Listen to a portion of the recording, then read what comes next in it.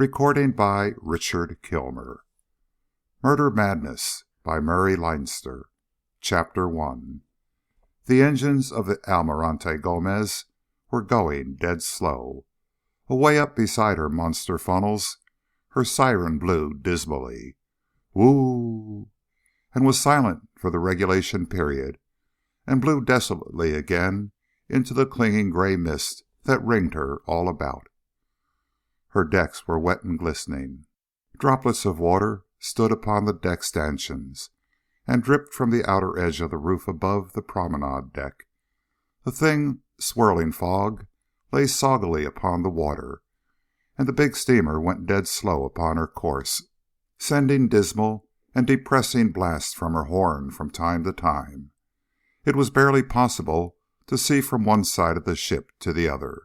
It was surely impossible to see the bow from a point half astern. Charlie Bell went forward along the promenade deck. He passed Senor Ortiz, ex-minister of the Interior of the Argentine Republic. Ortiz bowed to him punctiliously, but Bell had a sudden impression that the Argentine's face was gray and ghastly. He checked himself and looked back. The little man was climbing the companion ladder toward the wireless room. Bell slipped on toward the bow. He did not want to give an impression of furtiveness, but the Almirante Gomez was 12 days out of New York, and Bell was still entirely ignorant of why he was on board. He had been called into the office of his chief in the State Department and told curtly that his request for leave of absence had been granted, and Bell had not asked for a leave of absence. But at just that moment he saw a rubber band on the desk of his immediate superior, a fairly thick rubber band which had been tied into a certain intricate knot. And Bell had kept quiet. He went to his apartment, found his bags packed, and tickets to Rio via the Almirante Gomez in an envelope on his dressing table, and went out and caught a train to the ship. And that was all he knew. The siren up above blared dolefully into the fog. It was damp and soggy and depressing. The other passengers were under cover, and the decks seemed to be deserted. From the salon came the sound of music. Bell pulled up the collar of his light topcoat about his throat and strolled on toward the bow. He faced a row of steamer chairs. There was a figure curled up in one of them. Paula Canalejas, muffled up against the dampness and staring somberly out into the mist. Bell had met her in Washington and liked her a great deal, but he swore softly at the sight of her in his way. The afternoon before, he had seen a stoker on the Almirante Gomez pick up a bit of rope and absently tie knots in it while he exchanged Rabelaisian humor with his fellows. He had not looked at Bell at all, but the knots he tied were the same that Bell had last seen tied in a rubber band on the desk in the State Department in Washington, and Bell knew a recognition signal when he saw one. The stoker would be off watch just now, and by all the rules of reason he ought to be out there on the forecastle, waiting for Bell to turn up and receive instructions. But Bell paused, lit a cigarette carefully, and strolled forward. "Mr. Bell?" He stopped and beamed fatuously at her. It would have been logical for him to fall in love with her, and it is always desirable to seem logical. He had striven painstakingly to give the impression that he had fallen in love with her, and then had striven even more painstakingly to keep from doing it. "Hello," he said in bland surprise. "What are you doing out on deck?" Brown eyes regarded him speculatively. "Thinking," she said succinctly. "About you, Mr. Bell." Bell beamed. "Thinking," he confided, "is usually a bad habit, especially in a girl. But if you must think, I approve of your choice of subjects. What were you thinking about me?" The brown eyes regarded him still more speculatively. "I was wondering," said Paula, glancing to either side. "I was wondering if you happen to be a member of the United States Secret Service." Bell laughed with entire naturalness. "Good Lord, no," he said amusedly. "I have a desk in the State Department building. I read consular reports all day long, and write letters bedeviling the consuls for not including unavailable statistics in their communications. That's my work. I'm on leave now." She looked skeptical and, it may be, disappointed. "You look as if you didn't believe me," said Bell, smiling. "I give you my word of honor. I'm not a member of the United States Secret Service. Will that do to relieve your suspicions?" "I believe you," she said slowly, "but it does not relieve my mind. I shall think about other people. I have something important to tell a member of the United States Secret Service." Bell shrugged. "I'm sorry," he said amiably, "but I can't oblige you by tipping one of them off. That's what you wanted me to do, isn't it?" She nodded, and the gesture was very much like a dismissal. Bell frowned, hesitated, and went on. He was anxious to meet the stoker, but this... The siren droned dismally over his head. Fog lay deep about the ship. The washing of the waves and dripping of water on the decks was depressing. It seemed to be getting thicker. 4 stanchions ahead, the mist was noticeable. He found that he could count 5, 6, 7. The 8th was indefinite.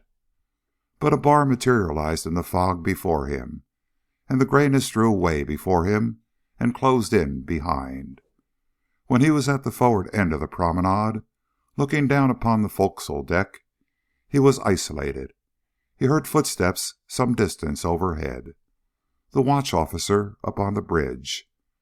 Bell glanced up and saw him as an indistinct figure. He waited until the officer paced over to the opposite side of the bridge. The air throbbed and shook with the roaring of the siren. Bell slipped over the edge of the rail and swung swiftly down the little ladder of iron bars set into the ship's structure. In seconds he had landed, and was down upon that terra incognita of all passengers, the deck reserved for the use of the crew. A mast loomed overhead, with its heavy, clumsy derrick booms. A winch was by his side. Oddments of deck machinery, inexplicable to a landsman, formed themselves vaguely in the mist. The fog was thicker, naturally, since the deck was closer to the water's edge. "Hey," growled a voice close beside him. "Passengers ain't allowed down here." An unshaven, soot-smeared figure loomed up. Bell could not see the man, save as a blur in the mist, but he said cheerfully, "I know it, but I wanted to look. Seafaring's a trade I'd like to know something about." The figure grunted. Bell had just given his word of honor that he wasn't a member of the Secret Service. He wasn't, but he was in the trade, which has no official existence anywhere, and the use of the word in his first remark was a recognition signal. "What is your trade, anyways?" growled the figure skeptically. "I sharpen serpent's teeth from time to time," offered Bell amiably. He recognized the man suddenly. "Hello, Jameson. You look like the devil." Jameson drew nearer. He grunted softly. "I know it. Listen closely, Bell. Your job is getting some information from Canalejas, Minister of War in Rio. He sent word up to Washington that he'd something important to say. It isn't treachery to Brazil because he's a decent man. 7 Secret Service men have disappeared in South America within 3 months. They found the 8th, and he's crazy. Something has driven him mad, and they say it's a devilish poison. He's a homicidal maniac returning to the United States in a straitjacket. Canalejas knows what's happened to the Secret Service men. He said so, and he's going to tell us. His daughter brought the news to Washington, and then instead of going on to Europe, as she was supposed to do, she started back to Rio. You've got to get this information and pass it on to me. Then try to keep your skin whole and act innocent.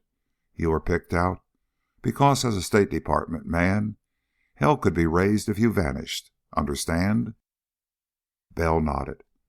"Something horrible's going on. Secret Service can't do anything. The man in Asuncion isn't dead. He's been seen, but he's cut loose. And service men don't often do that. He don't report. This means the service code may have been turned over, and hell to pay generally. It's up to the trade." "I've got it," said Bell. "Here are 2 items for you. Miss Canalejas just said she suspected I was Secret Service. I convinced her I wasn't. She says she has important information for a serviceman." The brawny figure of the stoker growled. "Damn woman. She was told somebody would be sent to see her father.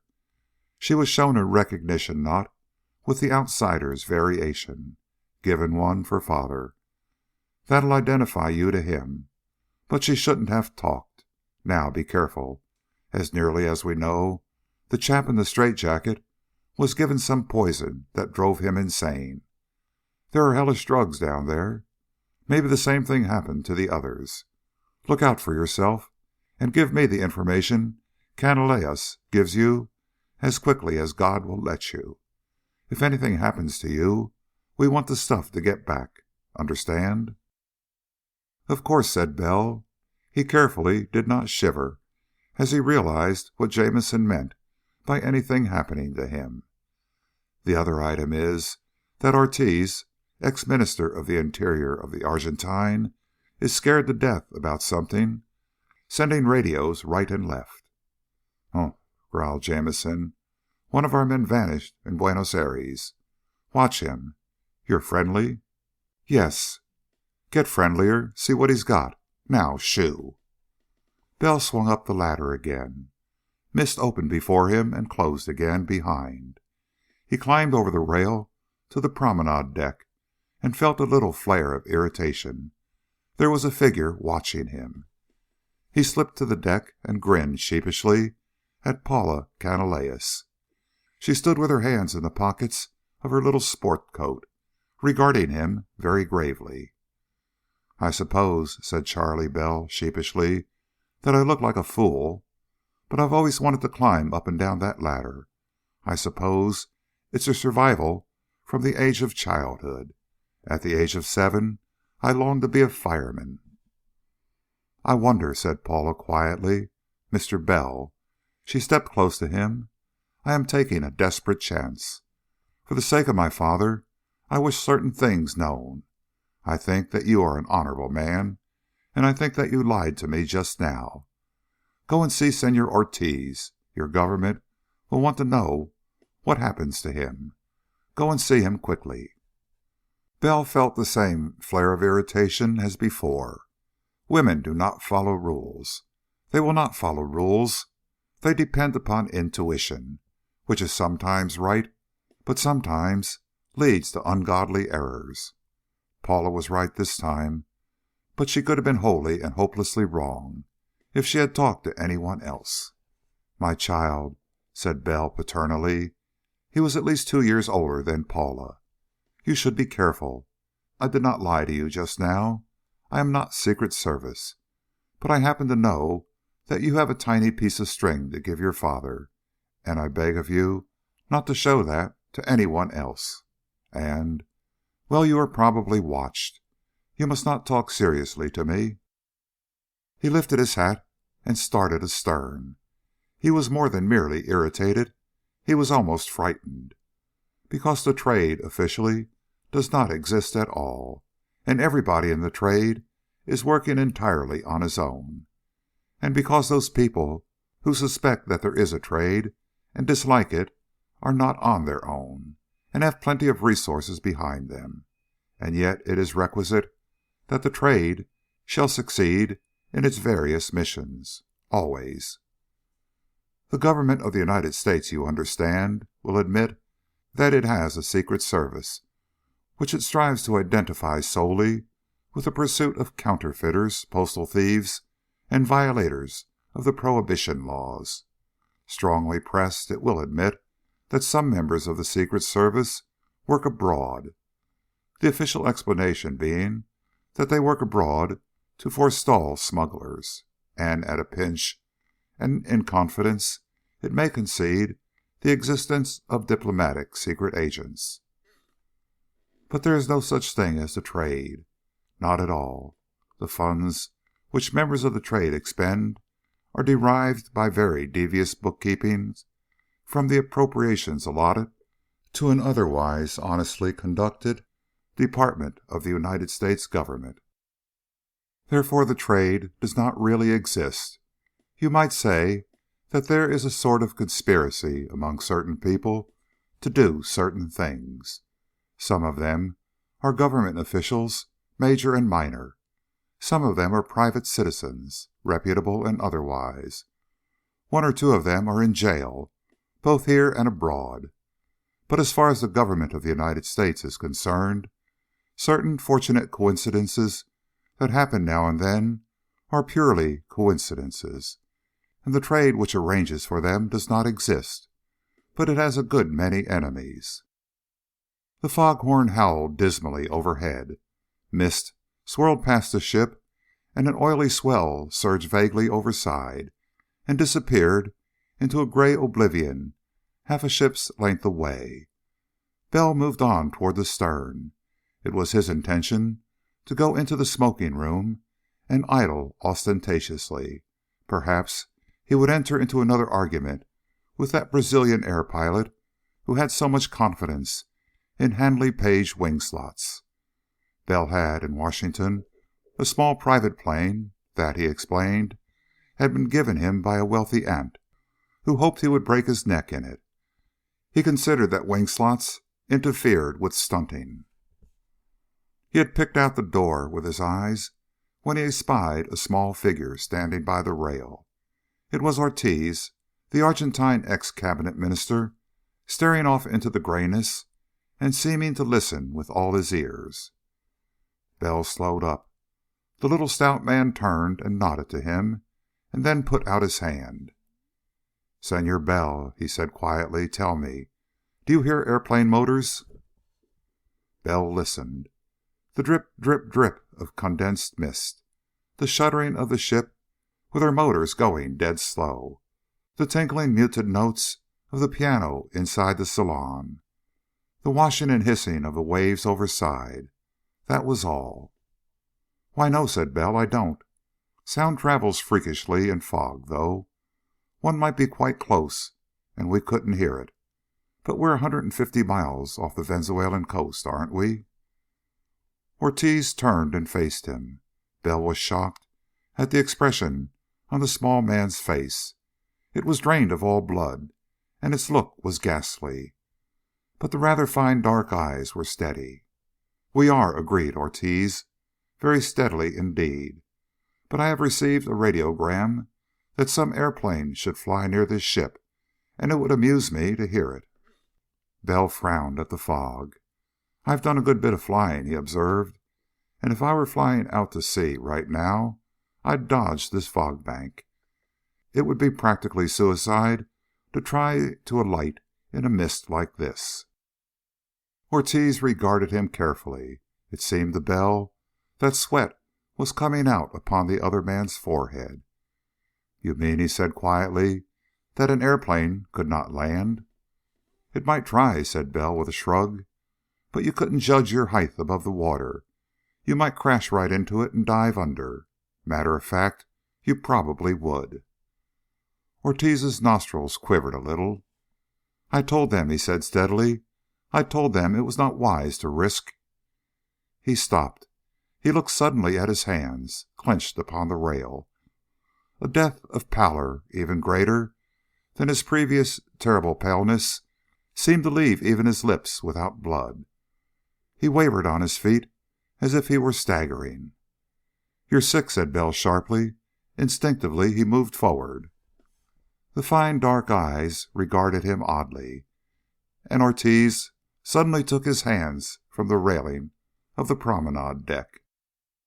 He looked at his fingers detachedly, and Bell could see them writhing, opening and closing in a horribly sensate fashion, as if they were possessed of devils and altogether beyond the control of their owner.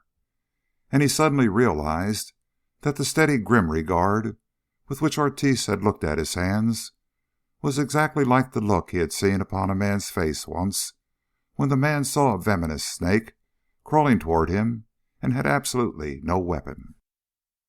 Ortiz was looking at his fingers as a man might look at cobras at the ends of his wrists, very calmly, but with a still, stunned horror. He lifted his eyes to Bell. "I have no control over them," he said quietly. "My hands are useless to me.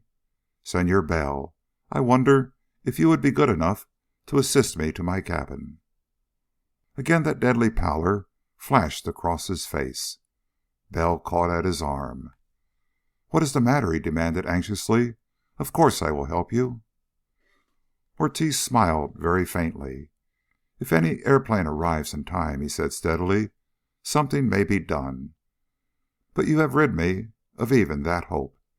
I have been poisoned, Senor Bell." "But the ship's doctor?" Ortiz, walking rather stiffly beside Bell, shrugged. "He can do nothing. Will you be good enough to open this door for me?" And his voice was hoarse for an instant. "Assist me to put my hands in my pockets. I cannot, but I would not like them to be seen." Bell took hold of the writhing fingers. He saw sweat standing out upon Ortiz's forehead, and the fingers closed savagely upon Bell's hands, tearing at them. Ortiz looked at him with ghastly supplication. "Now," he said with difficulty, "if you will open the door, Senor Bell." Bell slid the door aside. They went in together. People were making the best of boresome weather within, frankly yawning, most of them, but the card room would be full, and the smoking room steward would be busy. "My cabin is upon the next deck below," said Ortiz through stiff lips. "We will descend the stairs." Bell went with him, his face expressionless. "My cabin should be unlocked," said Ortiz. It was. Ortiz entered, and with his hands still in his pockets, indicated a steamer trunk. "Please open that." He licked his lips. "I had thought I would have warning enough. It had not been so severe before. Right at the top." Bell flung the top back. A pair of bright and shiny handcuffs lay on top of a dress shirt. "Yes," said Ortiz, steady. "Put them upon my wrists, please. The poison that has been given to me is peculiar. I believe that one of your compatriots has experienced its effects." Bell started slightly. Ortiz eyed him steadily. "Precisely." Ortiz's face, a gray mask of horror, spoke with a steadiness Bell could never have accomplished. "A poison, Senor Bell, which has made a member of the Secret Service of the United States a homicidal maniac. It has been given to me. I have been hoping for its antidote. But quick, Senor Bell, quick, the handcuffs." Chapter 2. The throbbing of the engines went on at an unvarying tempo. There was the slight, almost infinitesimal tremor of their vibration. The electric light in the cabin wavered rhythmically with its dynamo. From the open porthole came the sound of washing water. Now and then a disconnected sound of laughter or of speech came down from the main salon. Ortiz lay upon the bed, exhausted. "It is perhaps humorous, Senor Bell," he said presently, in the same steady voice he had used upon the deck. "It is undoubtedly humorous that I should call upon you. I believe that you are allied with the Secret Service of your government." Bell started to shake his head, but was still. He said nothing. "I am poisoned," said Ortiz. He tried to smile, but it was ghastly. "It is a poison which makes a man mad in a very horrible fashion. If I could use my hands, and could trust them, I would undoubtedly shoot myself. It would be entirely preferable. Instead, I hope..." He broke off short and listened intently. His forehead beaded. "Is that an airplane motor?" Bell went to the port and listened. The washing of waves, the throbbing of the ship's engines, the dismal, long drawn-out moaning of the foghorn. Nothing else. Yes, a dim and distant muttering. It drew nearer and died away again. "That is a plane," said Bell. "Yes, it's out of hearing now." Ortiz clamped his jaws together. "I was about to speak," he said steadily, "to tell you many things which your government should know. Instead, I ask you to go to the wireless room and have the wireless operator try to get in touch with that plane. It is a two-motored seaplane, and it has a wireless outfit. It will answer the call MSTR. Ask him to use his directional wireless and try to guide it to the ship. It brings the antidote to the poison which affects me." Bell made for the door. Ortiz raised his head with a ghastly smile. "Close the door tightly," he said quietly. I feel as I shall be unpleasant." Closing the door behind him, Bell felt rather like a man in a nightmare. He made for the stairway, bolted for the deck, and fairly darted up the ladder to the wireless room. "Ortiz sent me," he said to the operator. "You heard that plane just now. See if you can get it." The operator looked up at him beneath a green eye shade and grinned crookedly. "Talking to him now," he said. The key flicked up and down, and a tiny dancing spark leaped into being and vanished beneath its contact point. The wireless room was dark, save for the bright, shaded light above the sending table. A file of sent messages by an elbow. A pad for messages received was by a hand. Stray wreaths of tobacco smoke floated about the room, leaping into view as they drifted beneath the lamp.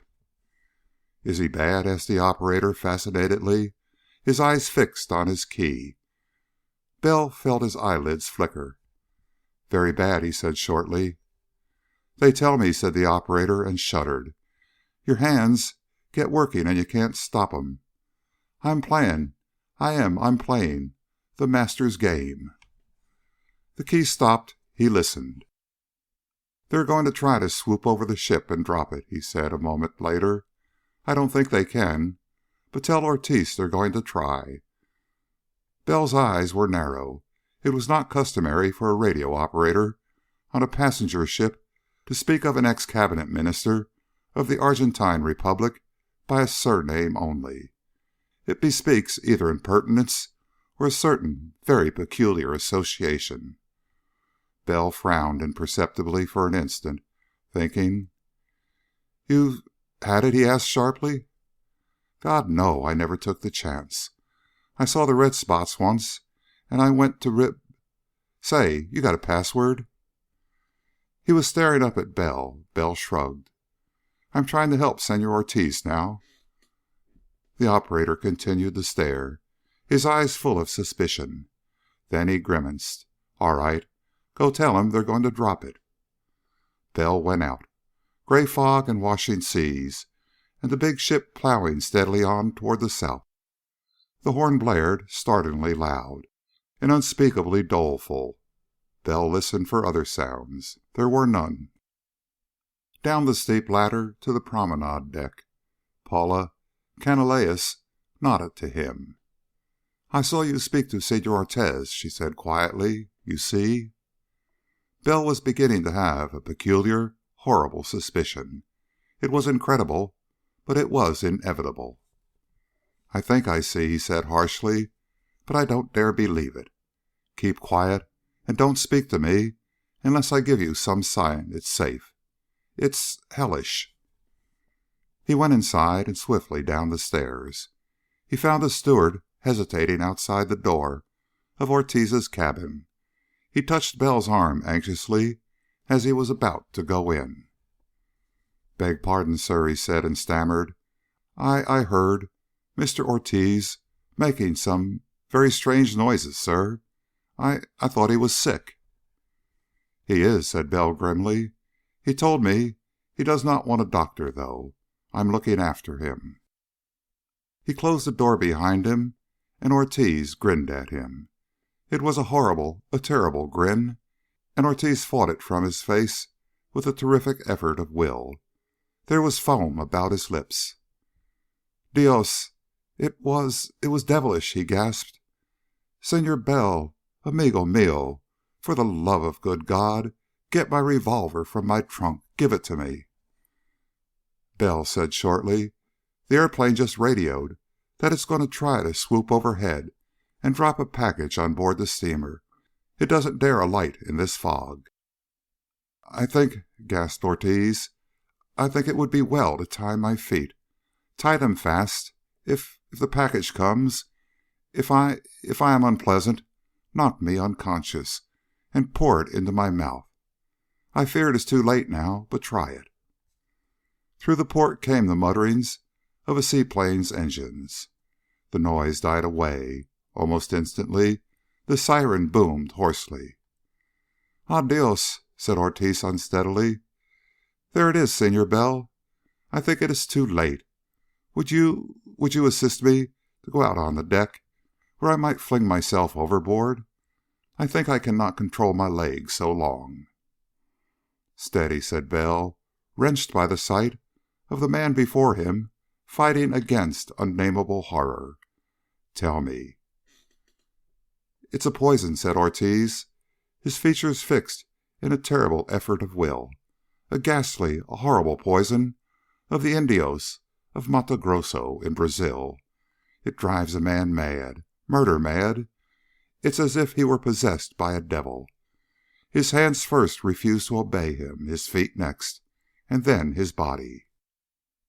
It's as if a devil had seized hold of his body and carried it about, doing murder with it.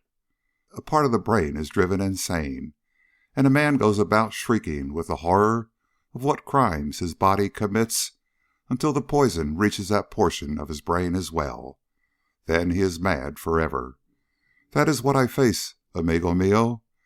That is why I beg you, I implore you, to kill me or assist me to the side of the ship so that I may fling myself overboard. The master had it administered to me secretly and demanded treason as the price of the antidote. He demand—" Steady and strong, rising from a muttering to a steady roar, the sound of airplane motors came through the port. Bell started up. "Hold fast," he snapped savagely. "I'll get that package when it lands. Hold fast, I tell you. Fight it." He flung out of the cabin and raced up the stairs. The door to the deck was open. He crowded through a group of passengers who had discounted the dampness for the sake of a novelty, an airplane far out at sea, and raced up to the upper deck. The roaring noise was receding. The siren roared hoarsely. Then the noise came back. For minutes then, the ship seemed to play hide and seek with the invisible flyers. The roaring noise overhead circled about, now near, now seemingly very far away, and the siren sent its dismal blasts out into the grayness all about. Then, for an instant, a swiftly scudding shadow was visible overhead. It banked steeply and vanished, and seemed to have turned and come lower when it reappeared a moment later. It was not distinct at first. It was merely a silhouette of darker gray against the all-enveloping mist. But its edges sharpened and became clear. One could make out struts, an aileron's trailing edge. "Got nerve anyhow," said Bell grimly. It swept across the ship and disappeared, but the noise of its engines did not dwindle more than a little. The blast of the siren seemed to summon it back again.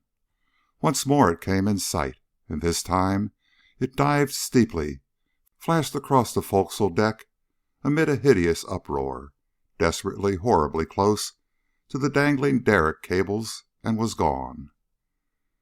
Bell had seen it more clearly than anyone else on the ship, perhaps.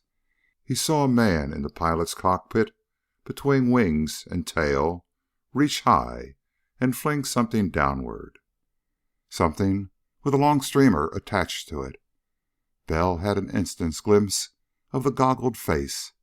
Then he was darting forward, watching the thing that fell. It took only a second, two at most. but the thing seemed to fall with infinite deliberation, the streamer shivering out behind it. It fell at a steep slant.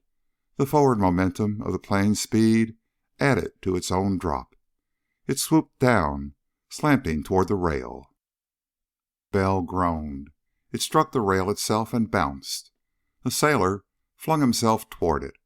The streamer slipped from his fingers and slithered over the side.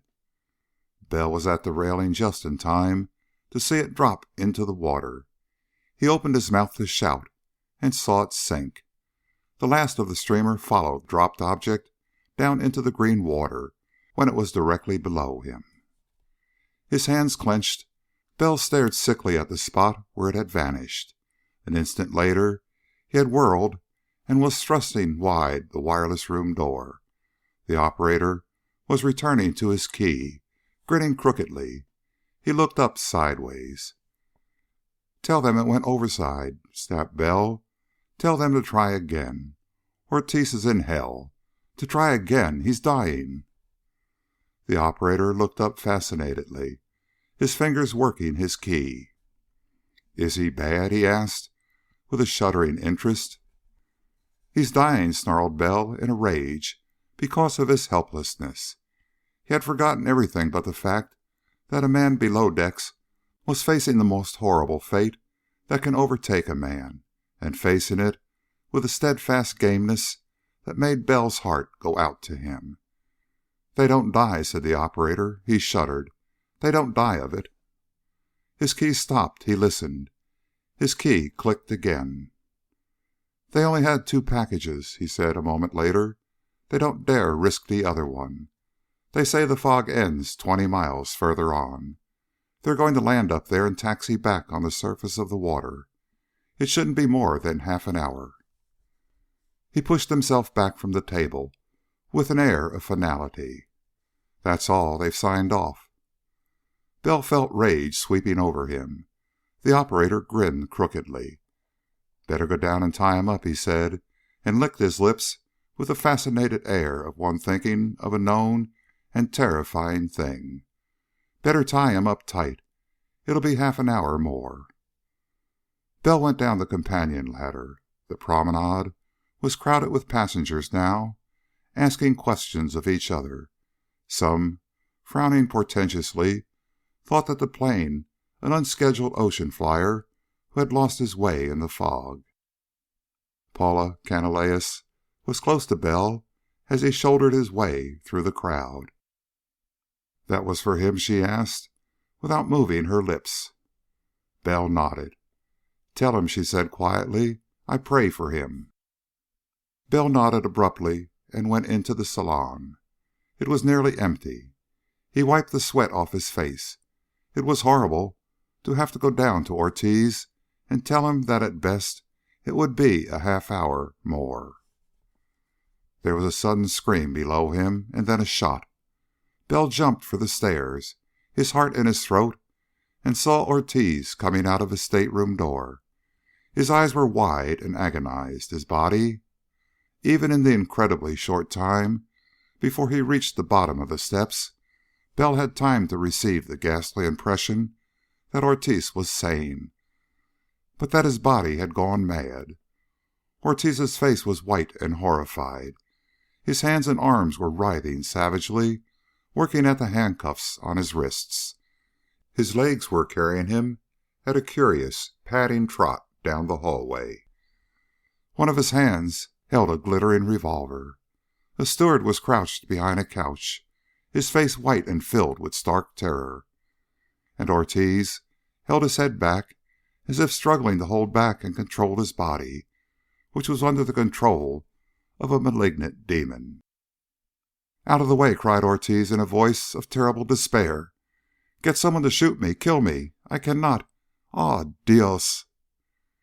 The hands leveled the revolver in spite of him, while he flung his head from side to side in a frantic attempt to disturb their aim. "Close your eyes!" panted Bell, and hurled himself upon whom? It was not Ortiz. It was Ortiz's body, gone mad and raging. The manacled arms flailed about frenziedly.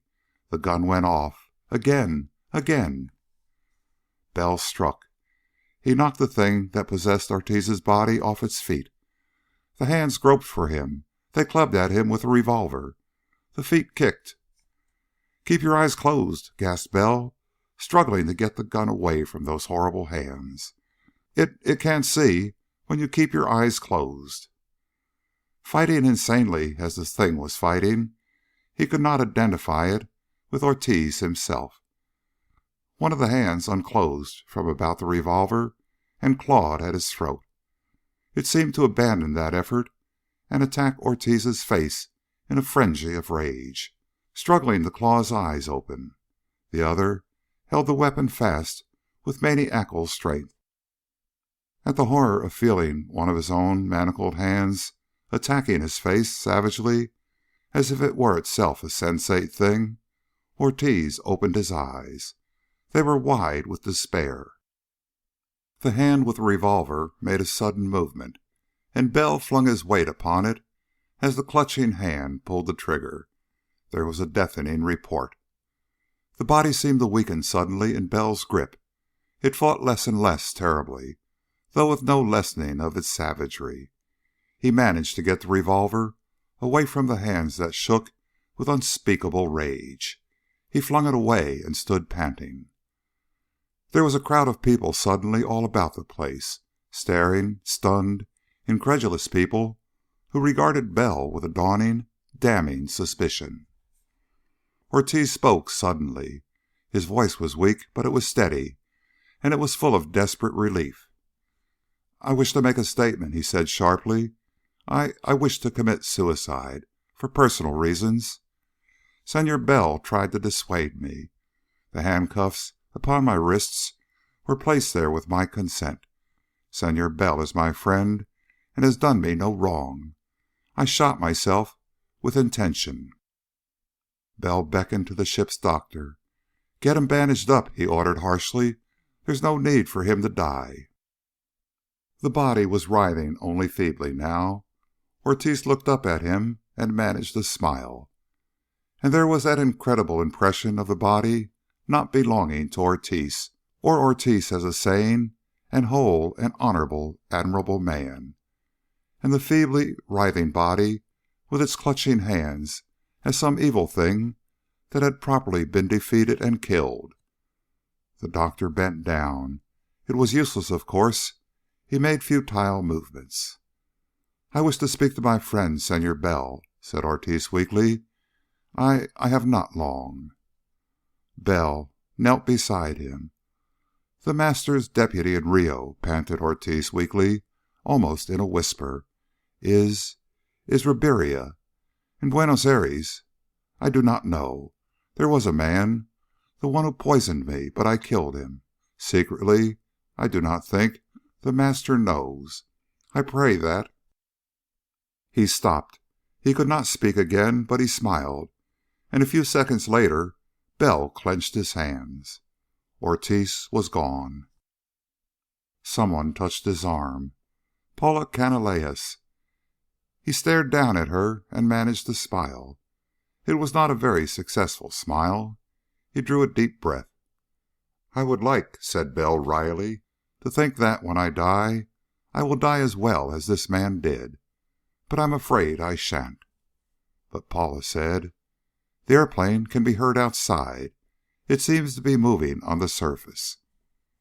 And 10 minutes later the plane loomed up out of the mist, queerly ungainly on the surface of the water. Its motors roared impatiently as if held in leash. It swung clumsily about, heading off out of sight in the fog to turn. It came back, sliding along the top of the water, with its wingtip floats leaving alternate streaks of white foam behind them. A man stood up in its after cockpit. Bell crowded the rail. The man, goggled and masked, held up a package as if to fling it on board. Bell watched grimly, but he saw that the pilot checked himself and looked at the upper deck. Bell craned his neck. The wireless operator was waving wildly to the seaplane.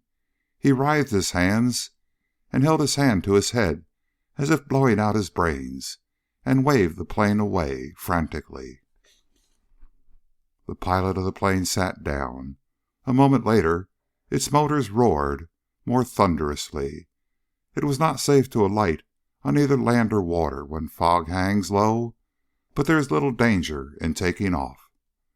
The seaplane shot away into the mist, its motors bellowing. The sound of its going changed subtly. It seemed to rise and grow more distant. It died away. Bell halted at the top of the companion ladder and saw the wireless operator with a crooked, nervous grin upon his face. Chapter 3. Bell saw what he was looking for. Out in the throng of traffic that filled the Avenida do Arco in Rio. He had seen it over the heads of the crowd, which was undersized, as most Brazilian crowds are, and he managed to get through the perpetual jam on the mosaic sidewalk and reach the curb. He stood there and regarded the vehicles filling the broad avenue, wearing exactly the indifferent, half-amused air of a tourist with no place in particular to go and a great deal of time in which to go there. Taxis chuffed past, disputing right-of-way with private cars, which were engaged in more disputes with other cars, all in the rather extraordinary bad temper and contentiousness which comes to the Latin American when he takes the wheel of an automobile. As if coming to an unimportant decision, Bell raised his hand to an approaching cab. It had two men on the chauffeur's seat. Of course, all taxis in Rio carry two men in front. One drives, and the other lights his cigarettes, makes witty comments upon passing ladies, and helps in collecting the fares from recalcitrant passengers. The extra man is called the secretary, and he assists materially in giving an impression of haughty pride. The taxi ground to the curb. The secretary reached behind him indifferently and opened the door. Bell did not glance at him. He stepped inside and settled down languidly. "The Beira Mar," he said listlessly. The taxi started off with a jolt. It was the invariable custom in Rio de Janeiro, and besides, it reminded the passenger that he is merely a customer admitted to the cab on sufferance, and that he must be suitably meek to those who will presently blandly ignore the amount registered by the meter and demand a fare of from 8 to 27 times the indicated amount. The cab went shooting down the Avenida do Arco toward the harbor. The Avenida do Arco is officially the Avenida Rio Blanco, and it should be called by that name, only people forget. The Beira Mar, however, is named with entire propriety. It is actually the edge of the sea, and it is probably one of the 2 or 3 most beautiful driveways in the world. The cab whirled past the crowded sidewalks. Incredible numbers of people, with an incredible variation in the shades of their complexions, moved to and from with the peculiar aimlessness of a Brazilian crowd. A stout and pompous Negro politician from Bahia, wearing an orchid in his buttonhole, rubbed elbows with a striking blonde lady of the sidewalk on his left, and forced a wizened little silk-hatted parda, approximately an octoroon, to dodge about him in order to progress. A young and languid person, his clothes the very last expiring gasp of fashion, fingered his stick patiently. He wore the painstakingly cultivated expression of bored disillusionment your young Brazilian dandy considers aristocratic. It was very probable that he shared a particularly undesirable bedroom with 4 or 5 other young men in order to purchase such clothing. But then, ferenda fita, making a picture, is the national Brazilian sport. Bell lighted a cigarette. It was not wise to regard the secretary of this particular taxi too closely, but if his face had been thickly smeared with coal dust, and if he had had a 2 weeks' beard, and if he had been seen on the forecastle of the Almirante Gomez, one would have deduced him to be a stoker who had not used the name Jameson. The cab reached the Baie Mar and turned to take the long route about the bay.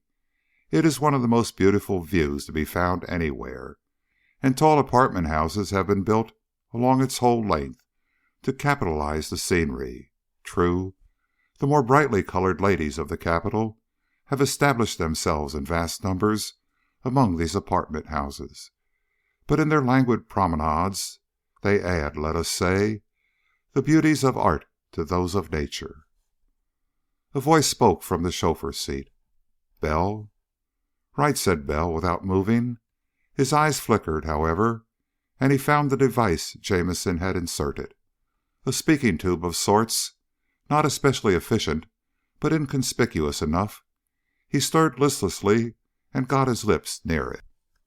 "All right to talk?" he asked briefly. "Shoot," said Jameson, from the secretary's seat beside the chauffeur. "This man doesn't understand English, and he thinks I'm in a smuggling gang. He expects to make some money out of me eventually." Bell spoke curtly while the taxi rolled past the Morro da Gloria, with its quaint old church, and went along the winding, really marvelous driveway, past many beaches, with the incredibly blue water beyond. "Canalejas is out of town," he said.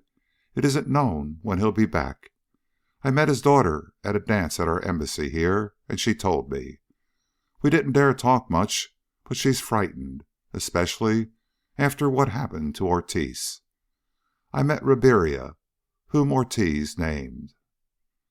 "I've been looking him up," growled Jameson through the speaking tube. Bell flicked the ash from his cigarette out the door and went on quietly. "He's trying to get friendly with me. I promised to call at his house and have him take me out to the flying field. He has 2 planes, he tells me. A big amphibian and a 2-seater. Uses them for commuting between Rio and his place back inland. He went out of his way to cultivate me. I think he suspects I'm trying to find out something." "Which you are," said Jameson dryly. "You found out that Ortiz was right, at least about." Bell nodded and frowned at himself for having nodded. He spoke into the mouthpiece by his head with an expressionless face. "He's practically fawned upon by a bunch of important officials and several high-ranking army officers. Suspecting what I do, I think he got hold of a devil of a lot of power." Jameson scowled in a lordly fashion upon a mere pedestrian who threatened to impede the movement of the taxicab by making it run over him. "Ortiz," said Bell quietly, "told me he had been poisoned, and treason asked at the price of the antidote. I've heard that the Brazilian Minister of Foreign Affairs went insane 6 months ago. I heard also that it was homicidal mania, murder madness, and I'm wondering if these people who fawn upon Riberia aren't paying a price for, well, antidotes or their equivalent. The Minister of Foreign Affairs may have refused." "You're improving," said Jameson dryly. The taxi rounded a curve, and a vista of sea and sand and royal palms spread out before it. "Yes, you're improving. But Ortiz spoke of Riberia only as a deputy of the Master. Who is the Master?" "God knows," said Bell. He stared languidly out of the window for all the world to see, a tourist regarding the boasted beauties of the Baie Mar. "A deputy," said Jameson without emotion, "of some unknown person called the Master poisoned Ortiz in Buenos Aires, and Ortiz was an important man in the Argentine. Riberia is merely the deputy of that same unknown Master in Rio, and he has generals and state presidents and the big politicians paying court to him. If deputies in 2 countries that we know of have so much power, how much power has the Master?" Silence. The taxi chugged steadily past unnoticed beauties and colorings. Rio is one of the most beautiful cities in the world. "It's like this," said Jamison jerkily. 7 servicemen vanish, and 1 goes mad. You get 2 tips that the fate of Ortiz is the fate of the 7 men, 8 in fact. We find that these 2 men dispense a certain ghastly poison in 2 certain cities, at the orders of a man they call the Master. We find that those 2 men wield an astounding lot of power, and we know they're only deputies, only subordinates of the Master. We know also that the servicemen vanished all over the whole continent, not just in those 2 cities. How many deputies has the Master? What is it all about? He wanted treason of Ortiz, we know. What does he want of the other men his deputies have enslaved? Why did he poison the servicemen? And why, especially why, do 2 honorable men, officials of 2 important nations, want to tip off the United States government about the ghastly business? What's it got to do with our nation? Bell flung away his cigarette. "The last question has occurred to me, too," he observed, and carefully repressed a slight shiver. "I have made a guess, which is probably insane. I'm going to see Riberia this afternoon." "He already suspects you know too much," said Jamison, without expression. "I am," Bell managed the ghost of a mirthless smile. "I am uncomfortably aware of it. And I may need an antidote as badly as Ortiz. If I do, and can't help myself, I'll depend on you." Jamison growled. "I simply mean," said Bell very quietly, "that I'd really rather not be, left alive if I'm mad. That's all. But Ortiz knew what the matter was with him before he got bad off. I know it's a risk. I'm gooseflesh all over. But somebody's got to take the risk. The guess I've made may be insane, but if it's right, 1 or 2 lives will be cheap enough as a price for the information. Suppose you chaps turn around and take me to Riberia's house." There was a long pause. Then Jamison spoke in Portuguese to his companion. The taxi checked, swerved, and began to retrace its route. "You're a junior in the trade," said Jamison painstakingly. "I can't order you to do it." Bell fumbled with his cigarette case. "The trade doesn't exist, Jamison," he said dryly. "And besides, nobody gives orders in the trade. There are only suggestions. Now, shut up a while. I want to try to remember some consular reports I read once from the consul at Puerto Pacheco." "What?" "The consul there," said Bell, smiling faintly, "was an amateur botanist. He filled up his consular reports with accounts of native Indian medicinal plants and drugs, with copious notes and clinical observations. I had to reprove him severely for taking up space with such matters and not going fully into the exact number of hides, wet and dry, that passed through the markets in his district. His information will be entirely useless in this present emergency, but I'm going to try to remember as much of it as I can. Now, shut up." When the taxi swung off the Beira Mar to thread its way through many tree-lined streets, it is a misdemeanor, punishable by fine, to cut down a tree in Rio de Janeiro, it carried a young American with the air of an accomplished idler who had been mildly bored by the incomparable view from the waterside boulevard. When it stopped at the foot of one of the slum-covered morros that dot all Rio, a liveried doorman came out of a splendid residence to ask the visitor his name. The taxi discharged a young American who seemed to feel the heat in spite of the swift motion of the cab.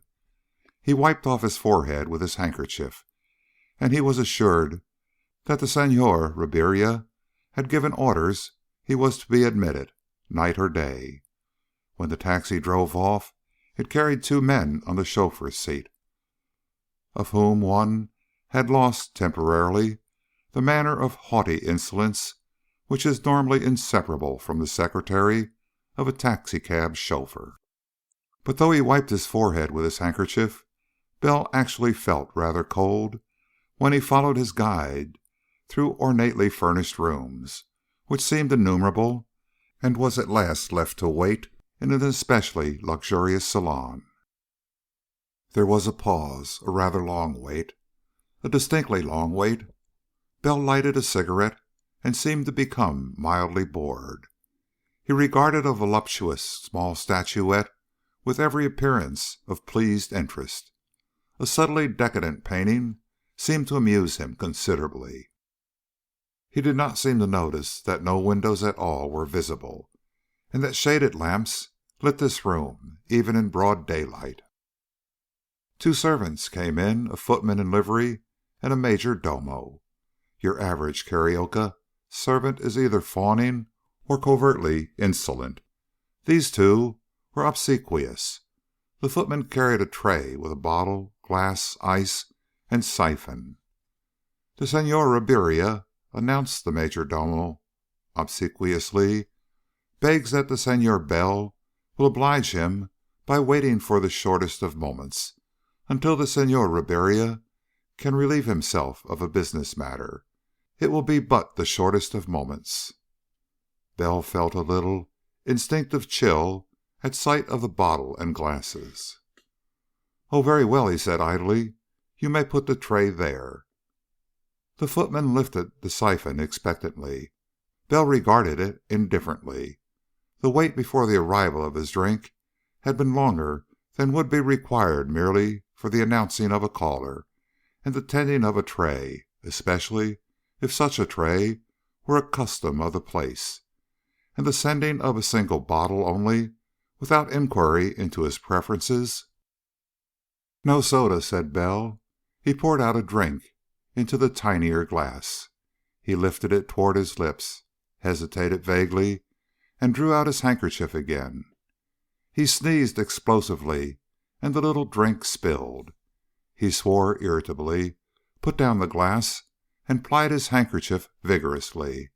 A moment later he was standing up and pouring the drink out afresh from the bottle in one hand to the glass in the other. He up-tilted the glass. "Get rid of this for me," he said, annoyed of the handkerchief. He saw a nearly imperceptible glance pass between the footman and the major domo. They retired, and Bell moved about the room exactly like a young man who has been discomfited by the necessity of sneezing before servants. Anywhere else in the world, of course, such a pose would not have been convincing. But your Brazilian not only adopts fazenda fita as his own avocation, but also suspects it to be everybody else's too. And a young Brazilian of the leisure class would be horribly annoyed at being forced to so plebeian an exhibition in public. He moved restlessly about the room, staring at the picture. Presently he blinked uncertainly and gazed about less definitely. He went rather uncertain to the chair he had first occupied and sat down. He poured, or seemed to pour, another drink. Again he sneered and looked mortified.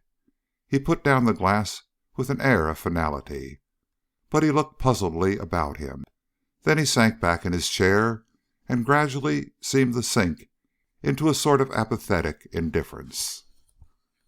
He looked then like a very bored young man on the verge of dozing off, but actually he was very much alert indeed. He had the feeling of eyes upon him for a while, then that sensation ceased, and he settled himself to wait. And meantime he felt a peculiar gratitude to the late American consul at Puerto Pacheco for his interest in medicinal plants. The gentleman had gone into the subject with the passionate enthusiasm of the amateur. He described Icarus, Urari, and Timbo. He had particularized on Macaca nimbi and Herva mora, and he had gone into a wealth of details concerning Yag, on account of its probable value if used in criminology. As counsel at Puerto Pacheco, he was not altogether successful in some ways, but he had invented an entirely original method of experimentation upon those drugs and poisons which did not require to be introduced into the bloodstream. His method was simplicity itself. An alcoholic solution carried a minute quantity of the drug in its vapor, just as an alcoholic solution carries a minute quantity of perfuming essential oil. He inhaled the odor of the alcoholic solution.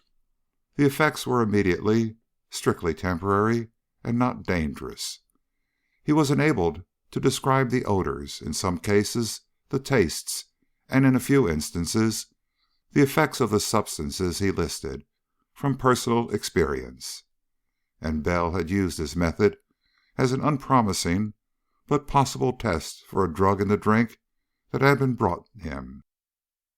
He inhaled the strangling odor of the spilled liquor on his handkerchief, and there was a drug involved.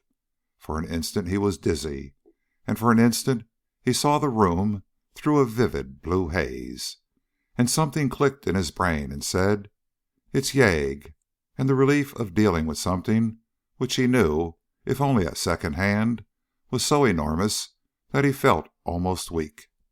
Yag, you see, is an extract from the leaves of a plant which is not yet included in materia medica. It has nearly the effect of scopolamine, once famous in connection with twilight sleep, and produces a blaze of blue light, and intolerable sleepiness, and practically all the effects of hypnotism. A person under Yag, as under scopolamine or hypnosis, will seem to slumber, and yet will obey any order by whomever given. He will answer any question without reserve or any concealment, and on awakening he will remember nothing done under the influence of the potion. The effects are not particularly harmful. Bell then sat in apparent half-daze, half-slumber in the salon in which he waited for Riberia to appear. He knew exactly what he was expected to do. Riberia wanted to find out what he knew or suspected about Ortiz's death. Riberia wanted to know many things, and he would believe what Bell told him because he thought Bell had taken enough Yag to be practically an hypnotic subject. Let Riberia believe what he was told. When he came into the room, bland and smiling, Bell did not stir. He was literally crawling inside with an unspeakable repulsion to the man and the things for which he stood. But he seemed dazed and dull, and when Riberia began to ask questions, he babbled his answers in a toneless, flat voice. He babbled very satisfactorily, in Riberia's view. When Riberia shook him roughly by the shoulder, he started, and let his eyes clear. Riberia was laughing heartily. "Senor, senor," said Riberia jovially, "my hospitality is at fault. You come to be my guest, and I allow you to be so bored that you drop off to sleep. I was detained for 5 minutes, and came in to find you slumbering." Bell stared ruefully about him and rubbed his eyes. "I did, for a fact," he admitted apologetically. "I'm sorry. Up late last night, and I was tired. I dropped in to see those planes you suggested I'd be interested in. But I dare say it's late now." Riberia chuckled again. He was in his late and corpulent 40s, and was something of a dandy. If one were captious, one might object to the thickness of his lips. They suggested sensuality, and there was a shade, a bare shade, more of pigment in his skin than the American passes altogether unquestioned, and his hair was wavy, but he could be a charming host. "We'll have a drink," he said bluntly, "while the car is coming around to the door, and then go out to the flying field." "No drink," said Bell, lifting his hand. "I feel squeamish now. I say, haven't you changed the lamps or something? Everything looks blue." That was a lie. Things looked entirely normal to Bell, but he looked about him as if vaguely puzzled. If he had drunk the liquor Riberia had sent him, things would have had a bluish tinge for some time after. But as it was... Riberia chaffed him jovially on the way to the flying field, and introducing him to flyers and officials of the field, he told with gusto of Bell's falling asleep while waiting for him. A very jolly companion, Riberia. Bell saw 2 or 3 men looking at him very queerly, almost sympathetically, and he noticed a little later that a surprising number of the flyers and officials of the airport seemed to be concealing an abject terror of Riberia. 1 or 2 of them seemed to hate him as well. Chapter 4. Bell stepped out of a tall French window to a terrace, and from the terrace to the ground. There was a dull muttering in the sky to the east, and a speck appeared, drew nearer swiftly, grew larger, and became a small army biplane. It descended steeply to earth behind a tall planting of trees. Bell lighted a cigarette and moved purposely down an elaborately formalized garden. More victims, he observed grimly to himself, of the plane. Ribeira lifted a pigmented hand to wave languidly from a shaded chair. There were women about him, 3 of them, and it sickened Bell to see the frightened assiduity with which they flattered him. Bell had met them, of course. Madame, the wife of the state president of Bahia. In the United States of Brazil, the states have presidents instead of governors, preferred the title of Madame because it was more foreign and consequently more aristocratic than Senora. And Madame, the wife of the general. "Senor," called Ribeira blandly, "I have news for you." Bell turned and went toward him with an air of pleased expectancy.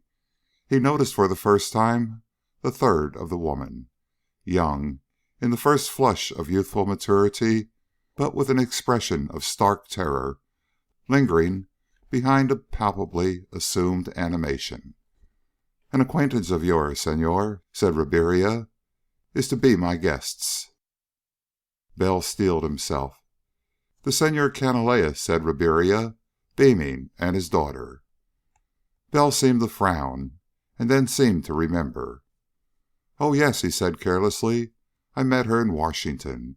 She was on the Almirante Gomez, coming down." The next instant he saw Ribeira's expression, and cursed himself for a fool. Ribeira's eyes had narrowed sharply. Then they half closed, and he smiled.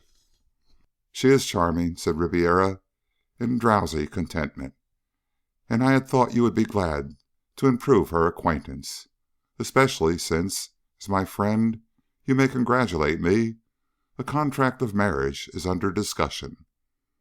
Bell felt every muscle grow taut. The fat, pigmented man before him. "Indeed," said Bell politely, "I do congratulate you." Ribeira looked at him with an expression in which sardonic admiration mingled with something else less pleasant. "You are clever, Senor Bell," he said heavily, seeming to sink more deeply into his chair. "Very clever." He shifted his eyes to the women who stood about him. "You may go," he said indifferently. His tone was exactly that of a despot dismissing his slaves. 2 of them colored with instinctive resentment. His eyes lingered an instant on the third. Her face had shown only a passionate relief. "You, Senora," he said heavily, "may wait nearby." The terror returned to her features, but she moved submissively to a spot a little out of earshot. Bell found his jaw clenched. There is a certain racial taint, widespread in Brazil, which leads to an intolerable arrogance when there is the slightest opportunity for its exercise. Ribeira had the taint, and Bell felt a sickening wrath at the terrified submission of the woman. "See," said Ribiera, suddenly averting to insolence. "You are clever, Senor Bell. Where did you learn of llave?" Bell inhaled leisurely. His muscles were tense, but he gave no outward sign. Instead, he sat down comfortably upon the arm of a chair facing Ribiera's. The only way to meet his insolence is with equal insolence and a greater calm. "Ah," said Bell pleasantly, "so you found out it didn't work after all." Ribiera's eyes contracted. He became suddenly enraged. "You are trifling with me," he said furiously. "Do you know the penalty for that?" "Why, yes," said Bell, and smiled amiably. "A dose of poison of the Master's private brand." It was a guess, but based on a good deal of evidence. Ribiera turned crimson, then pale. "What do you know?" he demanded, in a deadly quietness. "You cannot leave this place. You are aware of that. The people here, guests and servants, are my slaves, the slaves of the Master. You cannot leave this place except also as my slave. I will have you bound and given yog, so that you cannot fail to tell me anything that I wish to know. I will have you tortured, so that you will gladly say anything that I wish, in return for death. I will..." "You will," said Bell dryly, "drop dead, with 7 bullets in your body, if you give a signal for anyone to attack me." Ribiera stared at him as his hand rested negligently in his coat pocket, and then quite suddenly Ribiera began to chuckle. His rage vanished. He laughed, a monstrous, gross, cackling laughter. "You have been my guest for 2 days," he gasped, slapping his fat knees, "and you have not noticed that your pistol has been tampered with? Senor Bell, my uncle will be disappointed in you." It seemed to impress him as a victory that Bell had been depending upon an utterly futile threat for safety. It restored his good humor marvelously. "It does not matter," he said jovially. "Presently you will tell me all that I wish to know. More, perhaps. My uncle is pleased with you. You recall your little talk with the wireless operator on the Almirante Gomez? You tried to learn things from him, Senor. He reported it, of course. All our slaves report. He sent his report to my uncle, the Master, and I did not have it until today. I will admit that you deceived me. I knew you had talked with Ortiz, who was a fool. I thought that in his despair he might have spoken. I gave you yog as I thought, and informed my uncle that you knew nothing. And he is very much pleased with you. It was clever to deceive me about the yog. My uncle has high praise for you. He has told me that he desires your services." Bell inhaled again. There was no question but that Ribiera was totally unafraid of the threat he had made. His gun must have been tampered with, the firing pin filed off, perhaps. So Bell said placidly, "Well, he desires my service?" Ribiera chuckled in his gross and horrible good humor. "He will have them, Senor. He will have them. When you observe your hands writhing at the ends of your wrists, you will enter his service, through me, of course, and he will reward you richly. Money, much money, such as I have, and slaves such as I have. The Senora..." Ribiera looked at the terrified girl standing 30 or 40 feet away. He chuckled again. "My uncle desires that you should be induced to enter his service of your own will. So, Senor, you shall see first what my uncle's service offers, and later, when you know what pleasures you may some day possess as my uncle's deputy in your own nation, why, then the fact that your hands are writhing at the ends of your wrists will be merely an added inducement to come to me, and I bear you no ill will for deceiving me. You may go." Bell rose. "And still," he said dryly, I suspect that you are deceived, but now you deceive yourself." He heard Ribiera chuckling as he walked away. He heard him call, amusedly, "Senora." He heard the little gasp of terror with which the girl obeyed. He passed her, stumbling toward the gross fat man with the light brown skin and curly hair. Her eyes were literally pools of anguish. Bell threw away his cigarette and began to fumble for another. He was beginning to feel the first twinges of panic, and fought them down. Ribiera had not lied. Bell had been at this fazenda of his, which was almost a miniature Versailles, 300 miles from Rio, for 2 days. In all that time he had not seen one person besides himself who did not display the most abject terror of Ribiera. Ribiera had made no idle boast when he said that everyone about, guests and servants, were slaves. They were slaves of a terror vastly greater than the mere fear of death. "Senor, oh Dios!" It was the girl's voice in despair. Ribiera laughed. Bell felt a red mist come before his eyes. He deliberately steadied his hands and lighted his cigarette. He heard stumbling footsteps coming behind him. A hand touched his arm. He turned to see the girl Ribiera had pointed out, her cheeks utterly chalky white, trying desperately to smile. "Senor," she gasped, "smile at me. For the love of God, smile at me." In the fraction of a second, Bell was mad with rage. He understood, and he hated Ribiera with a corrosive hatred past conception. And then he was deathly calm and wholly detached, and he smiled widely and turned and looked at Ribiera, and Ribiera's whole gross bulk quivered as he chuckled.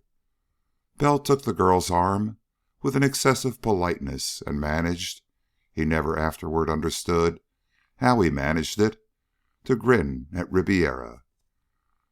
"Senora," he said in a low tone, "I think I understand. Stop being afraid. We can fool him. Come and walk with me and talk. The idea is that he must think you are trying to fascinate me, is it not?" She spoke through stiffened lips. "Ah, that I could die." Bell had a horrible part to play while he walked the length of the formal garden with her, and found a pathway leading out of it, and led her out of sight. He stopped. "Now," he said sharply, "tell me. I am not yet his slave. He has ordered you." She was staring before her with wide eyes that saw only despair. I am to persuade you to be my lover," she said dully, "or I shall know the full wrath of the master." Bell asked questions, crisply, but as gently as he could.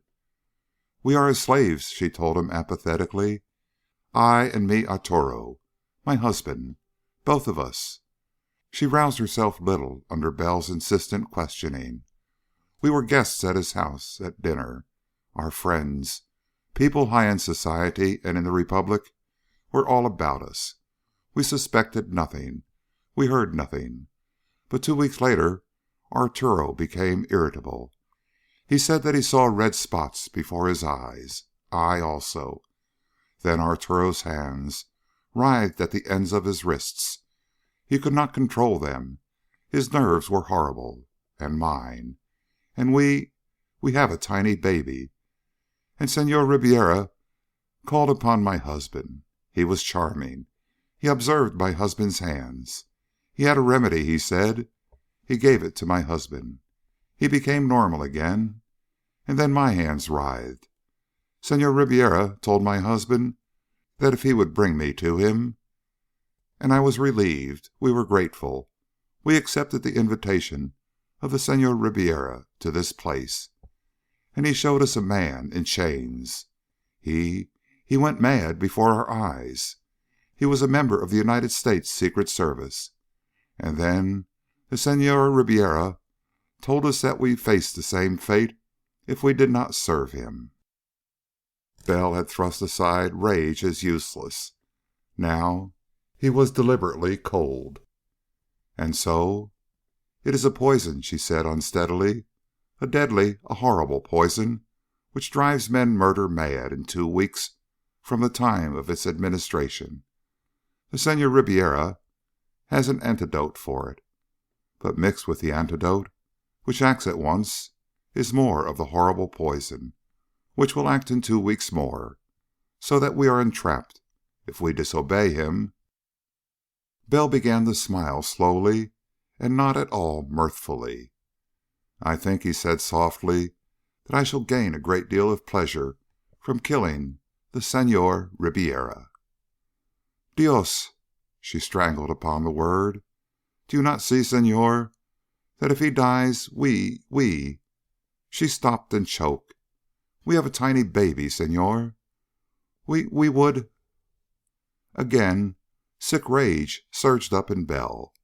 To kill Ribiera meant to drive his slaves mad, and mad in the most horrible fashion that can be imagined. To kill Ribiera meant to have these people duplicate the death of Ortiz as their greatest hope, or to fill madhouses with snarling animals lusting to kill. It is not only I, Senhor," said the girl before him. She was utterly listless and in the agony of despair. "It is Arturo also. The Senhor Ribiera has said that if I do not persuade you, that both Arturo and I, and our little baby, Senhor, our families will be entrapped some day. He has said so. He will give the poison to our baby, and it will grow up either his slave or..." Her eyes were pools of panic.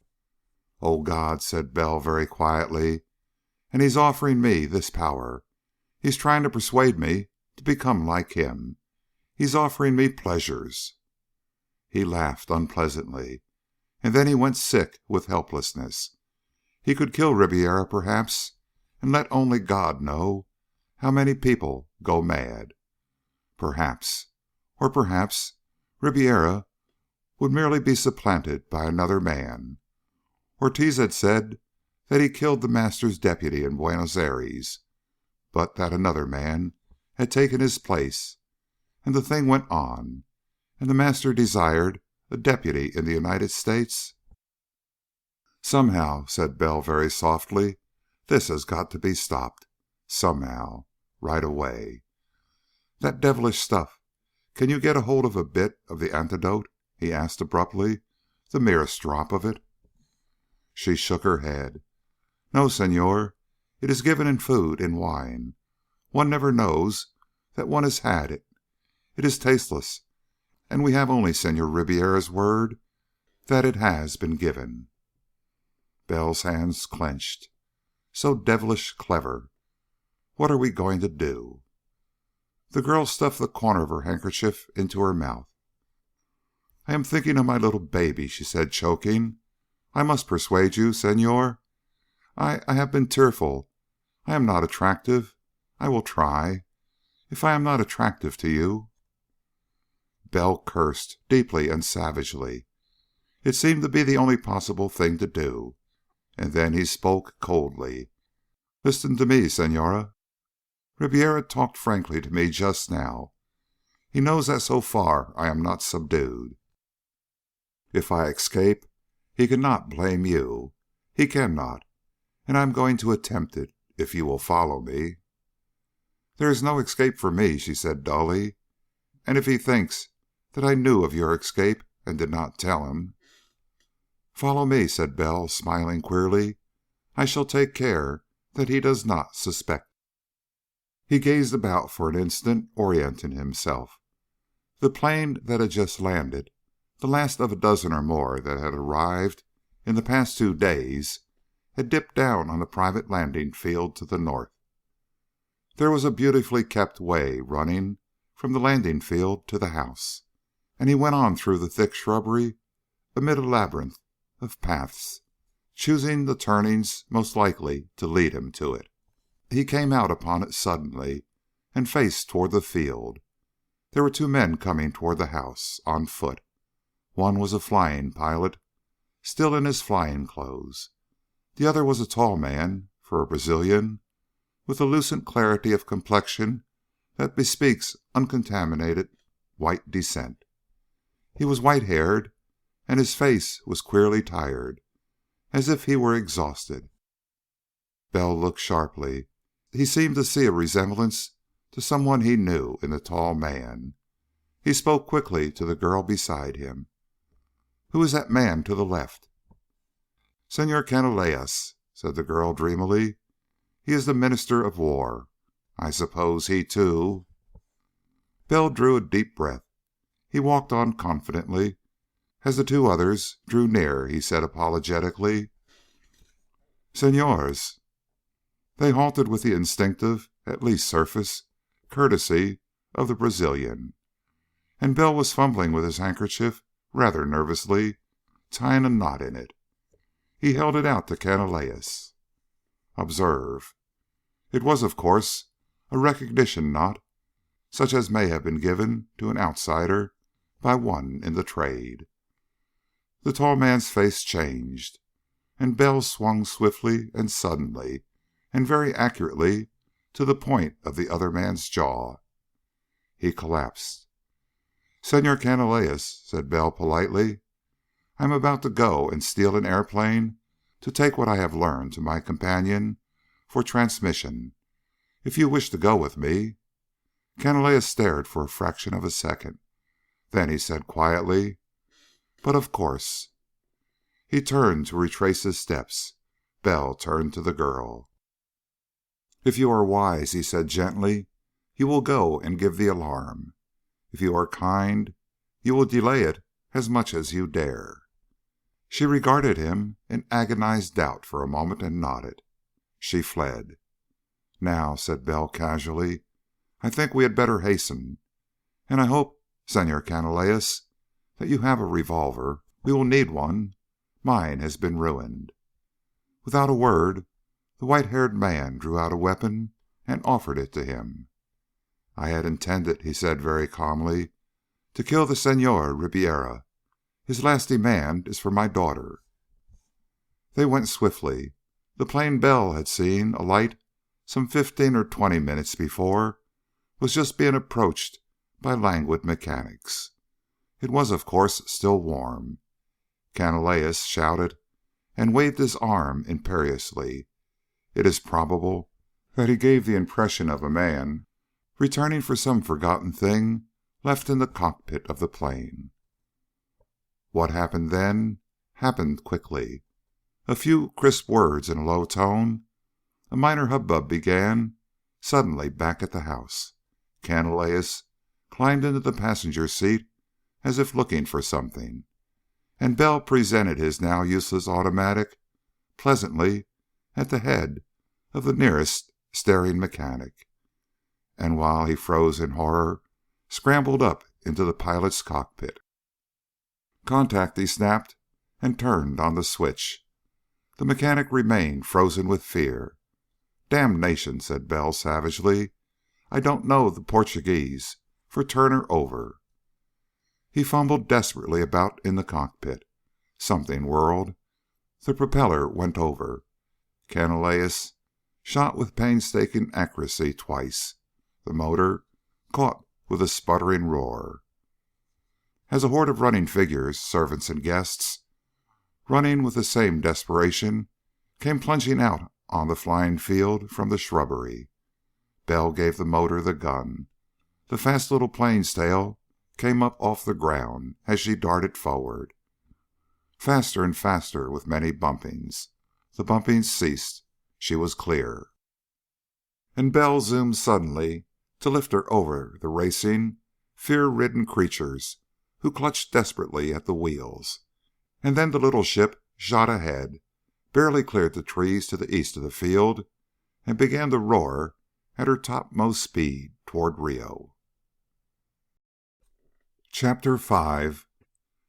The trade, which does not exist, has its obligations and its code, but also it has its redeeming features.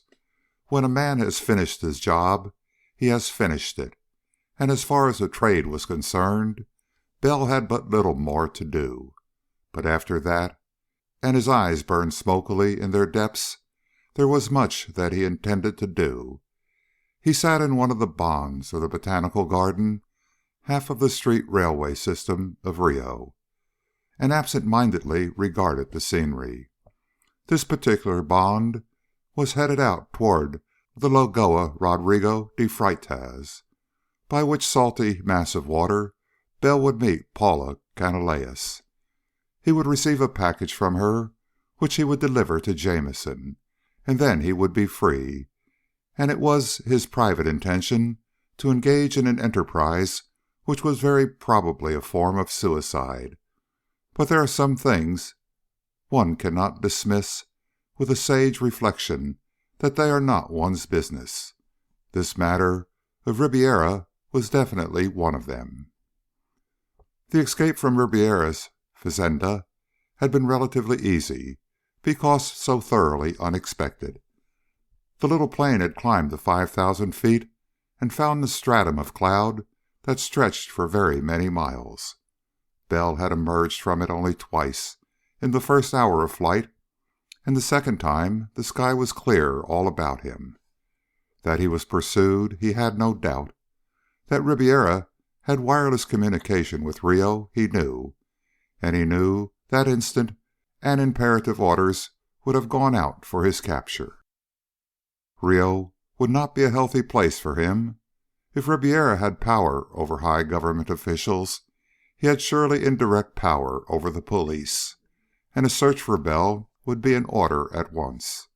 Yet Canalejas assuredly expected to return to Rio. A shouted question with the motor cut out, and a nodded answer. Bell headed for Petropolis, which is Rio's only real summer resort, and is high in the hills and only an hour and a half away from it by train. It was surprisingly satisfactory to be handling a swift plane again, and Bell allowed himself what he knew was about the only pleasure he was likely to have for some time to come. Something of his hatred for Ribeira, however, came back as he prepared to land. He managed to crack the plane up very neatly, so that it would be of no use to Ribeira any more. And at the same time, of course, the cracking up provided an excellent excuse for Canalejas to continue on by train. They talked very briefly by the puffing engine. "It is best," said Canalejas, "for you, Senor, to remain here overnight. I believe Senor Ribeira has given orders for both of us to be looked for. Yet, as a cabinet minister, I am still immune from arrest by the ordinary police. If I reach my home, I shall be able to do all that is necessary." "And you will prepare a message for me to carry?" said Bell. "It is ready," said Canalejas. He smiled faintly. "No, Senor. I have instructions to give my daughter. She will deliver the information to you tomorrow. Let me see. At the edge of the Lago Rodrigo de Freitas, at 9 o'clock. She is the only messenger I can trust. I think that is all." Bell hesitated uncomfortably. "But you, sir," he said awkwardly, "you have been poisoned, as Senor Ortiz was." "But certainly," said Canalejas. His smile was ironic as before. "But unlike Senor Ortiz, I have no hope. I have arranged for my daughter to conceal herself and escape from Brazil. I have prepared for everything, Senor. As you know, I had intended to kill Senor Ribeira. In returning with you, I have merely delayed my own death by a few hours." Still smiling, and with the air of one entering a train for the most casual of journeys, Canalejas entered the coach.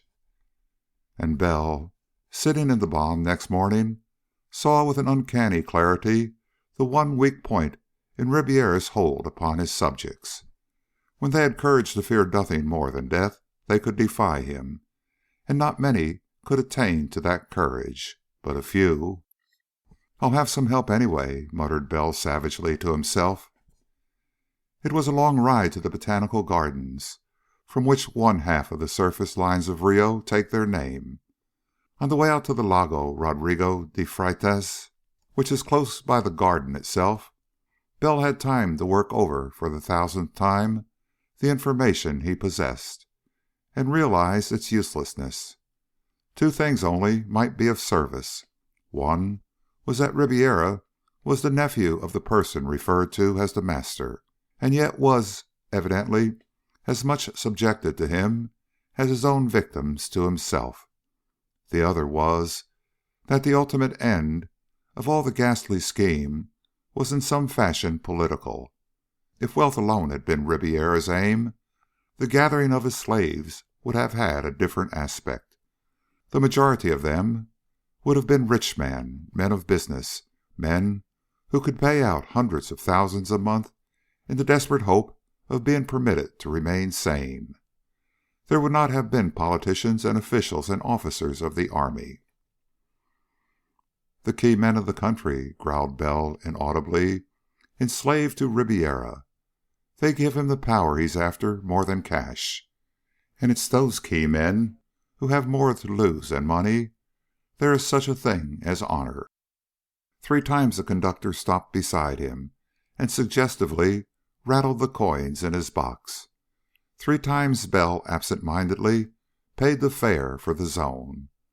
But the ride is a long one, and he had had time to realize the hopelessness of any single-handed attack upon the thing he faced long before the end. Then he absently moved through the amazing collection of tropic and near-tropic growths that is the botanical garden until he came at once to Paula and the Lagoa Rodrigo de Freitas. It was alive with birds, and they hopped and pecked and squabbled without acrimony within feet of her seated figure. Bell knew that she had been waiting for a long time. He looked quickly at her face. It was quite pale, but entirely tearless. "Here is the message, Senor Bell," she said quietly, "but I think I have been followed." Bell growled in his throat. "I did not discover it until I reached this spot," she said evenly, "and I did not know what to do. If I left, I would be seized and the message taken, and I think that someone would have waited here for you. So, in part to gain time, and in part because I hoped you might have some resource, I remained." "How many of them?" asked Bell shortly. "2," she said quietly. She looked at him, her eyes entirely calm and grave. "Give me the package," said Bell briefly. "They'll be more anxious to get it back than to bother you, and I'll either knock them cold or hold them in a scrap until you get away." She reached into her pocket and handed him a small, thick envelope. He stuffed it in the side pocket of his coat. "I will walk away," he observed, "and they'll follow me. Can you arrange to give me some sign that you're safe?" "By the gateway," she told him, "my handkerchief. I shall start as soon as you have vanished. If I am followed, I will drop this handkerchief as it is. If I am not followed, I will tie a knot. But what can you do?" "I'll do something," said Bell coldly. "Something." She smiled with the same old bitterness her father had shown. "My father shot himself," she said briefly. "I have no particular hope of doing better, but I shall not be Riberia's slave." She remained quite still. Bell moved away. He hurried. There was thick jungle ahead, a section of the gardens that is painstakingly preserved untouched and undisturbed, that visitors to the capital of Brazil may observe a typical sample of the virgin interior. He dived into that jungle as if in flight, and very shortly after 2 men dived in after him. They hesitated, these men, because your policeman of Rio does not like to injure his uniform, and there are many thorns in jungle growths.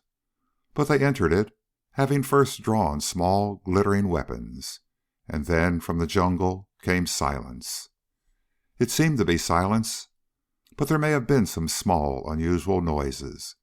It would not be easy to tell if they were unusual or not, because there are peculiar flashes of charm in certain Brazilian institutions.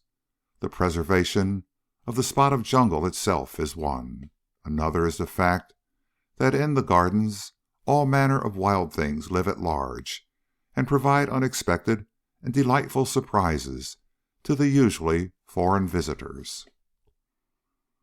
So there were noises after a bit, such noises as some grunting wild thing might have made, perhaps, but they might also have been the gasping of a man as breath was choked out of him. And there was a cracking sound a little later, which might, of course, have been any one of any number of accidental and perfectly natural causes, and it might have been a man upon whom another man had hurled himself when the second man landed on his jaw, and thrashing noises a little later might have been anything. But after what seemed a long time, Bell emerged, alone. He was breathing quickly, and there were scratches on his face and hands, which might have been made by thorns. He went swiftly back toward the spot where Paula had waited. He looked cautiously. She was gone. And then Bell went leisurely, in the studious fashion of a person going through the botanical gardens because it was the thing to do, toward the gateway and the surface cars. As he neared the gate, his eyes roved with apparent casualness all about. He saw a tiny speck of white on the edge of the roadway. It looked as if it had been flung from a car. Bell picked it up. It was Paula's handkerchief, and there was no knot whatever in it. In fact, its lacy edge was torn.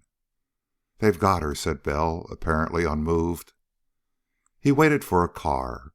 A bulky figure wearing thick spectacles came placidly from the gardens. It waited also for the car. The car arrived. In its two sections of first and second class, the first reserved for cavalhieros, which is to say persons wearing coat, shirt, collar, necktie, hat, shoes, and socks, and carrying no parcel larger than a briefcase. Lesser folks, who lacked any of the sartorial requirements for admission to the first-class section, or wore tamancos instead of shoes, heaped themselves into the second section and paid 1/3 of the fare in the first. Bell took his seat in the first section. It was comfortably filled. The bulky person with the thick spectacles wedged himself carefully into the space beside Bell. He unfolded a copy of the Journal de Comercio and began to regard the advertisements. Presently he found what he was looking for. "Obicho," said medium-sized type. Beside it was a picture of a kangaroo. The gentleman with the thick spectacles resignedly fished into his pockets and found a lottery ticket. He tore it into scraps and threw them away. Then he began to gaze disinterestedly at the scenery and the other passengers in the car. Bell drummed on his knee, with one forefinger representing a dot and one second finger serving as a dash. It is surprising how naturally and absent-mindedly one may convey a perfectly intelligible message to a man sitting within a reasonable distance. When the man is alongside, the matter is absurdly simple. Presently the man with the thick lenses got out his paper again, as if bored by vistas such as no other city in the world can offer. His paper was in the pocket which pressed against Bell.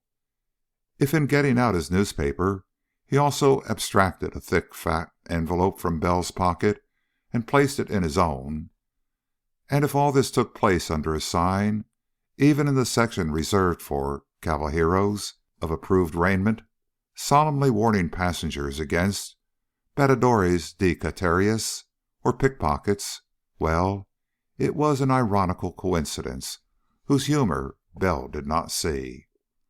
He was busily tapping out on his knee the briefest possible account of what he had learned at Ribiera's fazenda up country. "One chance for me," he tapped off at the end. "If I can kidnap Ribiera, I can make him talk. Somehow.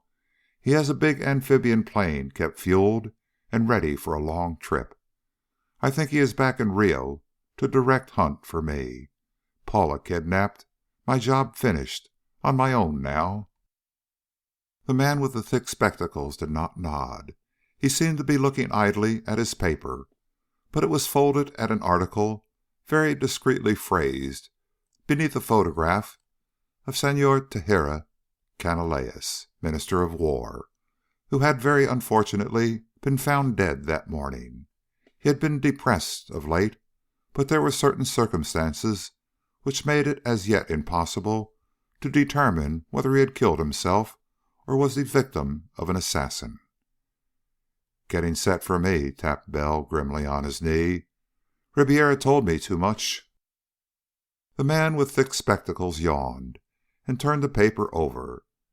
Under a smaller headline, which would only find a place on a Brazilian sheet, "A regrettable incident," an item of more direct importance was printed. It told of an unnamed senor from the United States of North America, who, as the guest of a widely known Brazilian gentleman, had behaved most boorishly, had stolen an airplane from his host and broke it into bits on landing unskillfully, and had vanished with priceless heirlooms belonging to his host. It read virtuously, "No names are mentioned because the American senor has been widely introduced in Rio society as a person with an official status in Washington. It is understood that an inquiry is to be made of the ambassador as to the status of the young man before any action is taken by the police. It is to be expected, however, that he will at least be requested to leave the country." Bell managed the barest flicker of a smile. Arrest, of course. Detention, most courteously arranged while the ambassador was communicated with. And Ribiera? "Give me dismiss," he tapped on his knee. The gentleman in the thick spectacles ran his finger thoughtfully about the edge of his collar. In the trade, that is a signal of many varied meanings. A hand across the throat in any fashion means, "Clear out, your job is finished. Save your skin as best you can," and "Get away without trying to help me," according to circumstances. In this case, it relieved Bell of all future responsibility.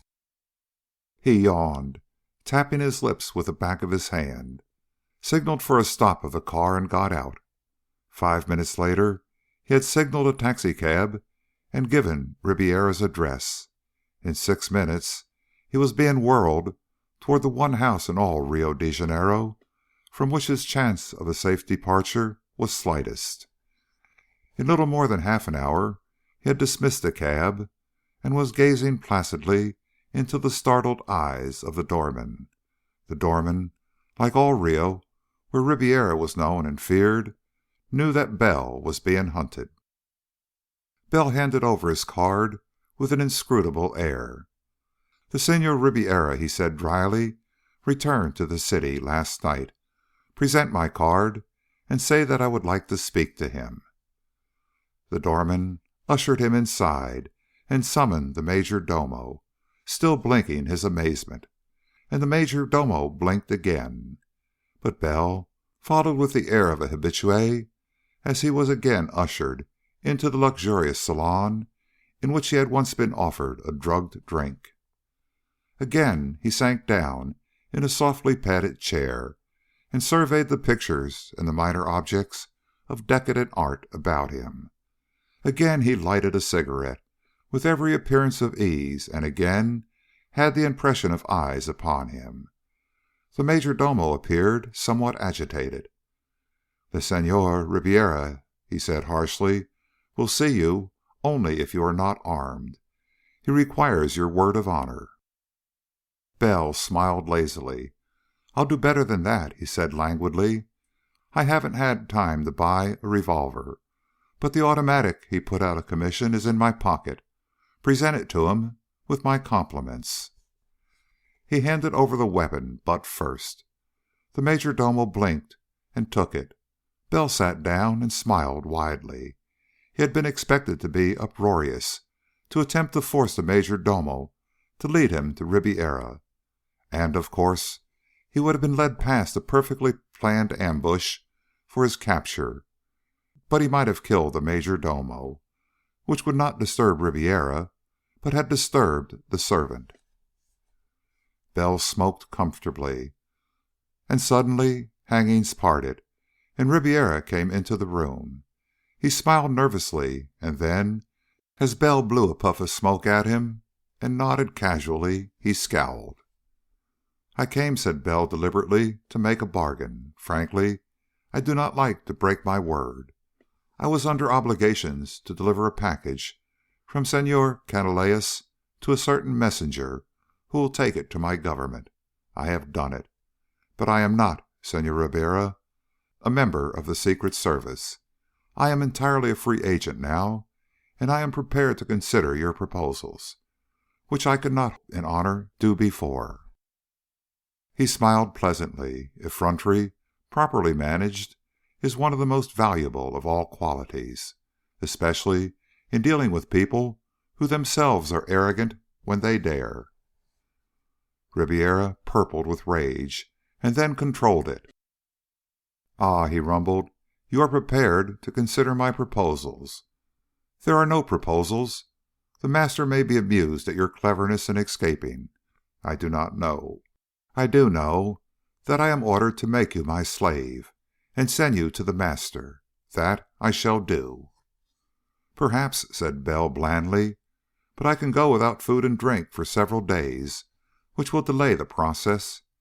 And while I cannot honorably tell you how to stop the man bearing Senor Canalejas' package to my government, still, if I willingly accept a dose of your yag in token of my loyalty to the Master—" Ribiera's good humor returned. He chuckled.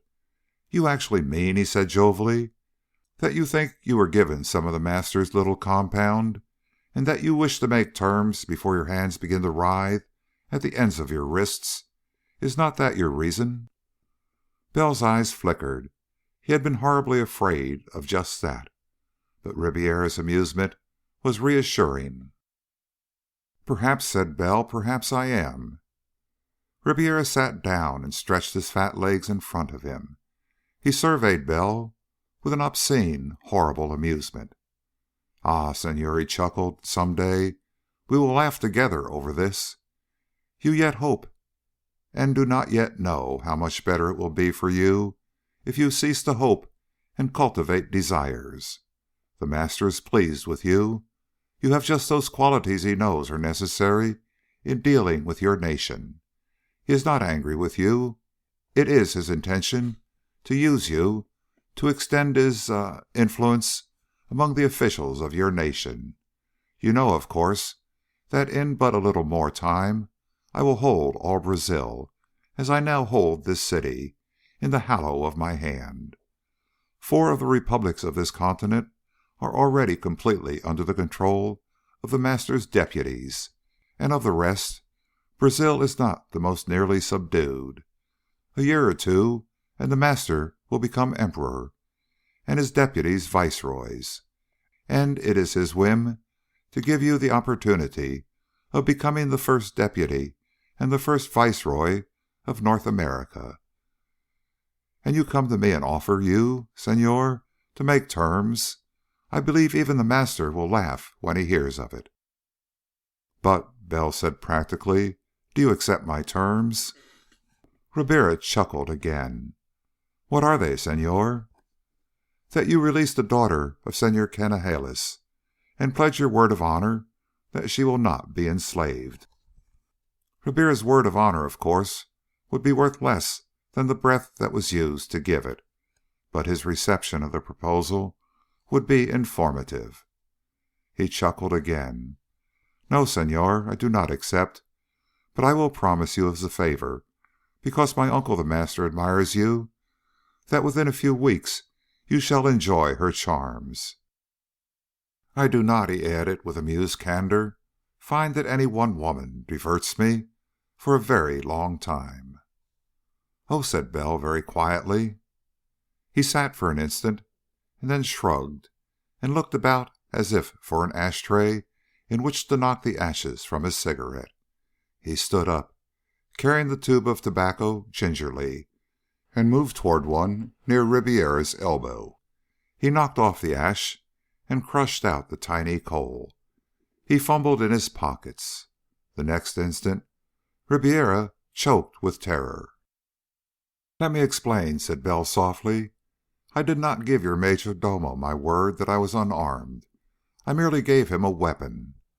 I got these from two policemen who tried to arrest me an hour or so ago. And I also remind you, Senor, that if the armed men you have posted to prevent my escape try to shoot me, the inevitable contraction of my muscle will send 2 bullets into your heart, even if I am dead. I am a dead man, Senor, if you give the word, but so are you if you give it." Ribiera gasped. His eyes rolled in his head. "Send for her," said Bell very gently. "Send for her, Senor. I estimate that she has been in this house for less than half an hour. Have her brought here at once, and if she has been harmed, the 3 of us will perish very promptly, and half of Rio will go mad after our death." And the muzzles of 2 revolvers bored into the fat flesh of Ribiera's body, and a gasp that was almost a wail of terror came from the watchers, armed watchers who dared not kill the man they had been posted to guard Ribiera against. Ribiera lifted his hand and croaked an order. Chapter 6. In this room the electric lights were necessary at all times. As it occurred to Bell irrelevantly that perhaps there were no windows because there might be sometimes rather noisy scenes within these walls, and windows will convey sound of screaming to the outside air, while solid walls will not. He stood alert and grim, with his revolvers pressing into Ribiera's flabby flesh. His fingers were tensed upon the triggers. If he killed Ribiera, he would be killed, of course, and men and women he had known and liked might be doomed to the most horrible of fates by Ribiera's death. Yet even the death or madness of many men was preferable to the success of the conspiracy in which Ribiera seemed to figure largely. Ribiera looked up at him with the eyes of a terrified snake. There was a little stirring at the door. "Your friend," said Bell softly, "had better not come close." Ribiera gasped an order. The stirring stopped. Paula came slowly into the room, quite alone. She smiled queerly at Bell. "I believed that you would come," she said quietly, "and yet I do not know that we can escape." "We're going to try," said Bell grimly. To Ribiera he added curtly, "You'd better order the path cleared to the door and have one of your cars brought around." Ribiera croaked a repetition of the command. "Now, stand up, slowly," said Bell evenly. "Very slowly. I don't want to die, Ribiera, so I don't want to kill you. But I haven't much hope of escape, so I shan't hesitate very long about doing it. And I've got these guns' hammers trembling at full cock. If I get a bullet through my head, they'll go off just the same and kill you." Ribiera got up slowly. His face was a pasty gray. "Your major domo," Bell told him matter-of-factly, "will go before us and open every door on both sides of the way to the street. Paula," he used her given name without thought or without realizing it, "Paula will go and look into each door. If she as much as looks frightened, I fire, and try to fight the rest of the way clear, understand? I'm going to get down to a boat I have ready in the harbor, if I have to kill you and every living soul in the house." There was no boat in the harbor, naturally, but the major domo moved hesitantly across the room, looking at his master for orders. For Ribiera to die meant death or madness to his slaves. The major domo's face was ghastly with fear. He moved onward, and Bell heard the sound of doors being thrust wide. Once he gave a command in the staccato fashion of a terrified man. Bell nodded grimly. "Now we'll move. Slowly, Ribiera. Always slowly. Ah, that's better. Paula, You go on before and look into each room. I shall be sorry if any of your servants follow after you, Ribeira. Through the doorway, yes. All clear, Paula? I'm balancing the hammers very carefully, Ribeira. Very delicate work. It is fortunate for you that my nerves are rather steady, but I really don't much care. Still all clear before us, Paula? With the servants nerve-racked as they are, I believe we'll make it through, even if I do kill Ribeira. There'll be no particular point in killing us then. It won't help them. Don't stumble, please, Ribeira. Go carefully and very slowly. Ribeira's face was a gray mask of terror when they reached the door. A long, low car with two men on the chauffeur's seat was waiting. Only one man up front, Ribeira, said Bell dryly. No ostentation, please. Now I hope your servants haven't summoned the police, because they might want to stop me from marching you out there with a gun in the small of your back. And that would be deplorable, Ribeira. Quite deplorable. With a glance, he ordered Paula into the tonneau. He followed her, driving Ribeira before him. There seemed to be none about but the stricken, terrified servant who had opened the door for their exit. My friend, Bell told the major domo grimly, I'll give you a bit of comfort. I'm not going to try to take Senor Ribeira away with me. Once I'm aboard the yacht that waits for me, I'll release him so he can keep your poor devil sane until my government has found a way to beat this devilish poison of his. Then I'll come back and kill him. Now you can tell the chauffeur to drive us to the Baia Mar. He settled back in his seat. There were beads of perspiration on his forehead, but he could not wipe them off. He held the two revolvers against Ribeira's flabby body. The car turned the corner, and he added dryly, Your servants, Ribeira, will warn your more prominent slaves of my intention of going on board a yacht. Preparations will be made to stop every pleasure boat and search it for me. So, tell your chauffeur to swing about and make for the flying field, and tell him to drive carefully, by the way. I've still got these guns on a very fine adjustment of the trigger pressure. Ribeira croaked the order. Bell was exactly savage enough to kill him if he did not escape. For 20 minutes the car sped through the residential districts of Rio. The sun was high in the air, but clouds were banking up above the Pau de Açúcar, the sugar loaf, and it looked as if there might be one of the sudden summer thunderstorms that sometimes sweep Rio. Then the clear road to the flying field. Rio has the largest metropolitan district in the world, but a great deal of it is piled on end, and Rio itself built on most of the rest. The flying field is necessarily some miles from even the residential districts, for the sake of a level plain of sufficient area. The car shot ahead through practically untouched jungle, interspersed with tiny clearings in which were patchwork houses that might have been 1,000 miles in the interior instead of so near the center of all civilization in Brazil, up smooth gradients, around beautifully engineered curves. Bell put aside one revolver long enough to search Ribeira carefully. He found a pearl-handled automatic and handed it to Paula. Worth having, he said cheerfully. I wonder if you'd mind searching the chauffeur with that gun at his head. I think he'd be peaceful. You needn't have him stop. Paula stood up, smiling a little. I did not think I lacked courage, senor, she observed, but you have taught me more. Nil desperandum, said Bell lightly. He relaxed deliberately. Matters would be tense at the flying field, and he would need to be wholly calm.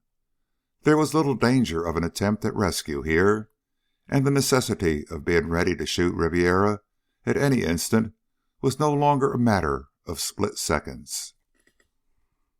He watched, while bent over the back of the front seat, she extracted two squat weapons from the chauffeur's pockets. "Quite an arsenal," said Bell as he pocketed them. He turned pleasantly to Ribiera. "Now, Ribiera, you understand just what I want. That big amphibian plane of yours is fairly fast, and once, when I was merely your guest, you assured me that it was always kept fueled and even provisioned for a long flight. When we reach the flying field, I want it rolled out and warmed up, over at the other end of the field from the flying line. We'll go over to it in the car. And I've thought of something. It worried me before because sometimes if a man's shot, he merely relaxes all over. So while we're at the flying field, I'm going to be holding back the triggers of these guns with my thumbs. I don't have to pull the trigger at all. Just let go, and they'll go off. It isn't so fine an adjustment as I had just now, but it's safer for you as long as you behave. And you might urge your chauffeur to be cautious. I do hope, Ribiera, that you won't look as if you were frightened. If there's any hitch and delay for letting some fuel out of the tanks or messing up the motors, I'll be very sorry for you." The car swooped out into bright sunshine.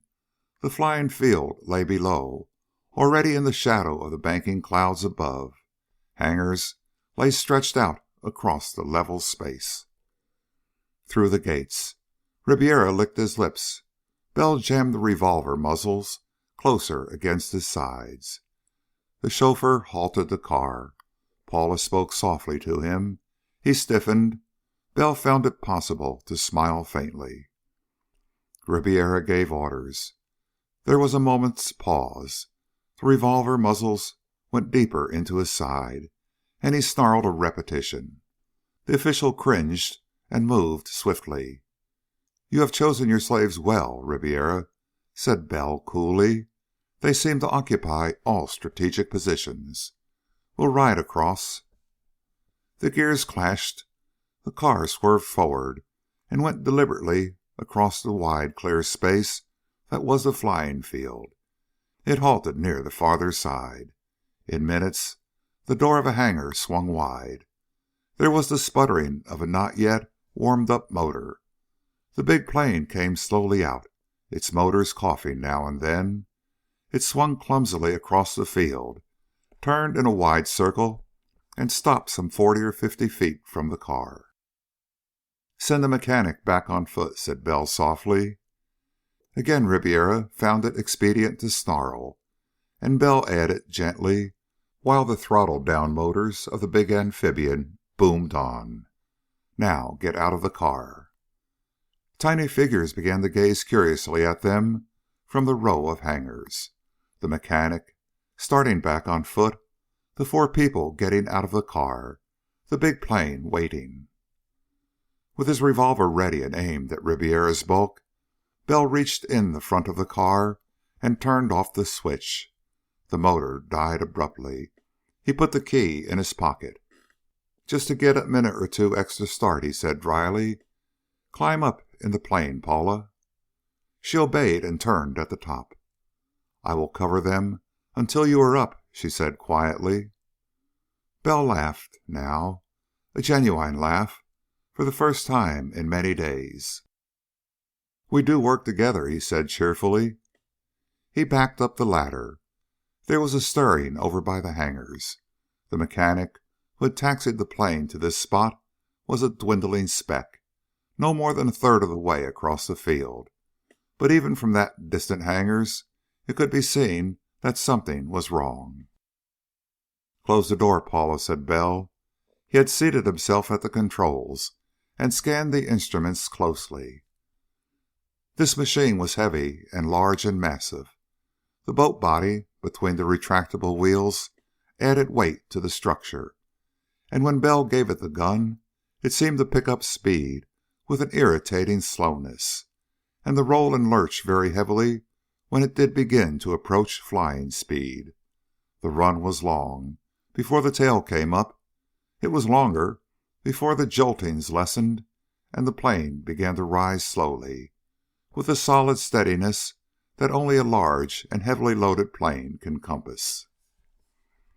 Up and up. Bell was 300 feet high when he crossed the hangars and saw tiny faces staring up at him. Some of the small figures were pointing across the field. The big plane circled widely, gaining altitude, and Bell gazed down. Ribiera was gesticulating wildly, pointing upward to the soaring thing, shaking his fist at it, and making imperious, frantic motions of command. Bell took one quick glance all about the horizon. Toward the sea, the sun shone down brilliantly upon the city. Inland, a broad white wall of advancing rain moved toward the coastline. And Bell smiled frostily and flung the big ship into a dive and swooped down upon Ribiera as a hawk might swoop at a chicken. Ribiera saw the monster thing bearing down savagely, its motors bellowing, its nose pointed directly at him. And there is absolutely nothing more terrifying upon the earth than to see a plane diving upon you with deadly intent. A panic that throws back to non-human ancestors seizes upon a man. He feels the paralysis of those ancient anthropoids who were preyed upon by dying races of winged monsters in the past. That racial, atavistic terror seizes upon him. Bell laughed, though it sounded more like a bark, as Ribiera flung himself to the ground and screamed hoarsely when the plane seemed about to pounce upon him. The shrill timbre of the shriek cut through the roaring of the motors, even through the thick padding of the big plane's cabin walls, that reduced that roaring to a not intolerable growl. But the plane passed 10 feet or more above his head. It rose and climbed steeply, and passed again above the now buzzing, agitated hangars, and climbed above the hills behind the flying field, as some men went running and others moved by swifter means toward the shaken, nerve-racked Ribiera, on whose lips were flecks of foam. Bell looked far below and far behind him. The incredible greenness of tropic verdure, of the jungle which rings Rio all about, the many glitterings of sunlight upon glass and upon the polished domes of sundry public buildings, and the multitudinous shimmerings of the tropic sun upon the bay.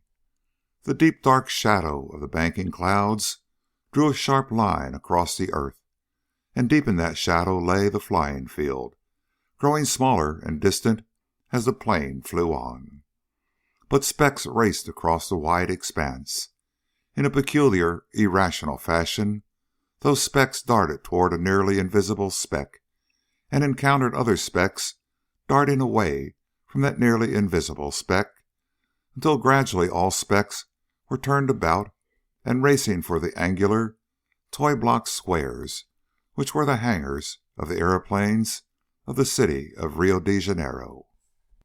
Little white things appeared from those hangars, planes being thrust out into the open air, while motes of men raced agitatedly about them.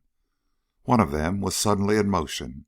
It moved slowly and clumsily across the ground, and then abruptly moved more swiftly. It seemed to float upward and to swing about in mid-air. It came floating toward the amphibian, though apparently nearly stationary against the sky. Another moved, jerkily, and another. Just before the big plane dived into the wide, white wall of falling water, the air behind it seemed to swarm with aircraft. In the cabin of the amphibian, of course, the bellowing of the motors outside was muffled to a certain degree. Paula clung to the seats and moved awkwardly up to the place beside Bell. She had just managed to seat herself when the falling sheet of water obliterated all the world. "Strap yourself in your seat," he said, in her ear above the persistent tumult without. "Then you might adjust my safety belt. We'll be flying blind in this rain. I hope the propellers hold." She fumbled, first at the seat belt beside his upholstered chair, and only afterward adjusted her own. He sent a quick glance at her. "Shouldn't have done that," he said quietly. "I can manage somehow." The plane lurched and tumbled wildly. He kicked rudder and jerked on the stick, watching the instrument board closely. In moments the wild gyrations ceased. "The beginning of this," he said evenly, "is going to be hectic. There'll be lightning soon." Almost on his words the gray mist out the cabin windows seemed to flame. There was thunder even above the motors, but the faint, perceptible trembling of the whole plane under the impulse of its engines kept on. Bell kept his eyes on the bank and turn indicator, glancing now and then at the altimeter. "We've got to climb," he said shortly, "up where the lightning is, too. We want to pass the Serra da Carioca with room to spare, or we'll crash on it." There was no noticeable change in the progress of the plane, of course. Rain was dashing against the windows of the cabin with an incredible velocity. Rain at 100 miles an hour acts more like hail than water, anyhow, and Bell was trusting grimly to the hope that the propellers were of steel, which will withstand even hail, and a hope that the blast through the engine cowlings would keep the wiring free of water-made short circuits. But the air was bad beyond belief. At times the plane spun like thistledown in a vast and venomous flood that crashed into the windows with vicious rattling. Lightning began and grew fiercer. It seemed at times as if the plane were whirling crazily in sheer incandescent flame. The swift air currents at the beginning of the tropic thunderstorm were here multiplied in trickiness and velocity by the hills of the Serra da Carioca, and Bell was flying blind as well. The safety belts were needed 50 times within 20 minutes, as the big ship was flung about by fierce blasts that sometimes blew even the rain upward for a time. And over all, as the amphibian spun madly and toppled crazily and fought for height, there was the terrific, incessant crashing of thunder, which was horribly close, and the crackling flares of lightning all about. "I'm going to take a chance," said Bell curtly above the uproar, with the windows seeming to look out upon the fires of hell. "I think we're high enough. The compass has gone crazy, but I'm going to risk it." Again there was no perceptible alteration in the motion of the ship, but he fought it steadily toward the west, and it seemed that he actually was passing beyond the first fierce fringe of the storm, because the lightning became, well, not less frequent, but less continuous. And suddenly, in a blinding flare of light that made every separate raindrop look like a speck of molten metal, he saw another airplane. It was close, breathtakingly close. It came diving down out of nowhere and passed less than 20 yards before the nose of the amphibian. It glistened with wet and glittered unbearably in the incredible brightness of the lightning. Every spot and speck and detail showed with almost a ghastly distinctness. But it dived on past, its pilot rigid and tense and unseeing, plunging like a meteor straight downward. The golden, iridescent mist of rain closed over its body, and it was gone. 10 minutes later, Bell was driving onward through a gray obscurity, which was no more than tainted pink by receding lightning flashes. The air was still uneven and treacherous. The big plane hurtled downward hundreds of feet in wild descending gusts among the hills, and was then flung upward on invisible billows of air for other hundreds of feet. But it was less uncontrollable. There were periods of minutes when the safety belts did not come into use. And later still, half an hour perhaps, the steadiness of the air gave assurance that the plane was past the range of Serra da Carioca and was headed inland. He drove on, watching his instruments and flying blind, but with a gathering confidence in the ultimate escape from the swarm of aircraft Ribiera had sent aloft in the teeth of the storm to hunt for him. The motors hummed outside the padded cabin. The girl beside him was very quiet and very still and very pale. "We want to get out of this before long," he said in her ear, "and then we can find out where we are, and especially begin to make some plans for ourselves." Her eyes turned to him. There was a curious stiffness in her manner.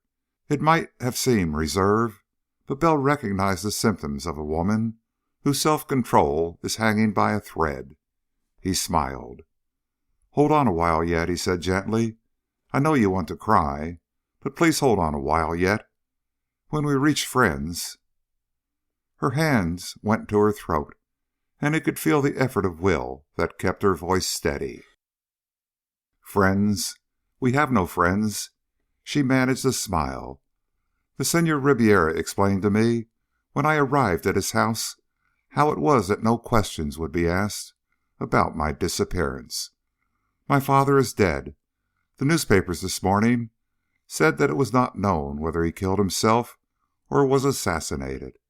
The Senhor Ribiera has given orders to his slaves. The newspapers of this afternoon will inform a horrified world that you and I together murdered my father, that we might flee together with such of his riches as he had actually gathered together for me to take away. We are murderers, my friend. Cables and telegraph wires were reporting the news. The daughter of the Minister of War of the Republic of Brazil was assisted by her lover to murder her father. She has fled with him. Now, where are we still to find friends?" Bell stared for the fraction of an instant. One thought came to him and was checked. The trade does not exist anywhere. The trade would not help, and murderers are always duly handed over when the government of the United States is requested politely to do so by another nation. Always. And so far as the civilized world was concerned, they were murderers. Even the employees of the flying field who were not subject to the master would swear to the strictly accurate story of their escape together. "It is just scandalous enough and horrible enough," said Bell quietly, "to be reprinted everywhere as news. You're right. We haven't any friends. We're up against it, and so I think we'll have to hunt down and kill the master. Then we'll be believed. And there are just two of us, with what weapons we have in our pockets to attack. How many thousands of slaves do you suppose the master has by now?" And quite suddenly he laughed. Chapter 7. The sun was sinking slowly when the plane appeared above the valley. There was only jungle below, jungle and the languid river which now flowed sluggishly into a wide and shallow pool in which drowned trees formed a mass of substance neither land nor marsh nor river. The river now contracted to a narrow space and showed signs of haste, and even foaming water, and then again flowed placidly onward, sometimes even 100 yards in breadth. Shadows of the mountains to the west were creeping toward the opposite hill flanks, darkening the thick foliage and sending flocks of flying things home to their chosen roosts. The sound of the plane was a buzzing noise, which grew louder to a sharp drone as it seemed to increase in size, and became a dull, monotonous roar as it dipped toward the waters of the stream. It floated downward, very gently, and circled as if regarding a certain spot critically, and resumed its onward flight. Again it circled, anxiously now, as if the time for alighting were short. It seemed to hesitate in midair, and dived and circled upstream, and came down the valley again. It sank and sank, lower and lower, until the white of its upper wings was hidden by the tall trees on either side. A jabiru stork saw it from downstream, solemnly squatting on 4 eggs which eventually would perpetuate the race. The jabiru was about 40 feet above the water and had a clear view of the stream. The stork squatted meditatively, with its long, naked neck projecting above the edge of its nest. The plane dipped even lower, its reflection vivid and complete upon the waveless stream below it. 10 feet above the water, 5, and swift ripples from the rush of air disturbed the unbroken reflections behind. It was almost a silhouette against the mirrored appearance of the sunset sky. And then a clumsy seeming boat body touched the water with a vast hissing sound and settled more and more heavily, while the speed of the plane checked markedly and its motors roared on senselessly. Then abruptly the plane checked and partly swung around. The jabiru half rose from its eggs. The motors were bellowing wildly again, as if tearing itself free. The plane sheered off from some invisible obstacle. One of its wingtip floats splashed water wildly, and while the motors, thundering to their fullest speed, it went toward the shore with a dragging wing like some wounded bird. It beached, and the jabiru heard a sudden dense silence fall. A man climbed out of the boat-like body.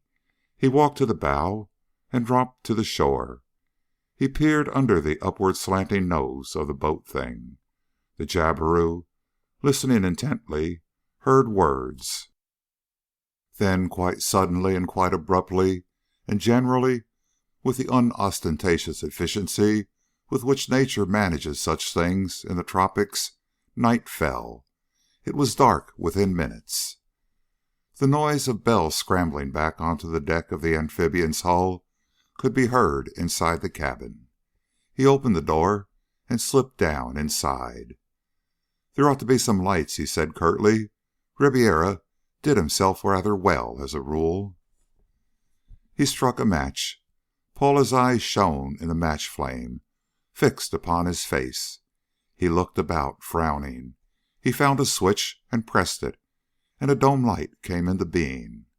The cabin of the plane, from a place of darkness comparable to that of the jungle all about, became suddenly a cozy and comfortable place. "Well," said Paula quietly. Bell hesitated and took a deep breath. "We're stuck," he said wryly.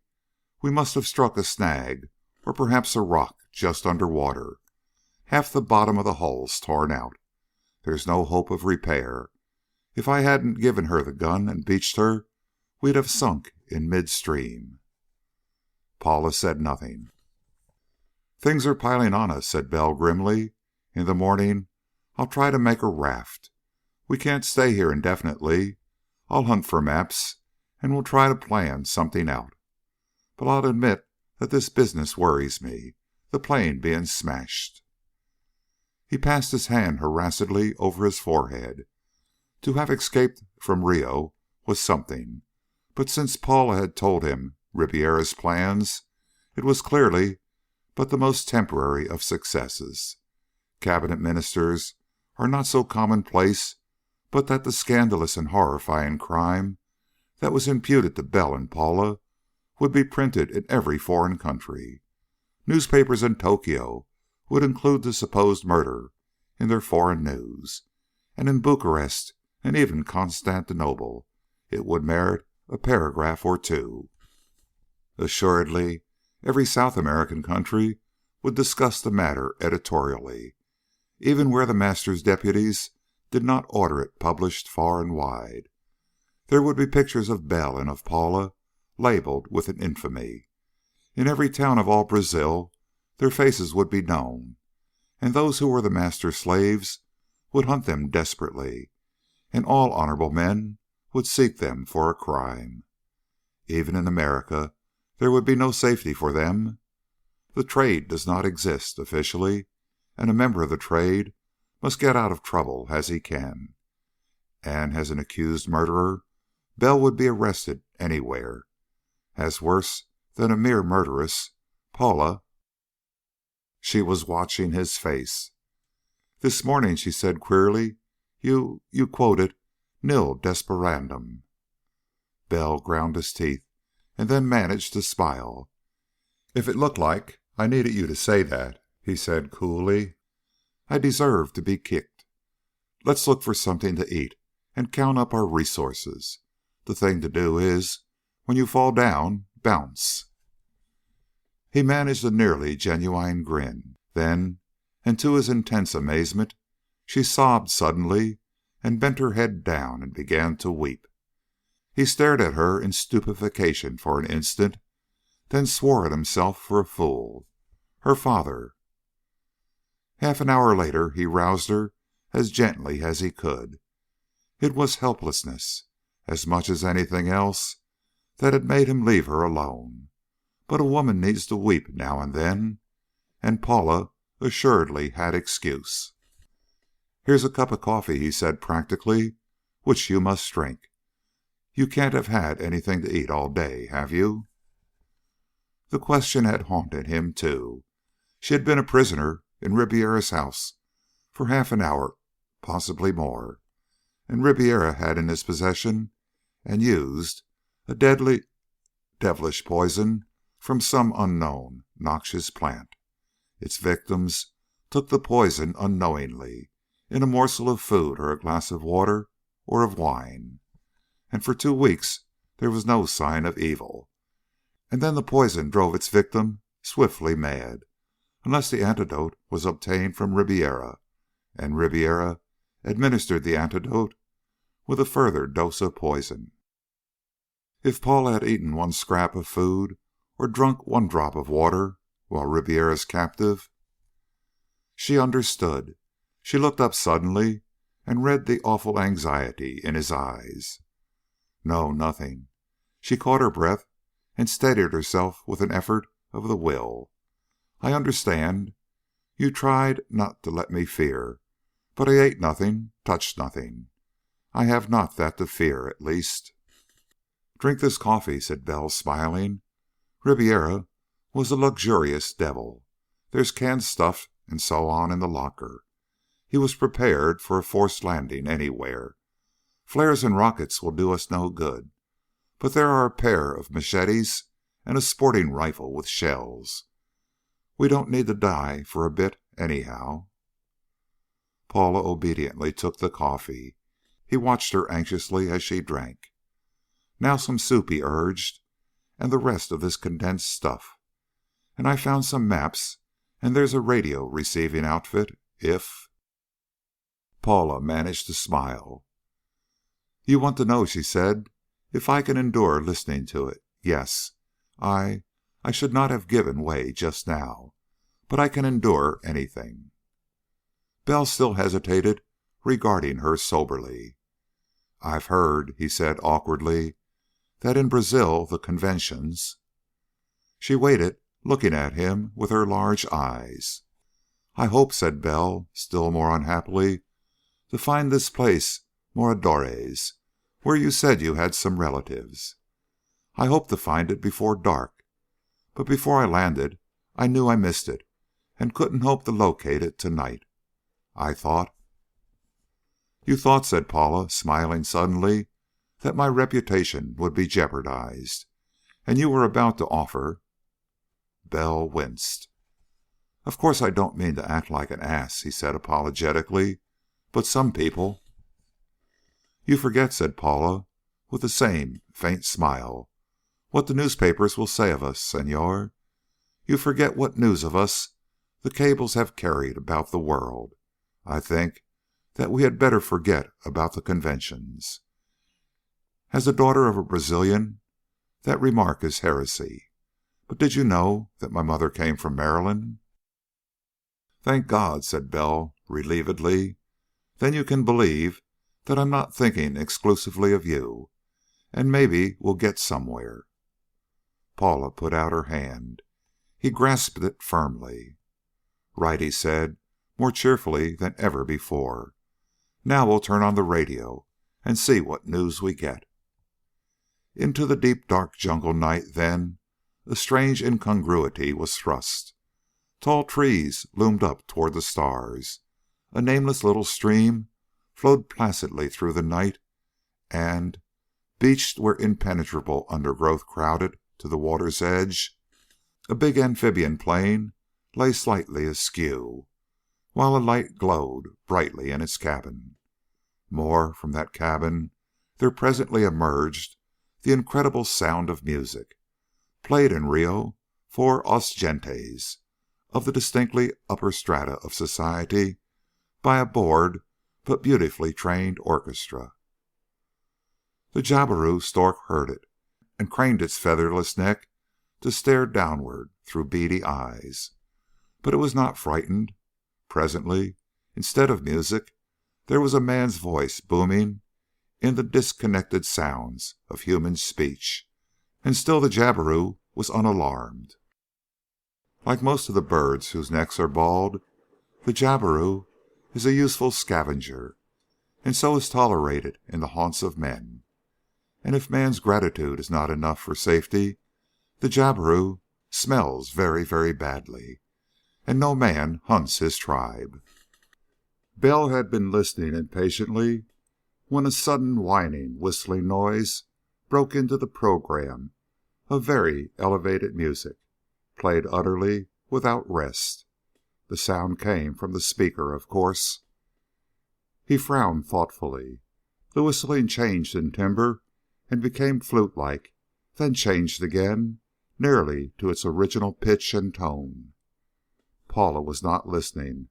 Her mind seemed very far away, and on subjects the reverse of pleasurable. "Listen," said Bell suddenly. "You hear that whistle? It came on all at once." Paula waited.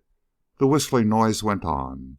It was vaguely discordant, and it was monotonous, and it was more than a little irritating. Again it changed timbre, going up to the shrillest of squealings, and back nearly to its original sound an instant later. Bell began to paw over maps. The plane had been intended for flight over the vast distances of Brazil, and there was a small supply of condensed food and a sporting rifle and shells included in its equipment. Emergency landing fields are not exactly common in the back country of South America. "Here," said Bell sharply. "Here is where we are. It must be where we are. No towns of any size nearby, no railroad, no boat route, nothing but jungle shown here." He frowned absorbedly over the problem. "What is it?" asked Paula. "Someone near," said Bell briefly. "That's another radio receiver. An old-fashioned regenerative set, sensitive enough and reliable enough, but a nuisance to everyone but its owner, except when it's a godsend, as it is to us." The music ended, and a voice announced in laboriously classical Portuguese, with only a trace of the guttural tonation of the carioca, that the most important news item of the day would be given. Paula paled a little, but listened without stirring. The voice read.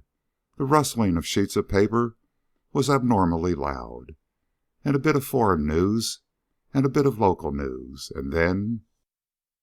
She was deathly pale when the announcement of her father's death was finished, and she had heard the official view of the police reported, exactly what Riberia had told her it would be.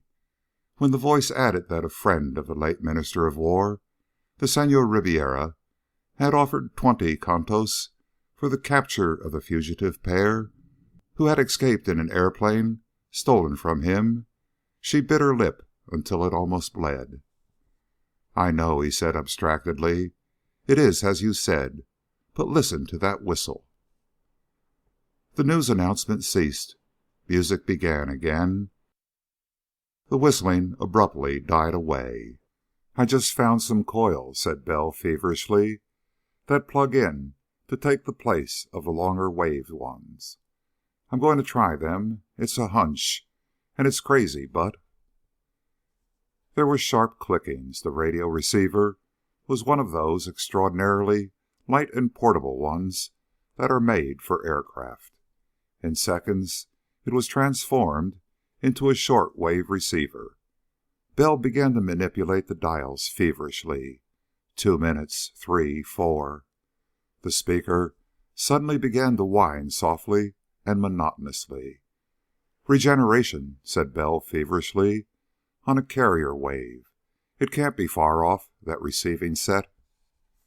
Suddenly a voice spoke. It was blurred and guttural. Infinitely delicate adjustments cleared it up. And then... Bell listened eagerly, at first in triumph, then in amazement, and at last in a grim satisfaction. Reports from Rio, on a short-wave band of radio frequencies, were passing from Riberia to some other place apparently inland. It was Ribiera's own voice, which quivered with rage as he reported Bell's escape. "I do not think," he snapped in Portuguese, "that full details should be spoken, even on beam wireless. I shall come to the fazenda tomorrow and communicate with the master direct. In the meantime, I have warned all sub-deputies in Brazil. I urge that all deputies be informed and instructed as the master may direct." Another voice replied that the master would be informed. In the meantime, the deputy for Brazil was notified. This list of bits of information chilled Bell's blood. This man of Venezuela had been denied the grace of the master by the deputy in Caracas. He would probably use the password and demand the grace of the master of sub-deputies in the state of Para, to be seized, and Caracas informed. The deputy in Colombia desired that the son of Colonel Garcia, upon a hunting party with friends in the Amazon basin, should be attached to the service of the master. His father had been so attached, and it was believed had smuggled a letter into the foreign mail warning his son. If possible, that letter should be intercepted. And from Paraguay, the deputy requested that the family of Senor Gomez, visiting relatives in Rio, should be induced to regard the service of the master as desirable. The orders ceased abruptly. Ribiera acknowledged them. The whining whistle cut off, and Bell turned to Paula, very grimly indeed. "Pretty, isn't it?" he asked, in vast calmness. "Apparently, every nation on this continent has some devil like Ribiera in charge of the administration of this fiendish poison. Every republic has some fiend at work in it. And they're organized. My God, they're organized. The master seems to supply them with the mixture of poison and its antidote, and they report to him." Paula nodded. "That was what my father had written down for you," she said quietly. "Any man who can be lured to eat or drink anything these men have prepared is lost. He gains no pleasure as a drug might give. He is entrapped into a lifetime of awful fear, knowing that a moment's disobedience, a moment's reluctance to obey whatever command they give, will cause his madness." "I'm trying to think what we can work out of this," said Bell shortly. "Some things are clear. There's a radio receiving set nearby, which listens to those short-wave reports, within 5 or 6 miles at most. We're going to find that tomorrow. And there's a central point, a fazenda, where one may talk directly with the master, whoever and wherever he may be. And judging by Ribiera, my guess is that the master has the same hold upon them that they have on their underlings. Ribiera is too arrogant a scoundrel to make obsequious reports if he were not afraid to omit them." He was silent for a moment, thinking. Then he said abruptly, "Try to get some sleep if you can. The pistol of Ribiera's, you have it handy? Keep it where you can reach it in the dark. I'm going to watch, though." Paula settled herself comfortably and looked queerly across the dimly lit little cabin at him. "My friend," she said, with the faintest of quavering smiles, "please do not reassure me. I have the courage of endurance, at least. and I do not fear you." It seemed to Belle, listening in the darkness that fell when he turned off the switch, that she stayed awake for a long time. But when she did sleep, she slept heavily. Belle had a raft of canes afloat beside the amphibian when she waked. He was sweat-streaked and bitten by many insects. He was tired, and his clothes were rags, but the raft was nearly 20 feet long. It would easily float 2 persons, and what small supplies the plane carried, and it could be handled by a long pole. "Hello," he said cheerfully when she climbed on top of the waterlogged hull of the plane. "We're nearly ready to start off. I'm sorry I can't advise you to try to refresh yourself in the river. There are some fish in it that are fiends. One of them took a slice out of the side of my hand." "Piranhas!" she exclaimed, and was pale. "You should have known." Piranha are small freshwater fish of the Brazilian rivers, never more than 1.5 feet long, which prove the existence of a devil. Where they swarm in schools, they will tear every morsel of flesh from a swimmer's body as he struggles to reach shore, and leave a clean stripped skeleton of a mule or horse if the animal should essay to swim a stream. "I'll ask next time," said Belle ruefully. "I'd planned to swim, but if you'll fix some coffee while I finish up this raft, we'll get going. I don't think we're far from some place or other. I heard what sounded suspiciously like a motor boat about dawn." She looked at him anxiously. "Of course," said Belle, smiling. "If the boat belonged to whoever listened in on the Rio broadcast and the short-wave news, he won't be especially friendly, though he should be glad to see us. But I've been studying the map, and I have a rather hopeful idea. Let's have coffee." He grinned as long as she was in sight, and when he went into the cabin of the plane, he seemed more cheerful still. But the idea of floating down this nameless little jungle stream upon a raft of canes was not one that he would have chosen. It was forced upon him. To travel through the jungle itself was next to impossible with a girl, especially as they were dressed for city streets and not at all for battling with dense and thorn-studded undergrowth. And to stay with the plane was obviously absurd. Sooner or later they had to abandon it, though the moment they did desert it, they would be encountering not only the impersonal menace of the jungle, but the actual enmity of all the human race. The raft was the only possibility. It floated smoothly enough when they started off, with Bell working inexpertly with his long pole to keep it in midstream. He was, of course, acutely apprehensive. In country like this, a rapid could be expected anywhere. The jungle life loomed high above their heads on either side, and the life of the jungle went on undisturbed by their passage. Monkeys gaped at them and exchanged undoubtedly witty comments upon their appearance.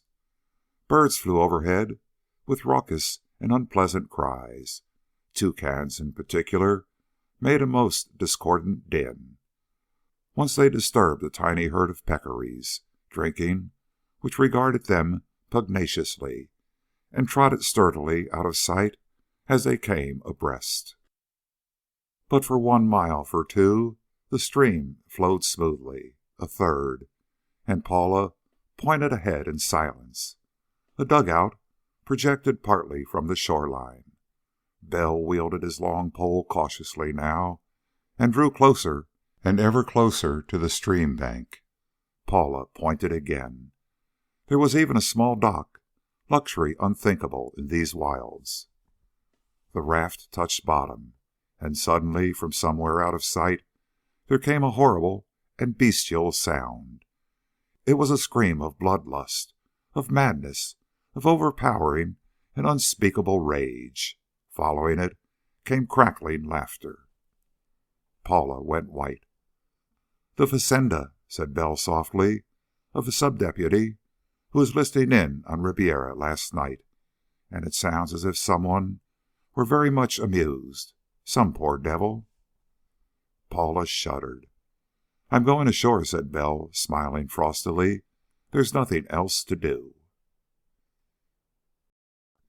Chapter 8. Crouched at the edge of the jungle, where the clearing began, Paula heard 4 shots, 2 in quick succession, and a wait of minutes, then a third, and another long wait, and then the last. Then silence. Paula began to shiver. Bell had helped her ashore from the raft, and insisted on her waiting at the edge of the jungle. "Not that you'll be any safer," he had told her grimly, "but that I may be. One person can move more quickly than 2, and if I'm chased, I'll plunge for the place you're hidden, and you can open fire. Then the 2 of us might hold them off." "Why?" said Paula slowly, and Bell caught at her wrist. "Don't let me hear you talk like that," he said sharply. "We're going to beat this thing. We've got to. And being desperate helps, but being in despair doesn't help a bit. Buck up." He frowned at her until she smiled.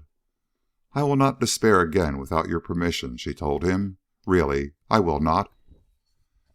He found her a hiding place and went cautiously out into the clearing, still frowning. He had been gone 5 minutes before the first shot sounded, and quite 10 before the last rang out dully, and was echoed and re-echoed hollowly by the jungle trees. And Paula lay waiting by the edge of the clearing, Ribiera's pearl-handled automatic in her hand. Bell had carried the rifle from the plane. Small insects moved all about her, and she heard soft rustlings as the life of the jungle went on over her head and under her feet, and terror welled up in her throat. She was trembling almost uncontrollably when Bell came back. He walked openly toward her hiding place. "Paula?" She came out, trying to steady her quivering lips. "We're all right," said Bell grimly. "This is the fazenda of a sub-deputy, I suspect. Also, it's an emergency landing field for Ribiera on the way to that place he talked to last night. There's a 2-place plane here with both wheels and floats, in a filthy little shed. It seems to be all right. We're going to take off in it and try to make Moradores, where your people are. What's the matter?" Her face was deathly pale. "I thought," she said with some difficulty, "when I heard the shots, I thought you were killed."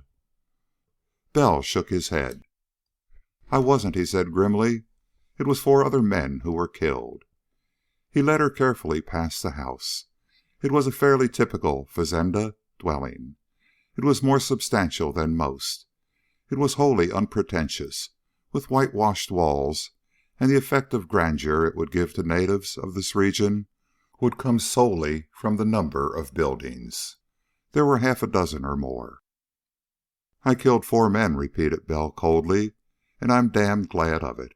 That scream we heard, I know pretty well what happened here last night. Remember, Ribiera spoke of using a beam wireless to make his report. He must have had a short-wave beam set somewhere on the outskirts of Rio, aimed at whatever headquarters he reports to. He's going up to that headquarters sometime today, by plane, of course.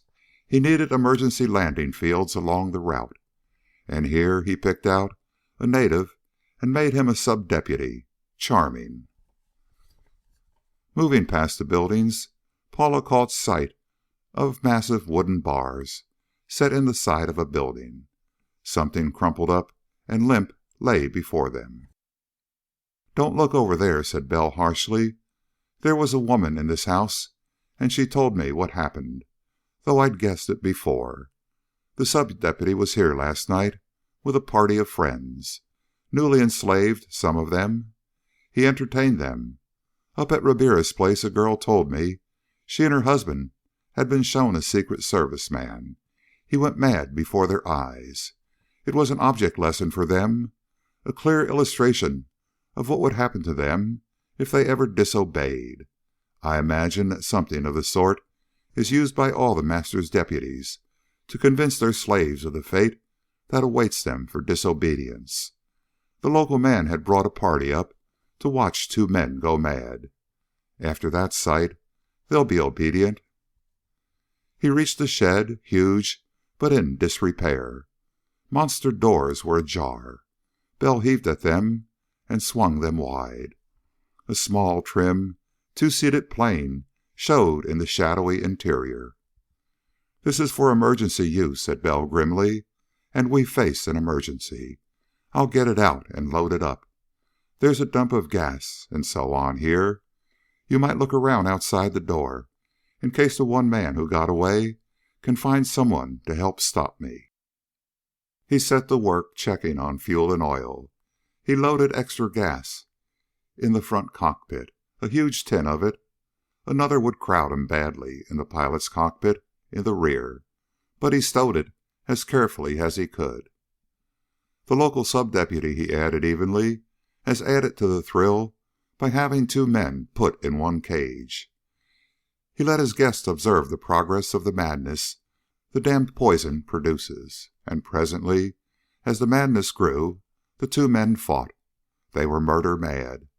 The local sub-deputy gave his guests the thrill of watching maniacs battling to the death.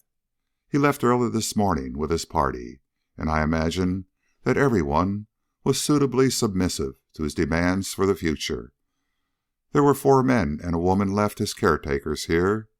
I found the 4 men before the cage, baiting the poor devil who killed the other last night. That's why we heard the scream. When I came up with my rifle, they stared at me and ran. I got one of them, and as a matter of mercy, I put a bullet through the man who had gone murder mad. Bell sounded as if he were actually nauseated. The man he killed was still in the cage. My God! Then I went looking for the other 3 men. Wasting time, no doubt, but I found them. I was angry. I got one, and the others ran away again. A little later, the 3rd man jumped me with a knife. He slit my sleeve. I killed him.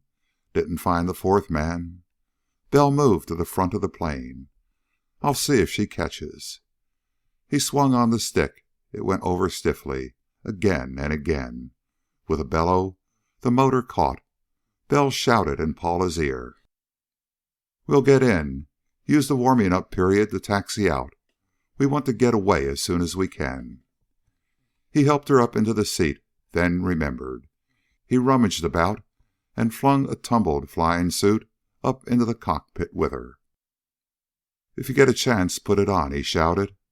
He stepped into a similar outfit, reached up and throttled down the motor, and kicked away the blocks under the wheels. He vaulted up into place, and slowly and clumsily the trim little ship came lurching and rolling out of the shed. The landing field was not large, but Bell took the plane to its edge. He faced it about, and bent below the cockpit combing to avoid the slipstream and look at his maps again. Brought from the big amphibian. Something caught his eye. Another radio receiving set. "Amphibian planes," he muttered, "for landing on earth or water. And radios. I wonder if he has directional for a guide. It would seem sensible, and if the plane went down, the rest of them would know about where to look." Paula reached about and touched his shoulders. She pointed. There was a movement at the edge of the jungle, and a puff of smoke. A bullet went through the fuselage of the plane, inches behind Bell. He frowned, grasped the stick, and gave the motor the gun.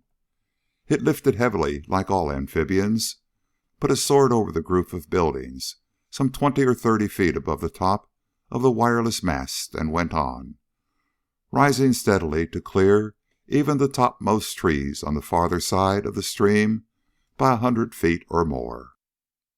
It went on and on, roaring upward, and the jungle receded even farther below it. The horizon drew back and back. At 2,000 feet, the earth began to have the appearance of a shallow platter.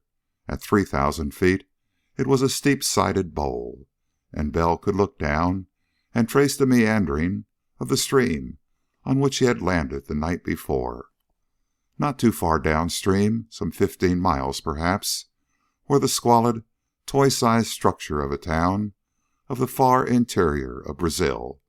He never learned its name, but even in his preoccupation with the management of the plane and a search for landmarks, he wondered very grimly indeed what would be the state of things in that town. If in Rio, where civilization held sway, Ribiera exercised such despotic though secret power, in a squalid and forgotten little village like this, the rule of a sub-deputy of the master could be bestial and horrible beyond belief. Eastward, Bell had overshot the mark the night before. Before he had located himself, he was quite 50 miles beyond the spot Paula had suggested as a hiding place. Now he retraced his way. A peak jutting up from far beyond the horizon was a guiding mark. He set the plane's nose for it and relaxed. The motor thundered on valorously. Far below was a vast expanse of thick jungle, intercepted but nowhere broken by occasional small streams and now and then the tiny angular things which might be houses. But houses were very infrequent. In the first 10 miles, with a view of 20 miles in every direction, Bell picked out no more than 4 small groups of buildings, which might be unspeakably isolated fazendas of the folks of this region. "Ribiera is coming this way," he muttered.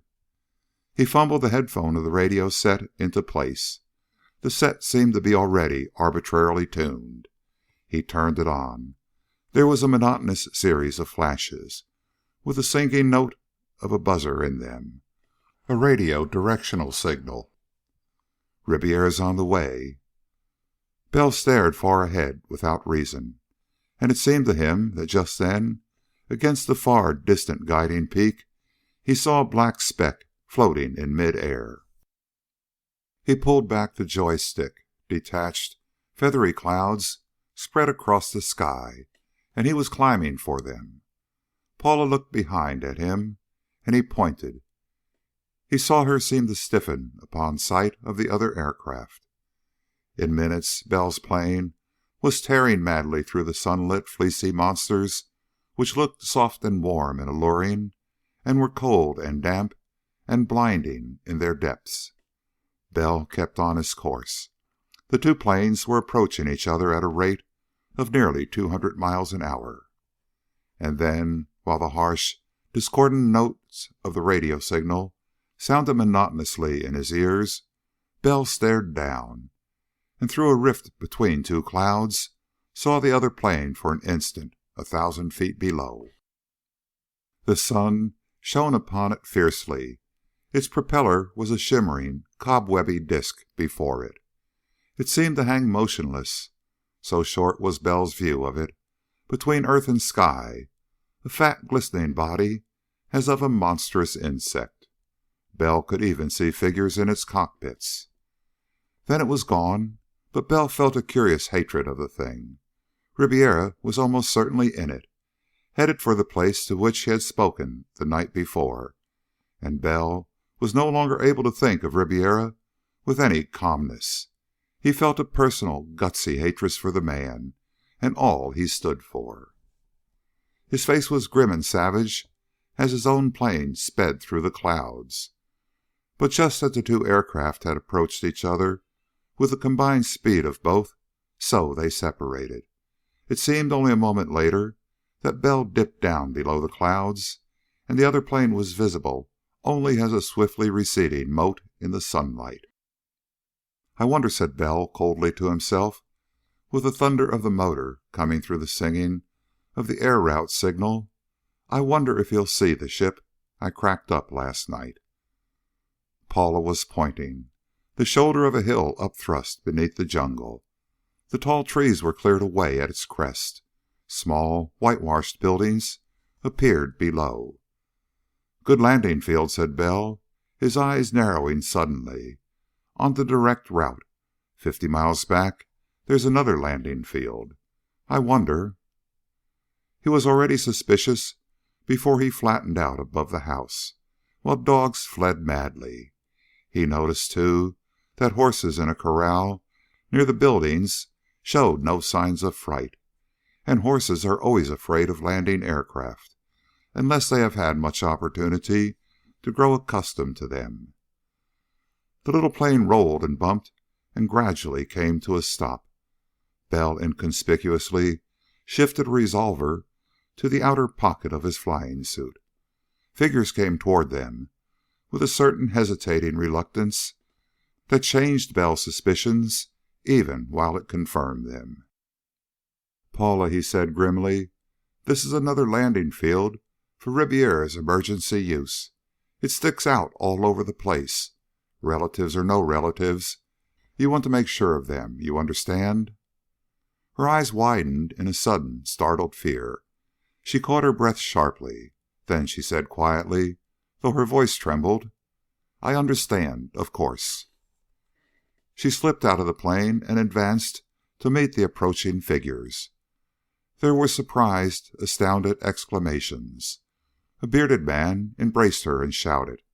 Women appeared, and after staring, embraced. Paula turned to wave her hand reassuringly to Bell and vanished inside the house.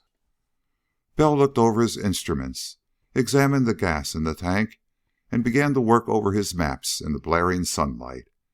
He cut out the switch, and the motor stopped with minor hissings of compression. The maps held his attention, though he listened keenly as he worked for any sign of trouble that Paula might encounter. He was beginning to have a definite idea in his mind. Ribiera had talked to a headquarters somewhere by beam radio from Rio. Beam wireless, of course, is nothing more or less than a concentration of a radio signal in a nearly straight line, instead of allowing it to spread about equally on all sides of the transmitting station.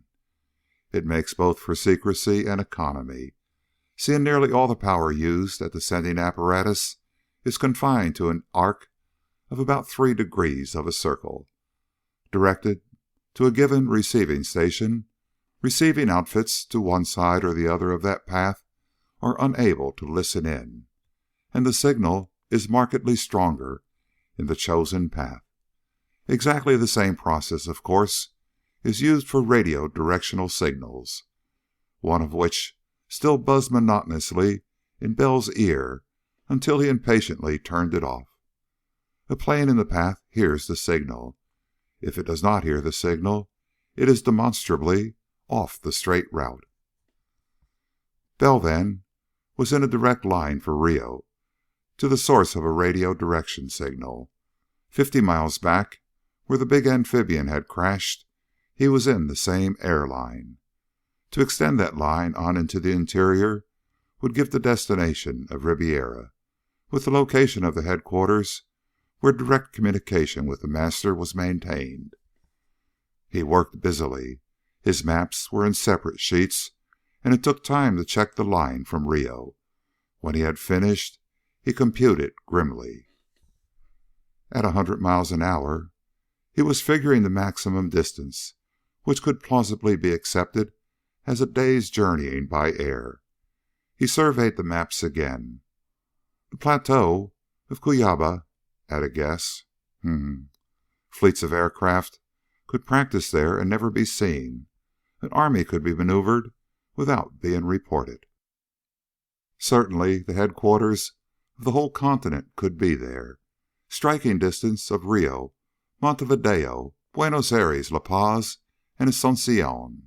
5 republics. Certainly, from his figures, it seemed plausible that somewhere up on the plateau of Cuyaba, where no rails run, no boats ply, and no telegraph line penetrates, which juts out ultimately into that unknown region where the Rio Zinga and the Tapajeo have their origins. Certainly, it seemed plausible that there must lie the headquarters of the whole ghastly conspiracy. There, it might be, the deadly plants from which the master's poison was brewed were grown. There the deadly stuff was measured out and mixed with its temporary antidote. Paula came back, a young man with her. Her eyes were wide and staring, as if she had looked upon something vastly worse than death. Ribiera, she gasped. My uncle. He owned this place. They have him. Here, alive and mad. And all the rest. Bell fumbled in the pocket of his flying suit. The young man with Paula was looking carefully at the plane, and there was a revolver in a holster at his side. An air of grim and desperate doggedness was upon him. "This is my cousin," gasped Paula. "He and his wife and..." The young man took out his weapon. He fired. There was a clanging of metal, the screech of tortured steel. Bell's own revolver went off the fraction of a second too late. "You may kill me, senor," said the young man through stiff lips. His revolver had dropped from limp fingers. He pressed the fingers of his left hand upon the place where blood welled out just above his right elbow. "You may kill me, but if you and my cousin Paula escape, I have a wife, senor, and my mother, and my children. Kill me if you please. It is your right. But I have seen my father go mad." Sweat, the sweat of agony and of shame, came out upon his face. "I fought him, senor, to save the lives of all the rest, and I have spoiled your engine, and I have already sent word that you and Paula are here. Not for my own life, but..." He waited, haggard and ashamed and desperate and hopeless, but Bell was staring at the motor of the airplane. "Crankcase punctured," he said dully. "Aluminum. The bullet went right through. We can't fly 5 miles, and Ribiera knows we're here, or will." Chapter 9. There was the sound of weeping in the house, the gusty and hopeless weeping of women. Bell had been walking around and around the plane, staring at it with his hands clenched. Paula watched him. "I am thinking," she said, in an attempt at courage, "that you said I must not despair without your permission, but..." "Hush," said Bell impatiently. He stared at the engine. "I'd give a lot for a car. Bolts. How many hours have we?" "4," said Paula drearily. "Perhaps 5. You have smashed the radio in the house?" Bell nodded impatiently. He had smashed the radio, a marvelously compact and foolproof outfit, arbitrarily tuned to a fixed short wavelength. It was almost as simple to operate as a telephone. There had been no opposition to the destruction. Paula's cousin had disabled their plane and reported their presence. He was inside the house now, sick with shame, and yet he would do the same again. In one of the rooms of the house, behind strong bars, a man was kept who had been an object lesson. "Is there any machinery?" asked Bell desperately. "Any at all about the place?" Paula shook her head. "It may be that there is a pump." Bell went off savagely, hunting it. He came back and dived into the cockpit of the plane. He came out with a wrench, and his jaws set grimly. He worked desperately at the pump. He came back with 2 short, thick bolts. He crawled into the plane again, tearing out the firewall impatiently, getting up under the motor. "We have 1 chance in 5,000, he said grimly from there, "of getting away from here to crash in the jungle. Personally, I prefer that to falling into Ribiera's hands. If your cousin or anybody else comes near us out here, call me, and I'll be much obliged." There was the sound of scraping, patient, desperate, wholly unpromising scraping. It seemed to go on for hours. "The wrench, please, Paula." She passed it to him. The bullet had entered the aluminum crankcase of the motor and pierced it through. By special providence, it had not struck the crankshaft, and had partly penetrated the crankcase on the other side. Bell cut it out first of all. He had 2 holes in the crankcase then, through which the cylinder oil had drained away. And of all pieces of machinery upon earth, an aircraft motor requires oil. Bell's scraping had been to change the puncture holes of the bullet into cone-shaped bores. The aluminum alloy was harder than pure aluminum, of course, but he had managed it with a knife. Now he fitted the short bolts into the bores, forced the threads on them to cut their own grooves, and by main strength screwed them into a fit. He tightened them. He came out with his eyes glowing oddly. "The vibration will work them loose sooner or later," he observed grimly, "and they may not be oil tight. Also, the crankshaft may clear them, and it may not. If we go up in the ship in this state, we may get 5 miles away, or 500. At any minute it may fail us, and sooner or later it will fail us. Are you game to go up, Paula?" She smiled at him. "With you, of course." He began to brush off his hands.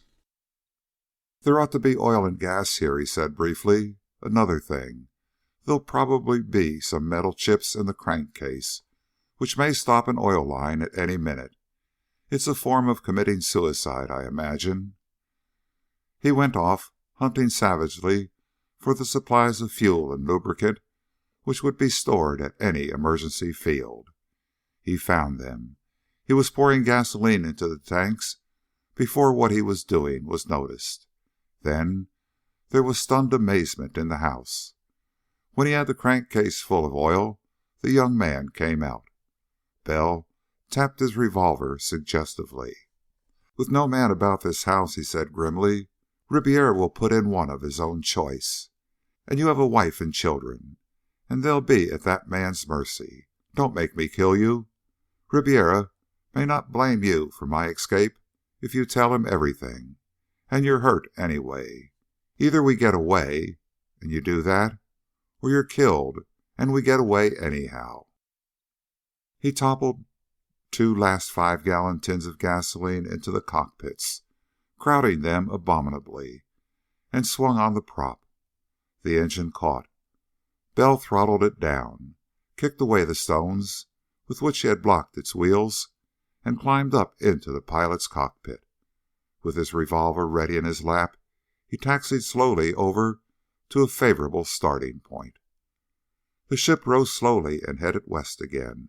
At 3,000 feet, he cut out the motor to shout to Paula. "One place is as good as another to us now. The whole continent is closed to us by now. I'm going to try to find that headquarters and do some damage. Afterwards, we'll see." He cut in the motor again and flew steadily westward. He rose gradually to 4,000 feet, to 5. He watched his instruments grimly, the motor temperature especially. There were flakes of metal in the oil lines. Twice he saw the motor temperature rise to a point that brought the sweat out on his face, and twice he saw it drop again. Bits of shattered metal were in the oiling system, and they had partly blocked the stream of lubricant until the engine heated badly, and each time the vibration had shifted them or loosened them. They had left the big amphibian no earlier than 9 o'clock. It was noon when they took off for the fazenda of Paula's kin, but it was 5 o'clock and after when they rose from there with an engine which might run indefinitely and might stop at any second. Bell did not really expect it to run for a long time. He had worked as much to cheat Ribiera of the satisfaction of a victory as in hopes of a real escape. But an hour, and the motor still ran. It was consistently hotter than an aero engine should run. Twice it had gone up to a dangerous temperature.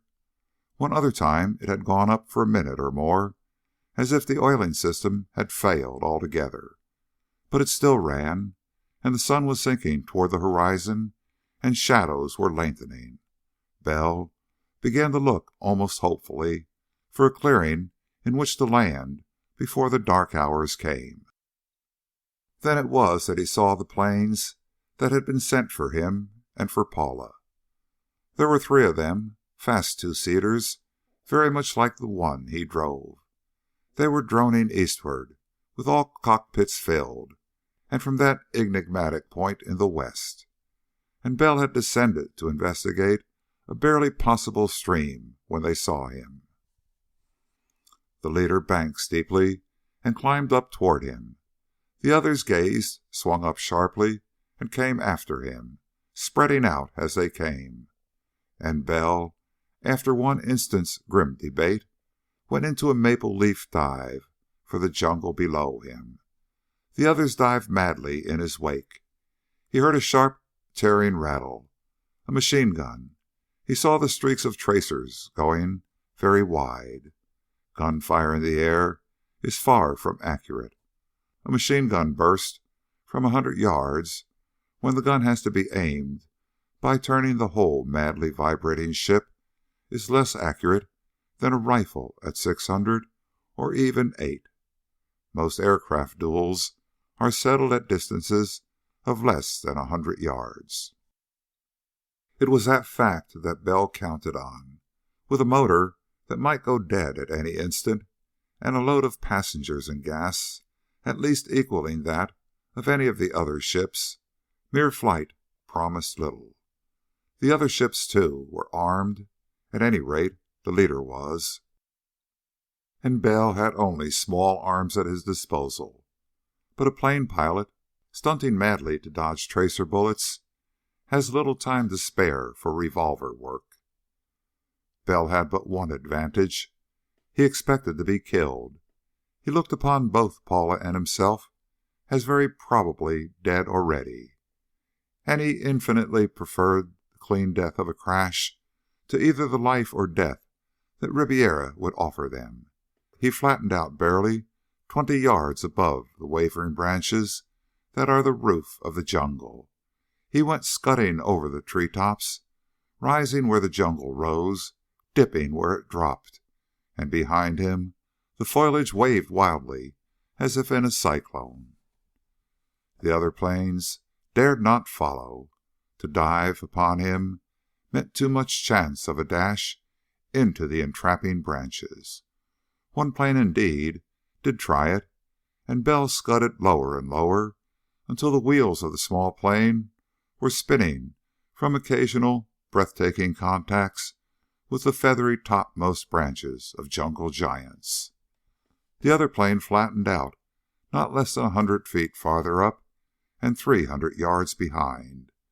To fire on him with a fixed gun meant a dive to bring the gun muzzle down, and a dive meant a crash. A stream flashed past below. There was the glitter of water reflecting the graying sky. A downward current here dragged at the wings of the plane. Bell jerked at the stick, and her nose came up. There was a clashing, despite her climbing angle, of branches upon the running gear. But she broke through and shot upward, trying to stall. Bell flung her down again into his mad careening. It was not exactly safe, of course. It was practically a form of suicide. But Bell had not death, but life to fear. He could afford to be far more reckless than any man who desired to live. The plane went scuttling madly across the jungle tops, now rising to skim the top of a monster ceiba, now dipping deliberately. The three pursuing planes hung on above him helplessly, while the short twilight of the tropics fell, and Bell went racing across the jungle, never 20 feet above the treetop, and with the boughs behind him showing all the agitation of a miniature hurricane. As darkness deepened, the race became more suicidal still, and there were no lighted fields nearby to mark a landing place. But as darkness grew more intense, Bell could dare to rise to 50, then 100 feet above the tops, and the dangers of diving to his level remained undiminished. And then it was dark. Bell climbed to 200 feet, 250. With more freedom now, he could take one hand from the controls. He could feel the menace of the tumultuously roaring motors in his wake. But he was smiling very strangely into the blackness. He reached inside his flying suit and tore away the front of his shirt. He reached down and battered in the top of one of the 5-gallon gasoline tins in the cockpit with the barrel of his revolver. He stuffed a scrap of cloth into the rent. It was wetted instantly by the splashing. Another savage blow, unheard in the thunder of the motor. In the peculiarly calm air of the cockpit, the reek of gasoline was strong, but cleared away, and Bell, with the frosty, grim smile of a man who gambles with his life, struck a light. The cloth flared wildly, and he reached his hands into the flame and heaved the tin of fuel overside. The cloth was burning fiercely, and spilling gasoline caught in mid-air. A fierce and savage flame dropped earthward. Spark on the cloth, and the cloud of inflammable vapor that formed where the leaking tin fell, plummet-like, carried the flame down when the wind of its fall would have blown it out. The following planes saw a flash of light. They saw a swiftly descending conflagration, tracing a steep arch toward the treetops. They saw that flaming vanish among the trees. And then they saw a vast upflaring of fire below. Flames licked upward almost to the treetops. Bell looked back from 2,000 feet. Wingtip lights were on below, and discs of illumination played upon the roof of the jungle above the fire. The 3 planes were hovering over the spot, but a thick, dense column of smoke was rising now. Green things shriveling in the heat, and dried and rotted underbrush. Altogether, the volume of smoke and flame was very convincing evidence that an airplane had burst into flame in midair and crashed through the jungle top to burn to ashes beneath. Bell climbed steadily to 5,000 feet. He cut out the motor there, and in the shrieking and whistling of wind, as the plane went into a shallow glide, he spoke sharply. "Paula." "I'm all right," she assured him unsteadily. "What now?" "There's a seat pack under you," said Bell. "It's a parachute. You'd better put it on. God only knows where we'll land. But if the motor stops, we'll jump together. And I think we'll have to jump before dawn. This plane won't fly indefinitely. There's just one chance in a million that I know of. There'll be a moon before long. When it comes up, look for the glitter of moonlight on water. With the wingtip lights, we may manage to get down, but I doubt it." He moved his hand to cut in the motor again. She stopped him. "If we head south," she said unsteadily, "we may reach the Paraguay. It is perhaps 200 miles, but it is broad. We should see it, perhaps even the stars." "Good work," said Bell approvingly. "Nils desperandum. That's our motto, Paula." He swung off his course and headed south. He was flying high now, and an illogical and incomprehensible hope came to him. There was no hope, of course. He had had, more than once, a despairing conviction that the utmost result of all his efforts would be but the delaying of their final enslavement to the master, whose apparent impersonality made him the more terrible as he remained mysterious. So far, they seemed like struggling flies in some colossal web, freeing themselves from one snaring spot to blunder helplessly into another. But the moon came up presently, rounded and nearly full. The sky took on a new radiance, and the jungle below them was made darker and more horrible by the contrast. And when there were broad stretches of moonlight foliage visible on the rising slopes beneath, Bell felt the engine faltering. He switched on the instrument board lights. One glance, and he was cold all over. The motor was hot, hotter than it had ever been. The oil lines, perhaps, the pump itself. Paula's hand reached back into the glow of the instrument board. He leaned over and saw her pointing. Moonlight on rolling water far below. He dived for it steeply. The wing lights went on. Faint disks of light appeared far below, sweeping to and fro with the swaying of the plane, bobbing back and forth.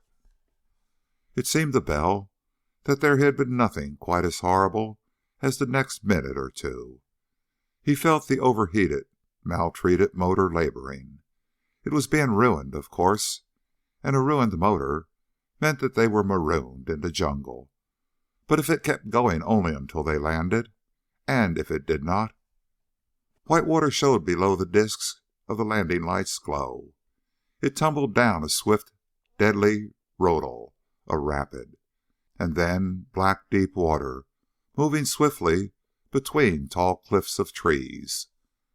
Bell risked everything to bank about and land toward the white water. The little plane seemed to be sinking into a canyon as the trees rose overhead on either side.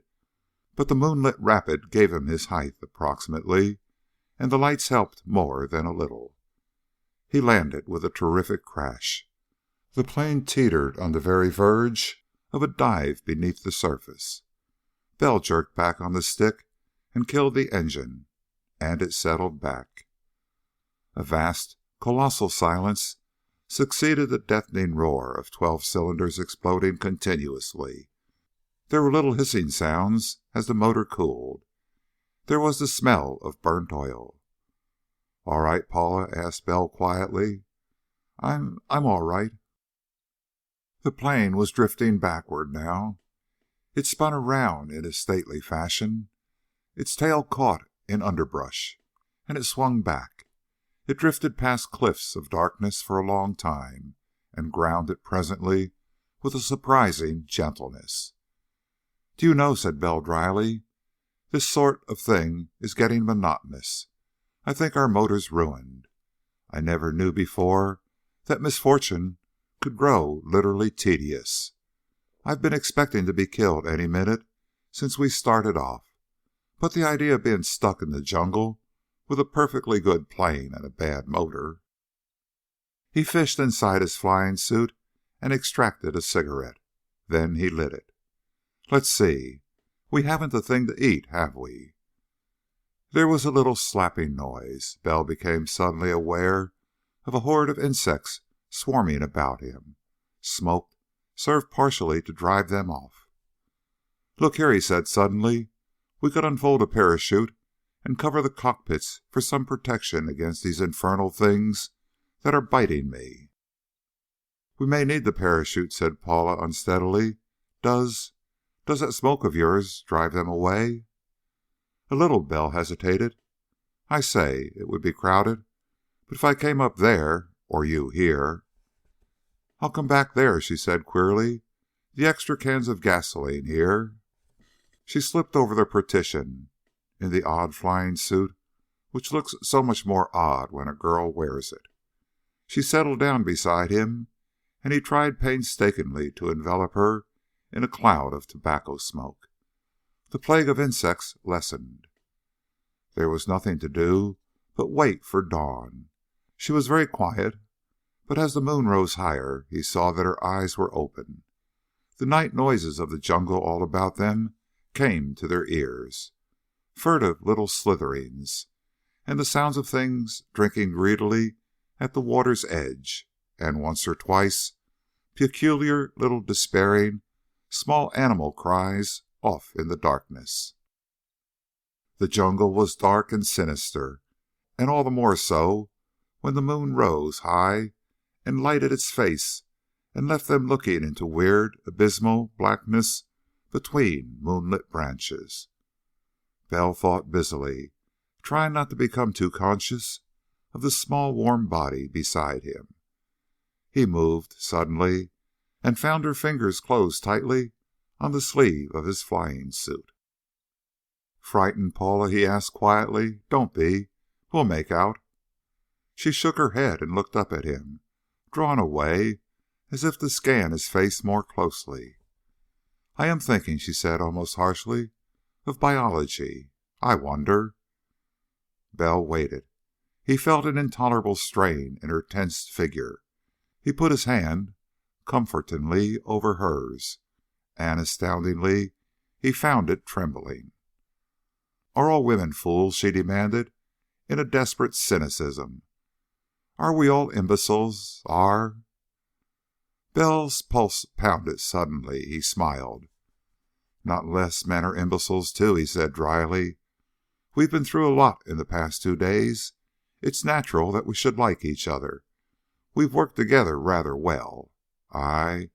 Well," his smile was distinctly a wry and uncomfortable one, "I've been the more anxious to get to some civilized place where the master hasn't a deputy because, well, it wouldn't be fair to talk about loving you while—" He shrugged and said curtly, "while you had no choice but to listen."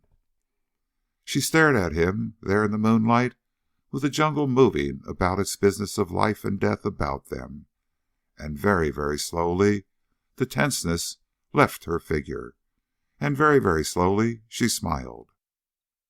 "Perhaps," she said quietly, "you are lying to me, Charles, perhaps. But it is a very honorable thing for you to say. I am not ashamed now of feeling that I wish to be always near you." "Hush," said Bell. He put his arm around her shoulder and drew her closer to him. He tilted her face upward. It was oval and quite irresistibly pretty. "I love you," said Bell steadily. "I've been fighting it since God knows when, and I'm going to keep on fighting it, and it's no use. I'm going to keep on loving you until I die." Her fingers closed tightly upon his. Bell kissed her. "Now," he said gruffly, "go to sleep." He pressed her head upon his shoulder and kept it there. After a long time she slept. He stirred much later, and she opened her eyes again. "What is it?" "Damn these mosquitoes," growled Bell. "I can't keep them off your face." Chapter 10. For 4 hours after sunrise, Bell worked desperately. With the few and inadequate tools in the plane, he took apart the oiling system of the motor. It was in duplicate, of course, like all modern air engines, and there were 3 magnetos and double spark plugs. Bell drained the crankcase beneath the sun that grew more and more hot and blistering, catching the oil in a gasoline can that he was able to empty into the main tanks. He washed out innumerable small oil pipes with gasoline, and flushed out the crankcase itself, and had at the end of his working as many small scraps of metal as would fill half a thimble. He showed them to Paula. "And the stars in their course fought against Sisera," he quoted dryly. "And one of these, caught in just the right place, would have let us down into the jungle last night." She smiled up at him. "But they didn't." "No, God loves the Irish," said Bell. "What's that thing?" Paula was fishing, sitting on a fallen tree in the cloud of smoke from a smudge fire Bell had built for her. She was wearing the oily flying suit he had found in the shed with the plane, and had torn strips from her discarded dress to make a fishing line. The hook was made out of the stiff wire handle of one of the extra gasoline tins. "Hook and leader in one," Bell had observed when he made it. He was pointing to a flat-bodied fish with incredible jaws that lay on the grass, emitting strange sounds even in the air. It flapped about madly. Its jaws closed upon a stick nearly half an inch thick and cut it through. "It is a piranha," said Paula, "the same fish that bit your hand. It can bite through a copper wire fastened to a hook. But this hook is so long—" "Pleasant," said Bell. Something large and red passed before his eyes. He struck at it instinctively. "Don't," said Paula sharply. "Why?" "It is a maribundi wasp," she told him. "And its sting, children have died of it. A strong man will be ill for days from one single sting." "Still more pleasant," said Bell. "The jungle is a charming place, isn't it?" He wiped the sweat off his face. "Any more little pets about?" She looked about seriously. "There." She pointed to a sapling not far distant. "The Palo Santo yonder has a hollow trunk, and in it there are usually ants. which are called fire ants. They bite horribly. It feels like a drop of molten metal on your flesh, and it festers afterwards. And there is a fly, the burny fly, which lays its eggs in living flesh. The maggots eat its way within. I do not know much about the jungle, but my father had a fazenda in Mato Grosso, and I was there as a child. The camaradas told me much about the jungle then." Bell winced and sat down beside her. She had Riberia's pearl-handled automatic within easy reach. She saw him looking at it. "I do not think there is any danger," she said, with a not very convincing smile. "But there are cururus, water snakes. They grow very large." "And I asked you to fish," said Bell. "Stop it." She hauled the line ashore, with a flapping thing on the end of it. Bell took the fish off and regarded her catch moodily. "I've been thinking," he said moodily, "that Ribiera suspects we're dead. I've been envisioning ourselves as marooned. Yes, but relatively safe as long as we were thought to be dead. And I thought that if we lived a sort of castaway existence for a few weeks, we'd be forgotten, and would have a faint chance of getting out to civilization without being noticed. But this—" "I will stay," she said steadily. "I will stay anywhere or go anywhere with you." Bell's hand closed on her shoulder. "I believe it," he said heavily. "And, if you noticed, I have been thinking of letting down the trade. I've been thinking of not trying to fight The Master any longer, but only getting you to safety. In a sense, I was thinking of treason to my job and my government. I suspect," he smiled rather queerly, "I suspect we love each other rather much. Paula, I'd never have dreamed for anyone else. Go over to the plane and don't fish any more. I'll rustle the food for both of us." She stood up obediently, smiling at him. "But kill that piranha before you try to handle it," she advised seriously. Bell battered the savage thing until it ceased to move. He picked it up, then, and sniffed the air. Paula had been in a cloud of acrid smoke. She could not have detected the taint in the air he discovered. He went curiously, saw a broken branch overhead, and then saw something on the ground. He came back to the plane presently, looking rather sick. "Give me one of the machetes, Paula," he said quietly. "We brought them, I think." "What is the matter?" He took the wide-bladed woods knife.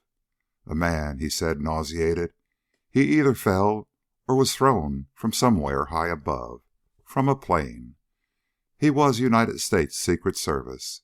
There's a badge in his clothes. Don't come." He went heavily over to the spot beyond the smudge fire. He worked there for half an hour. When he came back, there were earth stains on his hands and clothing, and he carried a very small brown package in his hand. "He had a report ready to send off," said Bell grimly. "I read it. It's in code, of course, but in the trade." He set to work savagely on the engine, reassembling it. As he worked, he talked in savage, jerky sentences. "The serviceman at Ascension, one of the 7 who vanished. He'd learned more than we have. He was caught, poisoned, of course, and pretended to surrender. Told a great deal that he shouldn't in order to convince the Master's deputy. The key men in nearly every republic in South America are in the Master's power. Paraguay belongs to him, body and soul. Bolivia is absolutely his. Every man of the official class, from the president down, knows that he has 2 weeks or less of sanity if the Master's deputy shuts down on him. And he knows that at the crook of the deputy's finger, he'll be assassinated before then. If they run away, they go murder mad. If they stay, they have to obey him. It's hellish." He stopped talking to make a fine adjustment. He went on somberly. "Chile's not so bad off, but the deputy has slaves nearly everywhere.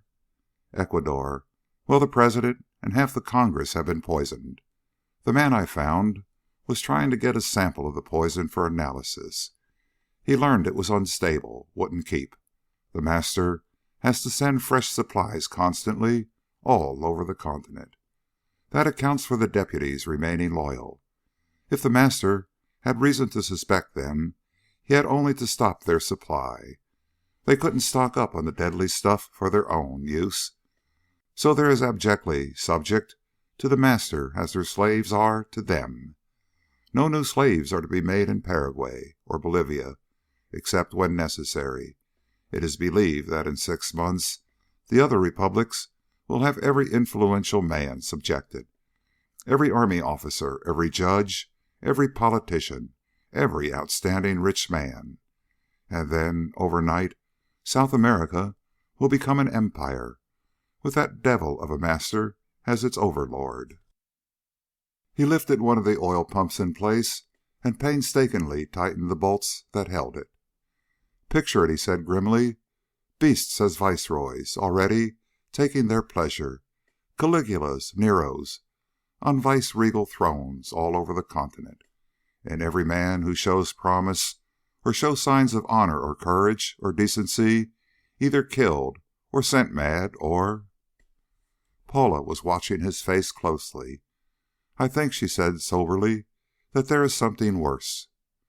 Bell was silent for an instant. "For me," he said bitterly, "it is.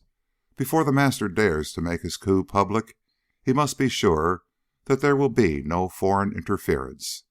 So he must establish a deputy in Washington. A relatively few chosen men, completely enslaved, could hold back our government from any action. Leaders in Congress and members of the cabinet working in defense of the master because his defeat would mean their madness. He would demand no treason of them at first. He would require simply that he should not be interfered with. But his plans include the appointment of deputies in the United States later on. I don't think he can subdue America. I don't think so, but he could, and I think he would, send whole cities mad. And if you think of that..." He was silent, working. A long, long time later, he swung on the propeller. The motor caught. He throttled it down and watched it grimly. The motor warmed up to the normal and stayed there. "It will run," he said coldly. "Those 2 plugs in the crankcase may come out at any time. I've tightened them a little. They'd worked loose from the vibration. But, well..." The service man was heading for Asunción. He had been found out. They probably shot him down in mid-air after he had gotten away. His plane may be crashed anywhere in the jungle within a mile or so. And I've 2 bearings on the fazenda where Riberia went now. One from Asunción through here, and one from Rio. I want to go back there tonight and dump burning gasoline on the buildings to do enough damage to disorganize things a little. Then I'm going to try to make it to a seaport. We can stow away, perhaps." He shut off the motor. "We'll start at dusk. There'll be lights there. The report says it's nearly a city of slaves. We want the darkness for our getaway." Paula looked at the sky. "We have 3 hours," she said quietly. "Let us cook and eat. You must keep up your strength, Charles." She said it in all seriousness, with the air of one who has entire confidence and is merely solicitous. And Bell, who knew of at least 3 excellent reasons why neither of them should survive until dawn.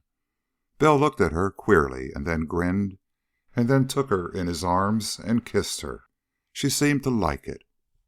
And they lunched quite happily on piranha and pacu, which is smaller, and drank water, and for dessert had more piranha.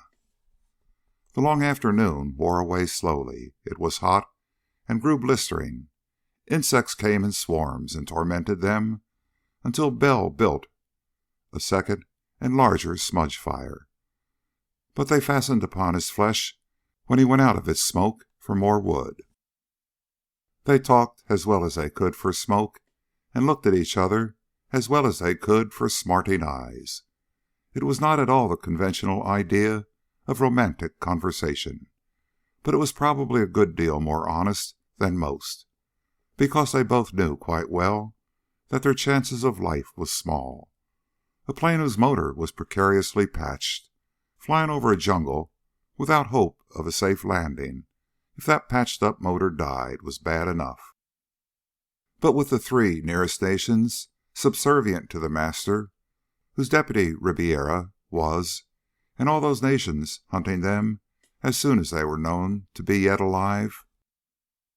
"Would it not be wise, Charles," asked Paula wistfully, "just for us to try to escape ourselves and not try?" "Wise, perhaps," admitted Bell, "but I've got to strike a blow while I can." He was staring somberly at the little plane, fast upon a mud bank, with the tall green jungle all about. The deputies and all their slaves have their lives hanging by a thread, the thread of a constant supply of the antidote to the poison that's administered with the antidote. The deputies, Riberia, for instance, don't realize that, else they wouldn't dare to do the things they do. But let them realize that the thread can be broken, and what their slaves would do to them before they all went mad. You see, let them learn that a blow has been struck at the center of all the ghastly thing, and they'll be frightened. They'll be close to mutiny through sheer panic, and there may be slip-ups. It was vague, perhaps, but it was true. The subjection of the poisoned men and women was due not only to terror of what would happen if they disobeyed the deputies, but to a belief that the thing would not happen if they did obey.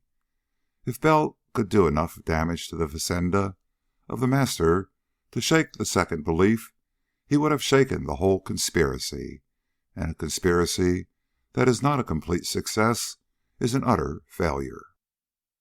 It was close to sunset when they heard a droning noise in the distance. Bell went swiftly to the cockpit of the plane and searched the sky. "Don't see it," he said grimly, "and it probably doesn't see us. We're all right, I suppose." But he was uneasy. The droning noise grew to a maximum and slowly died away again. It diminished to a distant muttering. "What say," said Bell suddenly, "we get aloft now? We'll follow that damn thing home. It's going from Ascension to that place we want to find. This is on that route. Whoever's in it won't be looking behind, and it's close to darkness." Paula stood up. "I'm ready, Charles." Bell swung out on the floats and tugged at the prop. The motor caught and roared steadily. While it was warming up, he stripped off the rest of his shirt and tore it into wide strips and tied the rags in the handles of the gasoline tins in the two cockpits. "For our bombs," he explained, smiling faintly. "You'll want to wear your chute pack, Paula. You know how to work it. And we'll divide the guns and what shells we have and stick them in the flying suit pockets." He made her show him a dozen times that she knew how to pull out the ring that would cause the parachute to open. She climbed into the front cockpit and smiled down at him. He throttled down the motor to its lowest speed and shoved off from the mud bank. Clambering up, while the plane moved slowly over the water under the gentle pull of the slow-moving propeller, he bent over and kissed her. "For luck," he said in her ear. The next instant he settled down at the controls, glanced a last time at the instruments, and gave the motor the gun. The plane lifted soggily but steadily and swept upstream toward the rolling water of the Rodal, which tumbled furiously about an obstacle half of stones and shallows, and half of caught and rotting tree trunks. It rose steadily until the trees dropped away on either side and the jungle spread out on every hand. It rose to 1,000 feet and went roaring through the air northward, while Bell strained his eyes for the plane on ahead. It was 10 minutes or more before he sighted it, winging its way steadily into the misty distance above the jungle. Bell settled down to follow. The engine roared valorously. For half an hour Bell watched it anxiously, but it remained cool and had always ample power. Paula's head showed above the cockpit combing. Mostly she looked confidently ahead, but once or twice she turned about to smile at him. The sun seemed high when they rose from the water, but as it neared the horizon, its rate of descent seemed to increase. They had been in the air for no more than 3/4 of an hour when it was twice its own disk above that far distant hills. Almost immediately, it seemed, it had halved that distance, and then the lower limb of the blaring circle was sharply cut off by the hill crests, and the sun sank wearily to rest behind the edge of the world. It seemed as if a swift chill breeze blew over the jungle, in warning of the night. The trees became dark. A shadowy dusk filled the air even up to where the plane flew thunderously on. And then, quite abruptly, stars were shining, and it was night. Bell remembered suddenly and switched on the radio as an experiment. The harsh, discordant dashes sounded in his ears through the roaring of the motor. A beam of short waves was being sent out from his destination. While he was on the direct path, the monotonous signals could be heard. When they weakened or died, he would have left the way. But they continued, discordant and harsh and monotonous. While the last faint trace of the afterglow died away and the night was complete, a roof of many stars glittered overhead, and the jungle lay dark and deadly below him. For nearly half an hour more he kept on. Twice he switched on the instrument board lights to glance at the motor temperature. The first time it appeared a little high. The second time it was normal again. But there was little use in watching instruments. If the motor failed, there was no landing field to make for. A sudden faint glow sprang into being, many miles ahead. The pinkish glare of many, many lights turned on suddenly. As the plane thundered on, the glow grew brighter, an illuminated field for the convenience of messengers who carried the poison for the master to all the nations which were to be subjected. The glow went out as Bell was just able to distinguish long rows of twinkling bulbs, and he saw the harsher, fiercer glow of floodlights. He reached forward and touched Paula's shoulder. Conversation was impossible over the motor's roar. Her hand reached up and pressed his. Then he saw other lights, bright lights as from houses, arc lights as from storage warehouses or something of the sort. A long, long row of lighted windows, which might be dormitories or perhaps sheds in which the master's enslaved secretaries kept the record of his victims. The earth flung back the roaring of the little plane's motor. Bell had but little time to act before other planes would dart upward to seek him out. He dived, and the wingtip landing lights went on, sending fierce glares downward. Twin disks of light appeared upon the earth. Sheds, houses, a long row of shacks as if for laborers, a drying field on which were spread out plants with their leaves turning brown, and a wall about it. "The damn stuff," said Bell grimly. He swept on, jungle, only jungle. He banked steeply as lights flicked on and off below, and as once the wingtip lights showed men running frantically 200 feet below. Then a stream of fire shot earthward, and Bell held up his hand and arm into the blast of the slipstream. It blew out the blaze that had licked at his flesh. He stared down. The gas can had left a trailing stream of fluid behind it as it went spinning down to earth. All that stream of inflammable stuff was aflame. The can itself struck earth and seemed to explode, and the trailing mass of fire was borne onward by the wind and lay across a row of thatched-roofed buildings. An incredible sheet of fire spread out. The stuff in the drying yard was burning. Bell laughed shortly and flung over another of his flaming bombs, and another, and the fourth. He climbed for the skies then, as rectangles of light showed below, and planes were thrust out of their lighted hangars. 4 huge conflagrations were begun. One was close by a monster, rounded tank. and Bell watched with glistening eyes as it crept closer. Suddenly, it seemed suddenly, but it must have been minutes later, flames rushed up the side of that tank, and there was a sudden hollow booming, and fire was flung broadcast in a blazing, pouring flood. "The fuel tank," said Bell, his eyes gleaming in the ruddy light from below. He shut off his landing lights and went upward steeply. "I've played hell with them now." 1,000 feet up, 2,000, 2,500, and suddenly Bell felt cold all over. The instrument board, the motor was hot, hot, burning. He shut it off before it could burst into flames, but he heard the squealing of tortured, unlubricated metal grinding to a stop. He leveled out. It was strangely, terribly silent in the high darkness, despite the roaring of wind about the gliding plane. The absence of the motor roar was the thing that made it horrible. "Paula," said Bell harshly, "one of those plugs came out, I guess. The motor's ruined, dead. The ship's going to crash. Ready with your parachute?"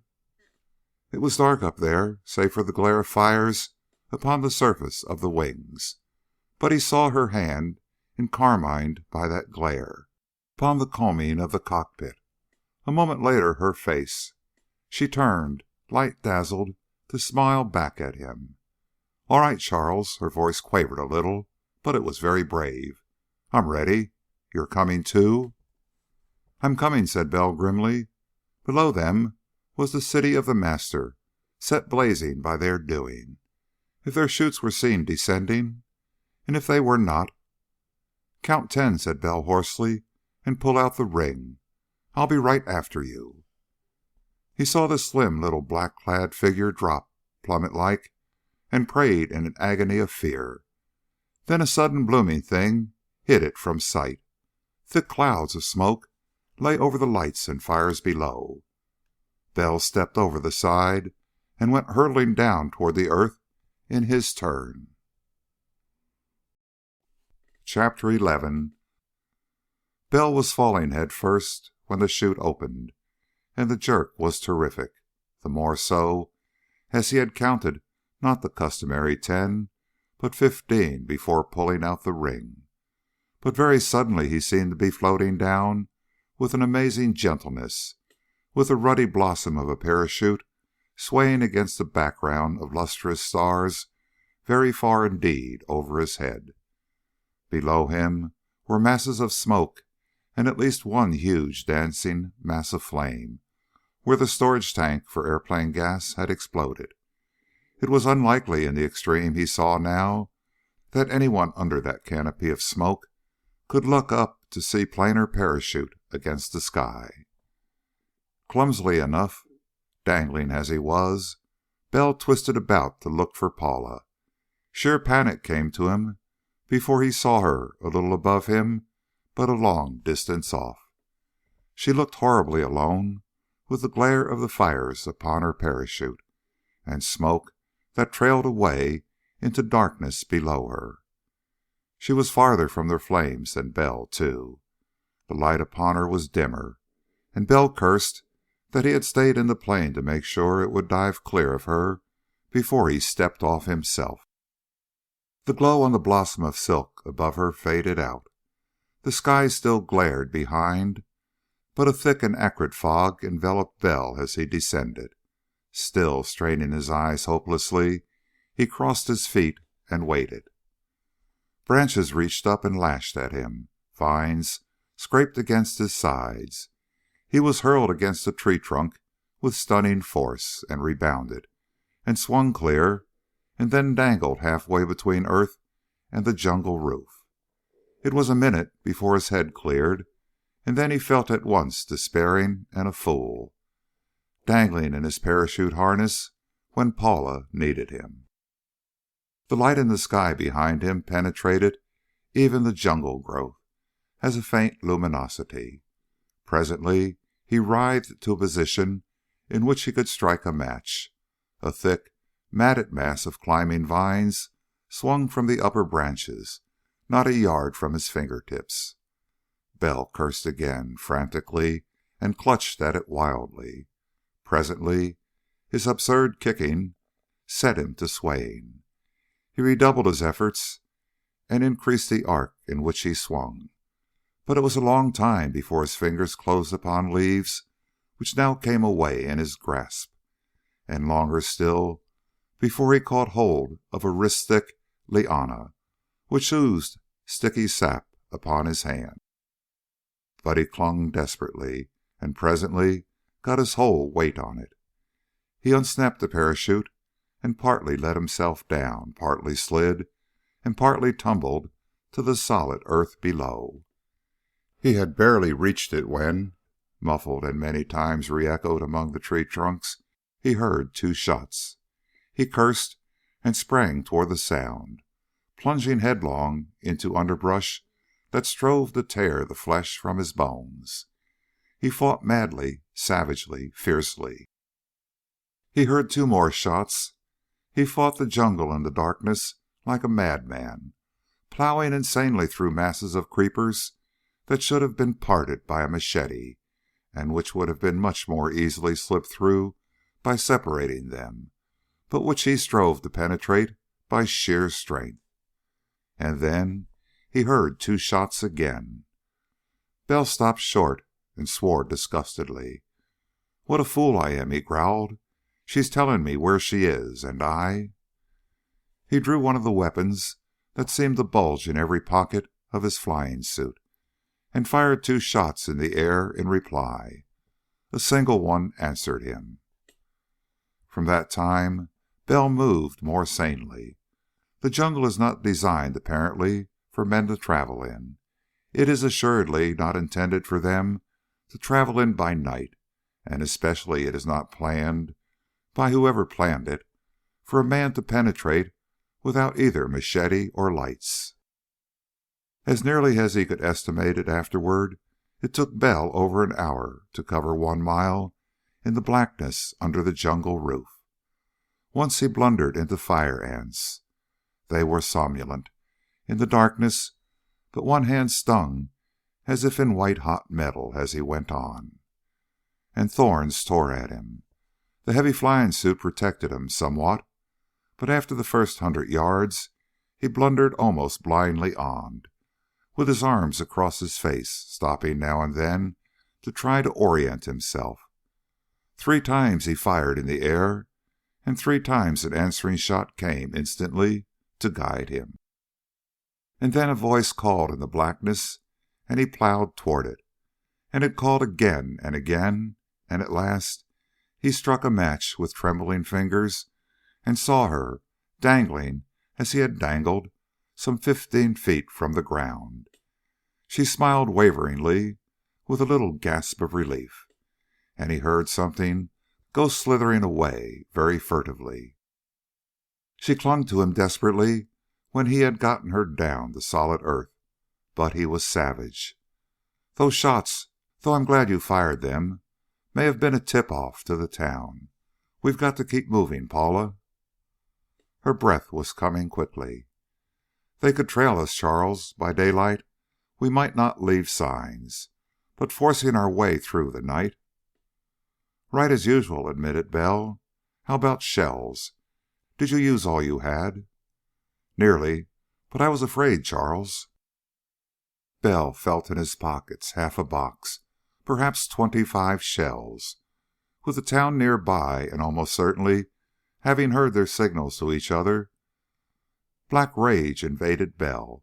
They would be hunted for, of course. Dogs, perhaps, would trail them, and the thing would end when they were at bay, ringed about by the master slaves, with 25 shells only to expend. The dim little glow in the sky between the jungle leaves kept up. It was bright and slowly growing brighter. There was a sudden flickering, and even the jungle grew light for an instant. A few seconds later there was a heavy concussion. "Something else went up," growled Bell. "It's some satisfaction, anyway, to know that I did a lot of damage." And then, quite abruptly, there was an obscure murmuring sound. It grew stronger and stronger still. If Bell had been aloft, he would have seen the planes from the master's hangars being rushed out of their shelters. One of a long row of buildings had caught, and the plateau of Cuaba is very far from civilization. Tools and even dynamos and engines could be brought toilsomely to it, but the task would be terrific. Buildings would be made from materials on the spot, even the shelters for the planes.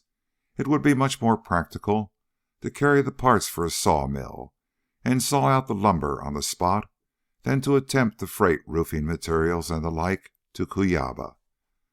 So that the structures Bell had seen in the wing light's glow were of wood and inflammable. The powerhouse that lighted the landing field was already ablaze. The smaller shacks of the laborers, perhaps, would not be burnt down, but the elaborate depot for communications by plane and wireless was rapidly being destroyed. The reserve gasoline had gone up in smoke almost at the beginning, and in spreading out had extended the disaster to nearly all the compact nerve center of the whole conspiracy. Presently, the droning noise was tumultuous. Every plane in a condition to fly was out on the landing field, now brightly lighted by the burning buildings all about. There was frantic, hectic activity everywhere. The secretaries of the master were rescuing what records they could, and growing cold with terror. In the confusion of spreading flames and the noise of roaring conflagrations, the stopping of the motor up aloft had passed unnoticed. In the headquarters of the master there was panic. An attack had been made upon the master. A person who could not be one of his slaves had found his stronghold and attacked it terribly. And if one man knew that location and dared to attack it, then the hold of the master upon all his slaves was based on one fact and its corollary. The fact was that those who had been given his poison would go murder mad without its antidote. The corollary was that those who obeyed him would be given that antidote and be safe. True, the antidote was but a temporary one. Mixed with it for administration was a further dosage of the poison itself.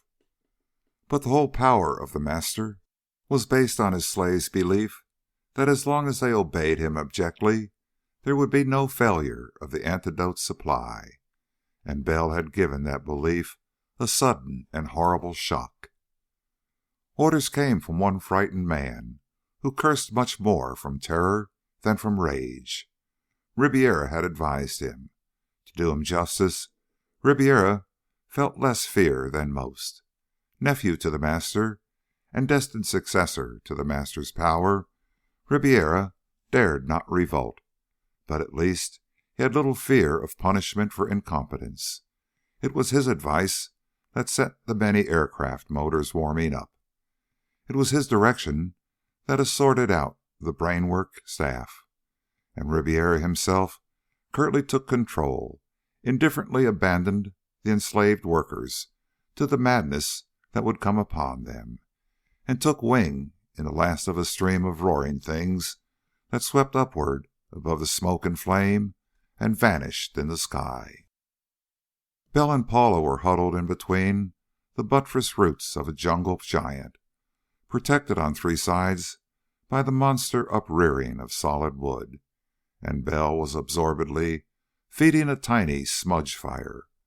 The smoke was thick and choking, but it did keep off the plague of insects which make jungle travel much less than the romantic adventure it is pictured.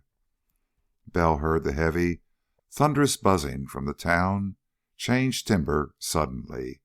A single note of it grew loud and soared overhead. He stared up instinctively, but saw nothing but leaves and branches and many climbing things above him, dimly lighted by the smoky little blaze. The roaring overhead went on and dimmed. A second roaring came from the town and rose to a monstrous growling and diminished. A third did likewise, and a fourth. At stated even intervals, the planes at the headquarters of the master took off from the landing field.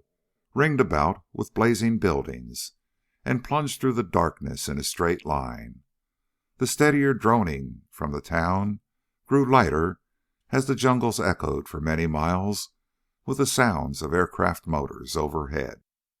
At last a single plane rose upward and thundered over the jungle roof. It went away and away. The town was silent then, and only a faint and dwindling murmur came from the line of aircraft headed south. "They've deserted the town, by God," said Bell, his eyes gleaming. "Scared off." "And we?" said Paula, gazing at him. "You can bet that every man who could crowd into a plane did so," said Bell grimly. "Those that couldn't, if they had any brains, will be trying to make it some other way to where they can subject themselves to one of the Master's deputies and have a little longer time of sanity. The poor devils that are left, well, they'll be camaradas, peons, laborers, without the intelligence to know what they can do. They'll wait patiently for their masters to come back, and presently their hands will writhe, and the town will be a hell. Then they won't bother looking for us." Bell considered, and suddenly he laughed. "If the fire is burned out before dawn," he said coldly, "I'll go looking for them. It's going to be cold-blooded, and it's going to be rather pitiful, I think, but there's nothing else to do. You try to get some rest. You'll need it." And for all the rest of the dark hours he crouched in the little angle formed by the roots of the forest giant, and kept the thickly smoking little fire going, and listened to the noises of the jungle all about him. It was more than a mile back to the town. It was nearer, too, but it was vastly less difficult to force a way through the thick growths by daylight, even though then it was not easy. With machetes, of course, Bell and Paula would have had no trouble, but theirs had been left in the plain. Bell made a huge club and battered openings by sheer strength where it was necessary.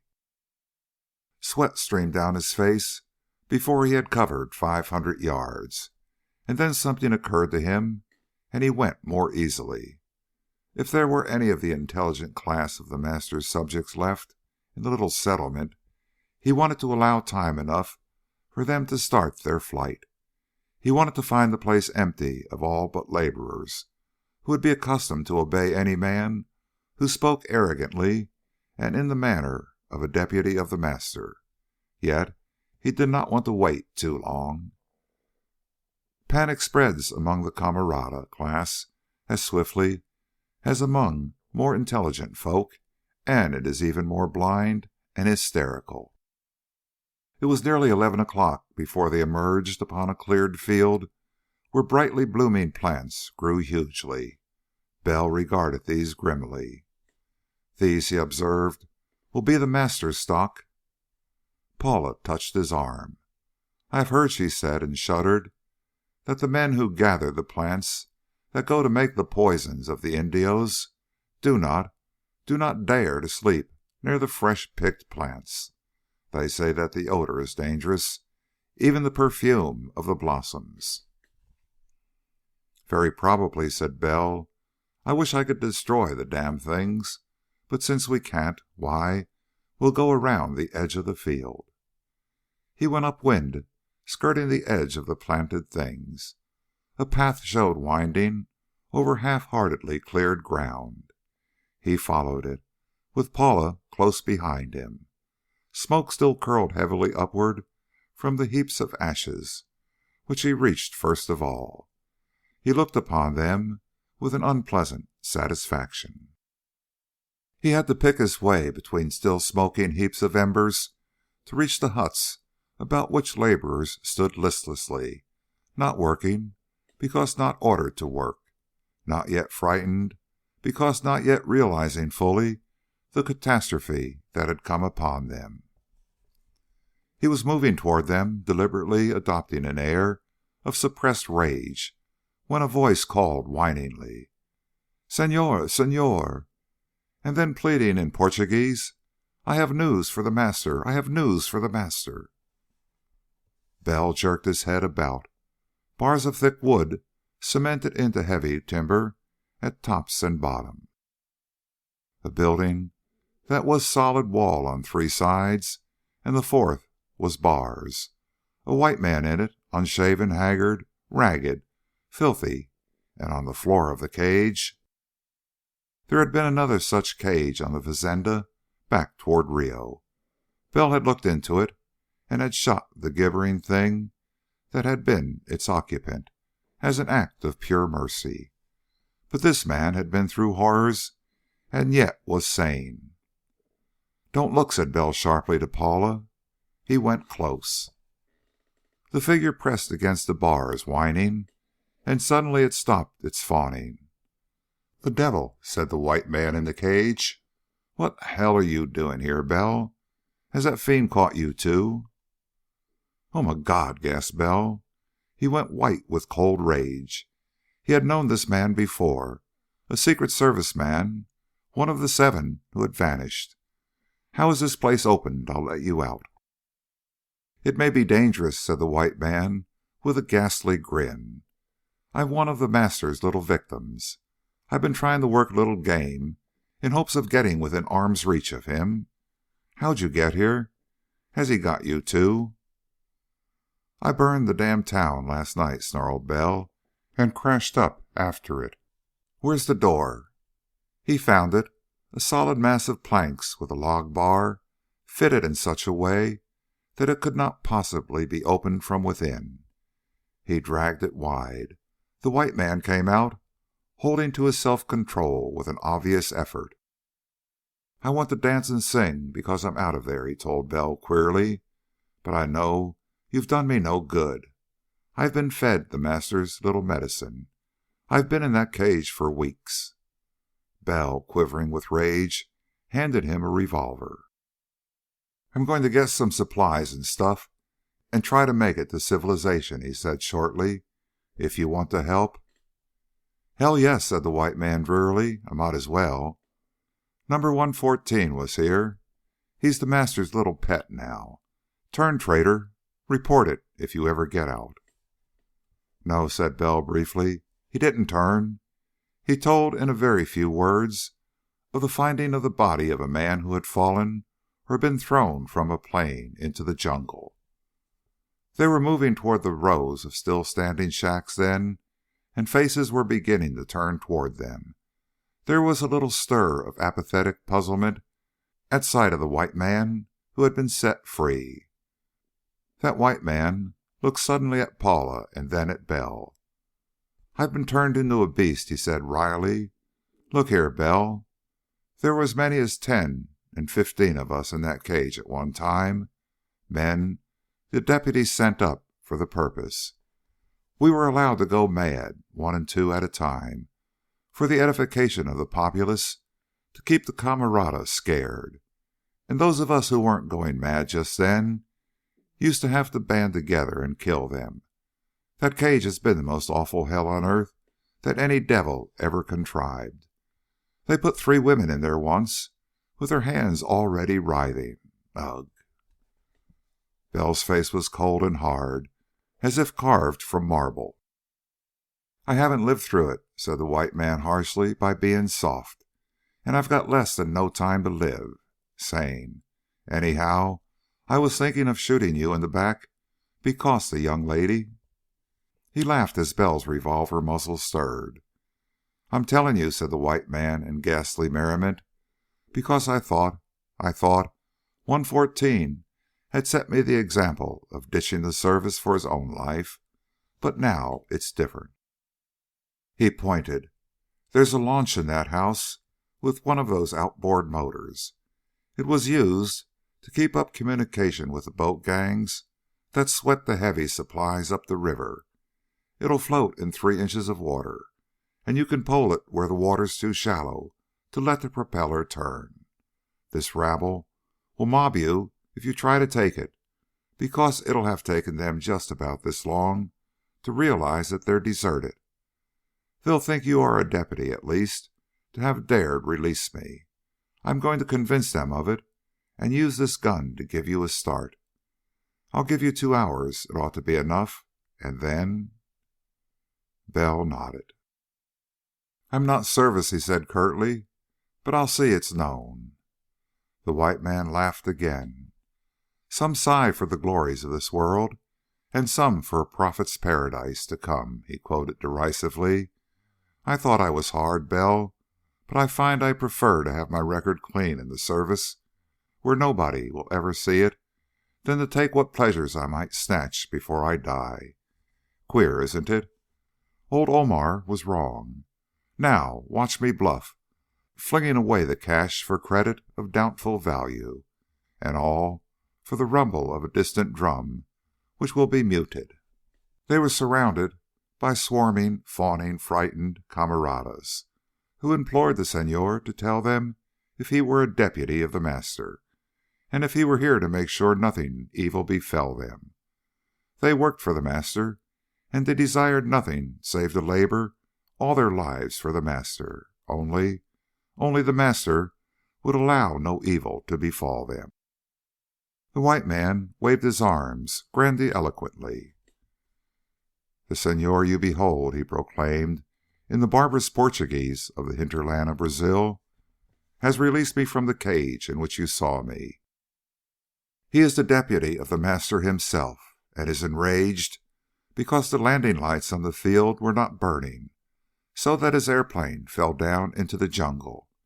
He bears news of great value from me to the master, which will make me finally a sub-deputy of the master, and I have a revolver, as you see, with which I could kill him, but he dares not permit me to die, since I have given him news for the master.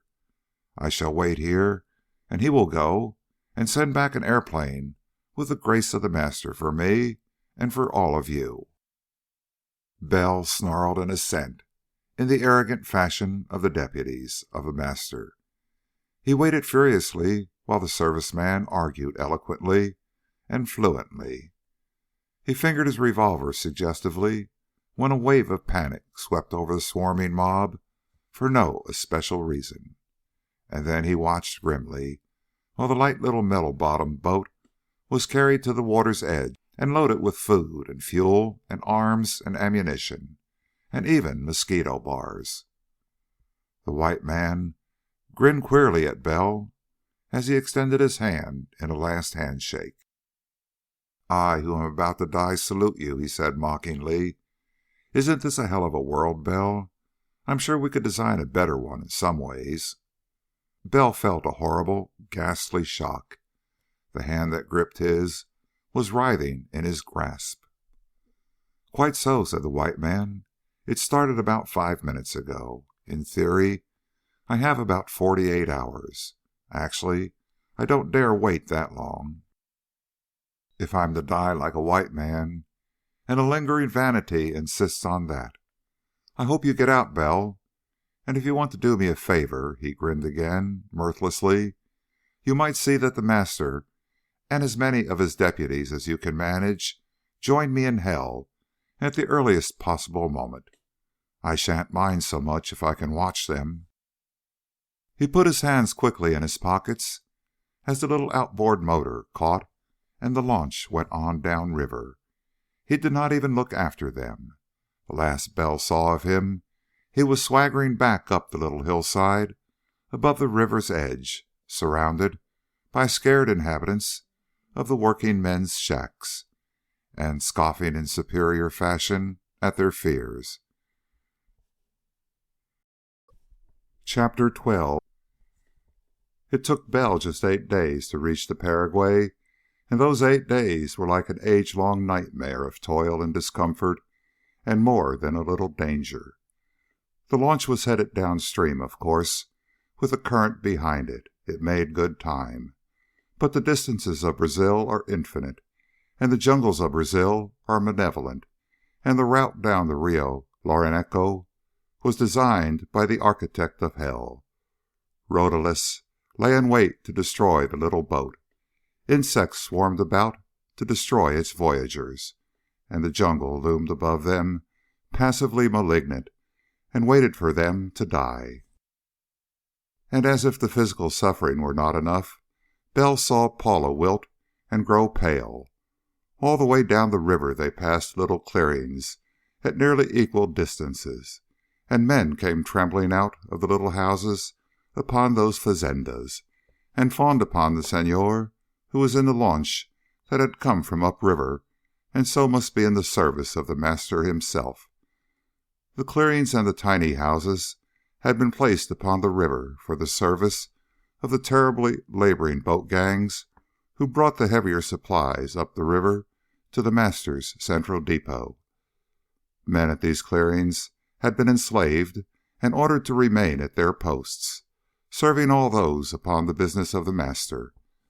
They fawned abjectly upon Bell, because he was of as gentes, and so presumably was empowered, as the master had empowered his more intelligent subjects, to exact the most degraded of submission from all beneath him in the horrible conspiracy. Once, indeed, Bell was humbly implored by a panic-stricken man to administer the grace of the master to a moody and irritable child of 12 or so. "She sees the red spots, Señor. It is the first sign, and I have served the master faithfully." And Bell could do nothing. He went on savagely, and once he passed a gang of camaradas, laboring to get heavily loaded dugouts up a fiendish rodel. They had ropes out and were hauling at them from the bank, while some of their number were breast deep in the rushing water, pushing the dugouts against the stream. "They're headed for the plantation," said Bell grimly, "and they'll need the grace of the master by the time they get there, and it is abandoned. But if I tell them—" Men with no hope at all are not to be trusted, not when they are mixtures of 3 or more races, white and black and red, and steeped in ignorance and superstition, and, moreover, long subject to such masters as these men had had. Bell had to think of Paula.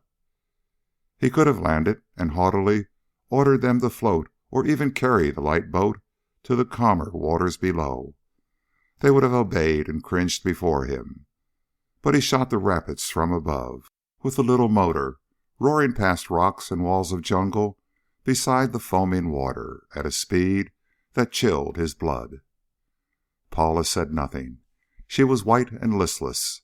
Bell himself was being preyed upon by a bitter blend of horror and deep-seated rage that consumed him like a fever.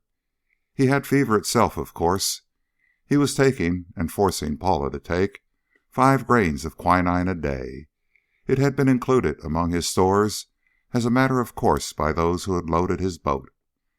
And with the fever working in his brain, he found himself holding long, imaginary conversations, in which one part of his brain reproached the other part for having destroyed the plantation of the master.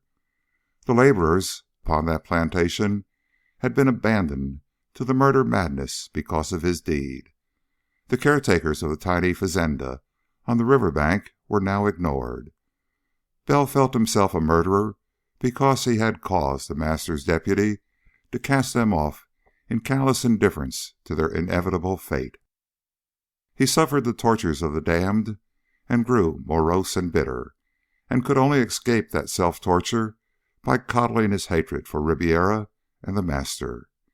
He imagined torments to be inflicted upon them which would adequately repay them for their crimes, and racked his feverish brain for memories of the appalling atrocities which can be committed upon the human body without destroying its capacity to suffer.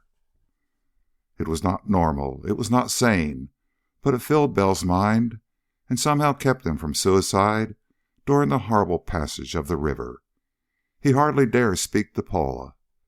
There was a time when he counted the days since he had been a guest at Ribiera's estate outside of Rio, and frenziedly persuaded himself that he saw red spots before his eyes, and soon would have the murder madness come upon him.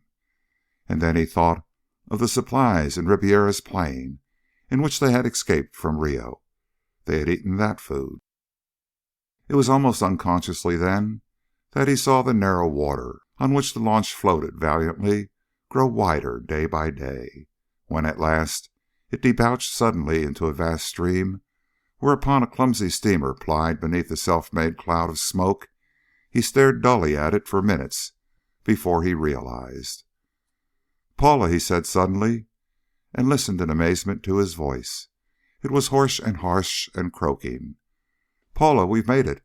This must be the Paraguay."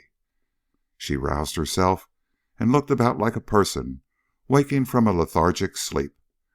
And then her lips quivered, and she tried to speak and could not, and tears fell silently from her eyes, and all at once she was sobbing bitterly. The sign of the terrific strain she had been under served more than anything else to jolt Bell out of his abnormal state of mind.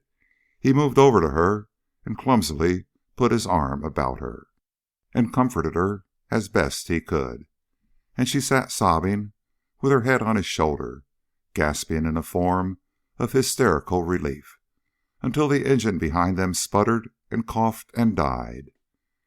When Bell looked, the last drop of gasoline was gone, but the motor had served its purpose. It had run manfully on an almost infinitesimal consumption of gasoline for 8 days. It had not missed an explosion save when its wiring was wetted by spray. And now... Bell hauled the engine inboard and got out the oars from under the seats. He got the little boat out to midstream, and they floated down until a village of squalid huts appeared on the eastern bank.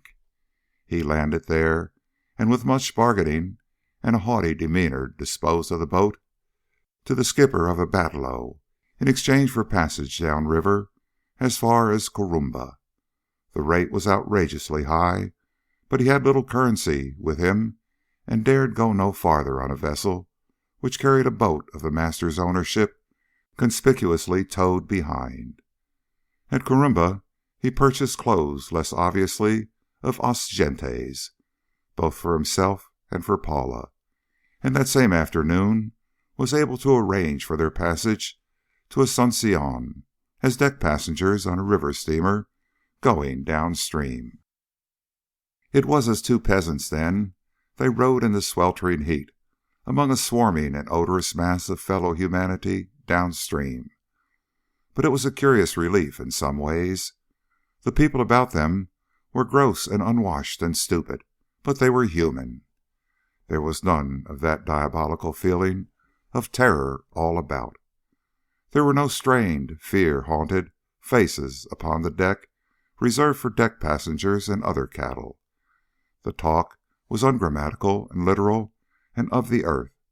The women were stolid-faced and reserved.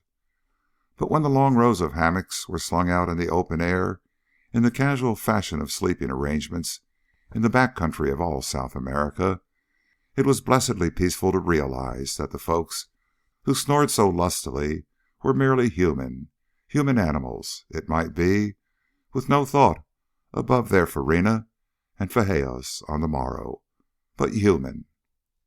And the second day they passed the old fort at Coimbra and went on. The passage into Paraguayan territory was signalized by an elaborate customs inspection, and 3 days later Asuncion itself displayed its red-tiled roofs and adobe walls upon the shore. Bell had felt some confidence in his ability to pass muster with his Spanish, though his Portuguese was limited, and it was a shock when the captain of the steamer summoned him to his cabin with a gesture before the steamer docked. Bell left Paula among the other deck passengers and went with the peasant's air of suspicious humility into the captain's quarters. But the captain's pose of grandeur vanished at once when the door closed. "Senor," said the steamer captain humbly, "I have not spoken to you before. I knew you would not wish it. But tell me, senor, have you any news of what the master plans?" Bell's eyes flickered, and at the same time a cold apprehension filled him. "Why do you speak to me of the master?" he demanded sharply. The steamer captain stammered. The man was plainly frightened at Bell's tone. Bell relaxed, his flash of panic for Paula gone. "I know," said the captain imploringly, "that the great fazenda has been deserted. On my last trip down, senor, I brought many of the high deputies who had been there. They warned me not to speak, Senor, but I saw that you are not what you seemed, and I thought you might be going about to see who obeyed the master's orders." Bell nodded. "That is my mission," he said curtly. "Do not speak of it further, not even to the deputy in Asuncion." The captain stammered again. "But I must see the Senor Francia," he said humbly. "I report to him after every trip, and if he thought that I did not report all that I learn—" "It is my order," snapped Bell angrily. "If he reproaches you, say that one who has orders from the master himself gave them to you, and do not speak of the destruction of the fazenda. I am searching especially for the man who caused it. And wait, I will take your name, and you shall give me, say, 1,000 pesos. I had need of money to bribe a fool I cannot waste time upon up country. It will be returned to you." Again the captain stammered, but Bell stared at him haughtily, and he knelt abjectly before the ship's safe. Asuncion, as everybody knows, is a city of 60,000 people, and the capital of a republic which enjoyed the rule of a family of hereditary dictators for 60 years, which rule ended in a war wherein 4/5 of the population was wiped out. And since that beginning it has averaged 8 revolutions to Mexico's 3, has had the joy of knowing 7 separate presidents in 5 years, none of them elected, and now boasts a population approximately 2/3 illegitimate and full of pride in its intellectual and artistic tastes. Bell and Paula made their way along the cobbled streets away from the river, surrounded by other similarly peasant-seeming folk. Bell told her curtly what had happened with the steamer's captain. "It's the devil," he said coldly, "because this whole republic is under the master's thumb. Except among the peasants, we can count on nearly everybody being on the lookout for us, if they so much as suspect we're alive. And they may, because I burned their damn fazenda. So—" Paula smiled at him rather wanly. "What are you going to do, Charles?" "Get a boat," said Bell curtly. "One with 3 or 4 men if I can. If I can buy it with the skipper's money, I will. But I can't take you to go bargaining. It would look suspicious." They had reached the central plaza of the town. The market swarmed with brown-skinned folk and seemed to overflow with fruits. A man was unconcernedly shoveling oranges out of a cart with a shovel, as if they had been so much coal. A market woman was unconcernedly dropping some of the same golden fruit within a small pen where a piglet awaited a purchaser. To the left there were rows of unshaded stalls where the infinitely delicate handmade Paraguayan lace was exposed for sale. "I think," said Paula, "I think I will go in the cathedral. I will be very devout, Charles, and you will find me there when you return. I will be safe there, certainly." He walked with her across the crowded plaza. "He should have known that your peasant does not stride with head up, but regarding the ground. That man who works heavily droops his shoulders with weariness at the end of a day. And especially he should have realized that Paraguay is not, strictly speaking, a Latin American nation. It is Latin Indian, in which the population graduates very definitely from a substratum of nearly or quite pure Indian race to an aristocracy of nearly or quite pure Spanish descent, and that the color of a man's skin fixes his place in society. Both Bell and Paula were too light of skin for the peasants' clothes they wore. They aroused curiosity at once. It was not an active curiosity. It was nevertheless curiosity of a sort. Bell left her in the shadowy, cool interior of the cathedral, which seemed so pitifully small to be the center of religion for a nation. He saw her move to one of the little candle-lit niches in the wall and fall quite simply on her knees there. And he moved off to wander aimlessly down to the river shore and stare about and presently begin a desultory conversation with the sleepy boatman. It was 3 hours and more before he returned to the cathedral, and Paula was talking to someone, more, talking to a woman in the most discreet of mantillaed church-going costumes. Paula saw him in the doorway and uttered a little cry of relief. She came hurrying to him. "Charles, I have found a friend, Isabel Ibarra. We were schoolmates in the United States, and she has just come back from Paris, so you see she cannot—" "I see," said Bell very quietly. Paula was speaking swiftly and very softly. "We went to school together, Charles. I trust her. You must trust her also. There is no danger this time. Isabella has never heard of the master, so you see—" "I see that you need someone you can trust," said Bell grimly. "I found that the captain of the steamer had gone to the master's deputy here. While I was talking to some boatmen, a warning was given to look out for a man and a woman together who may try to buy a boat. We're described, and only the fact that I was alone kept me from being suspected. Police, soldiers, everybody is looking out for us. Paraguay's under the master's thumb more completely than any other nation on the continent." The figure to which Paula had been talking was moving slowly toward them. A smiling, brown-eyed face twinkled at them. "You must be Charles," said a warm and clucking voice. "Paula has raved. Senor, now I'm going to take her off to my carriage. She is my maid, and you will follow the carriage on foot, and I will have the major domo let you in the servants' entrance, and the three of us will conspire." It was incongruous to hear the English of a girl's finishing school from the mantillaed young woman who beamed mischievously at him. She had the delighted air of one aiding a romance. It was doubly incongruous because of the dark and shadowy cathedral in which they were, and the raucous noise of the market in the plaza without. Bell had a sense of utter unreality as Isabella's good-humored voice went on. "Do you remember, Paula, the time the French teacher caught us in the pantry? I shall feel just like that time." "This is dangerous," said Bell steadily, "and it is very serious indeed." "Pooh," said Isabella comfortably. "Paula, you didn't even know I was married. A whole year and a half. And he's a darling, really. I am the Senora Isabella Ibarra de Zogala, if you please. Bow gracefully." She chuckled. "Jaime came all the way to Rio to meet me last month.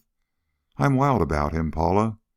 But come on, follow me humbly, like a nice little mestizo girl who wants to be my maid, and I'll let you ride with the cochero, and Charles shall follow behind us."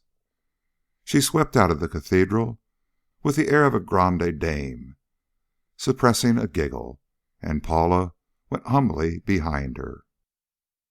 And Bell trudged through the dust and blistering sun, while the highly polished carriage jolted over cobblestones, and the youthful Senora Isabel Ibarra de Zogala beamed blissfully at the universe, which did not realize that she was a conspirator, and Paula sat modestly beside the brown-skinned cochero. It was not a long ride nor a long walk, though the sun was insufferable.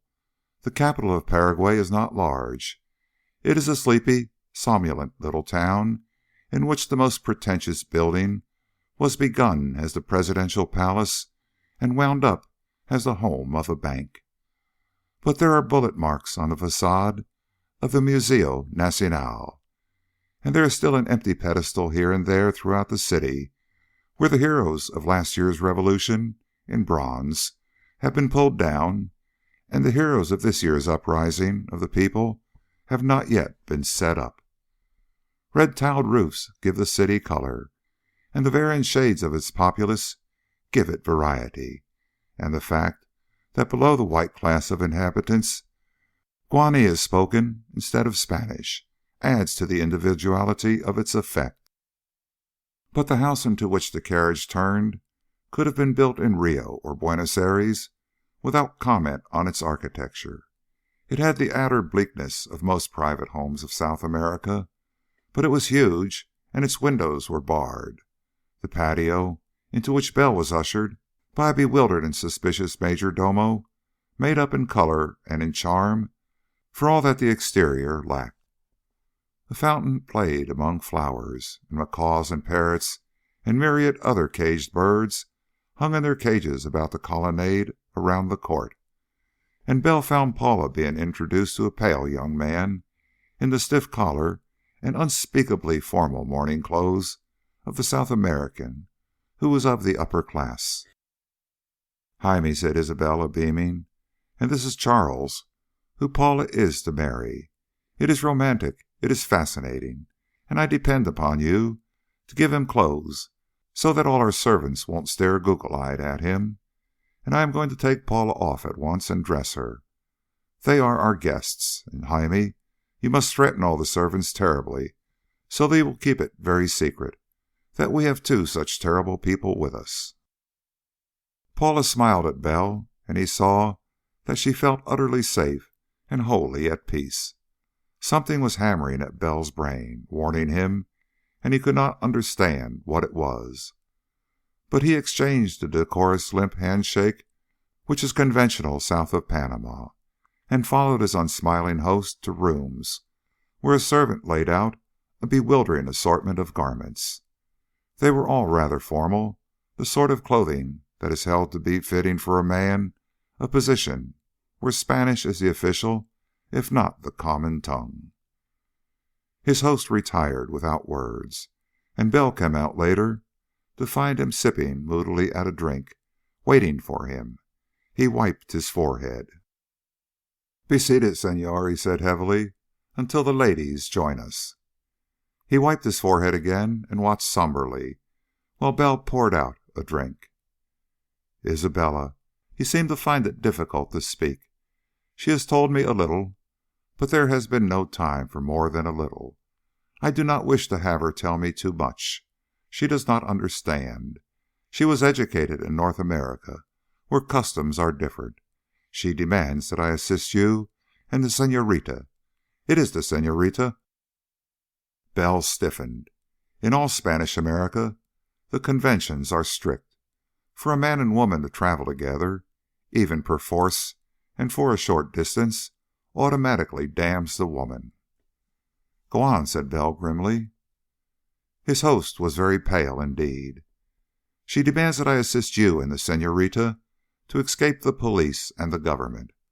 Provided that you do not tell me who you are, I will attempt it, but—" "I wonder," said Bell quietly, "if you have ever seen red spots dancing before your eyes."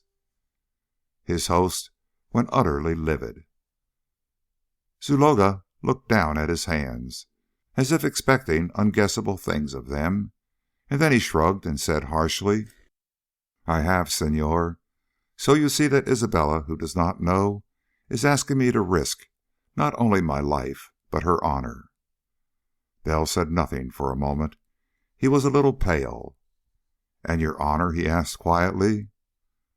The pallor on the face of Senor Jaime Zuloaga was horrible. He tried to speak and could not. He stood up and managed to say, "So much I will risk because you have been my guest. Until tomorrow morning you are safe, unless Senor Francia has his spies within my own house. I will attempt even to procure a boat, but—" Something made Bell turn. The major domo was moving quickly out of sight. Like a flash, Bell was upon him, and like a flash a knife came out. Bell's host gasped.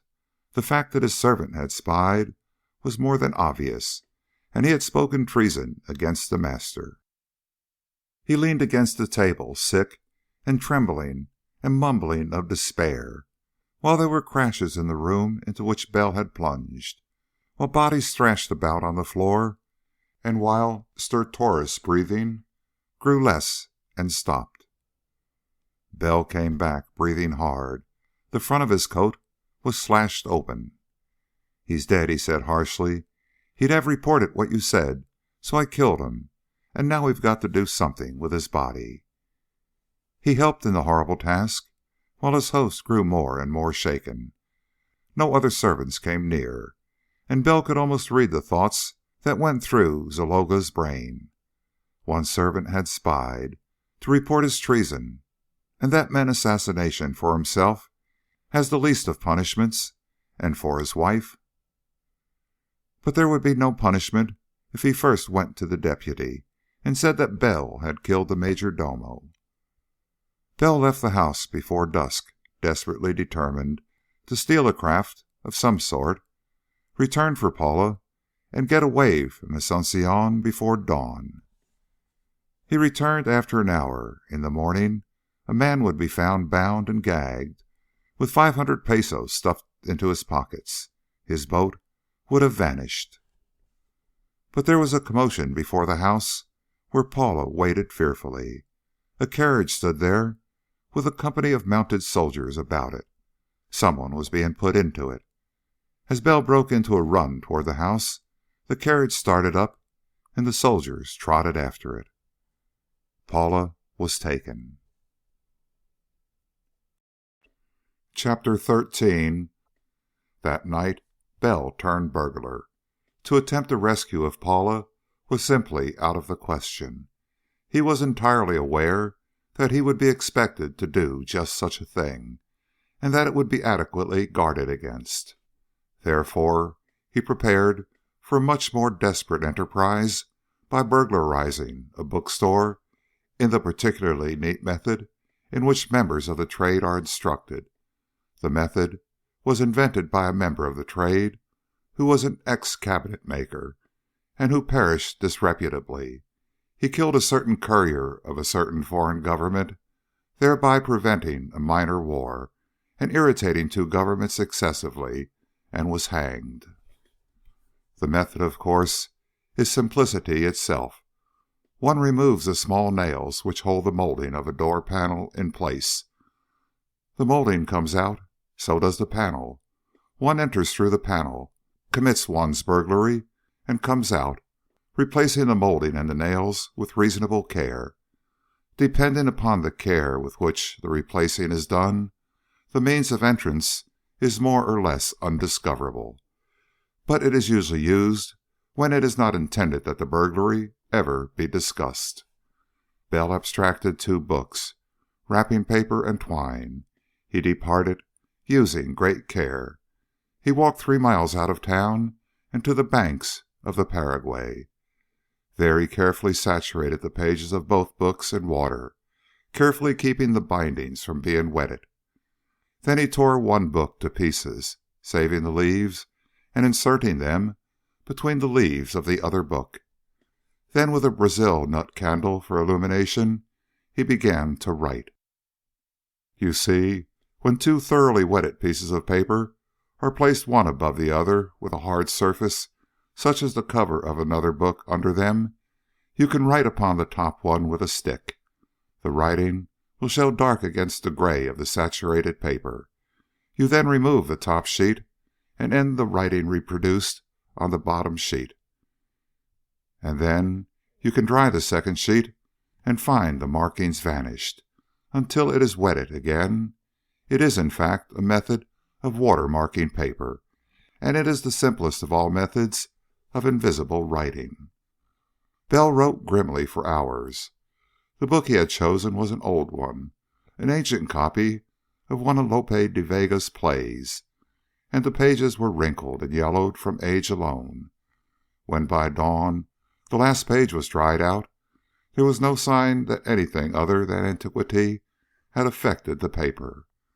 Bell wrapped it carefully and addressed it to an elderly senora of literary tastes in San Juan, Puerto Rico, and enclosed an affectionate letter to his very dear aunt, and signed it with an entirely improbable name.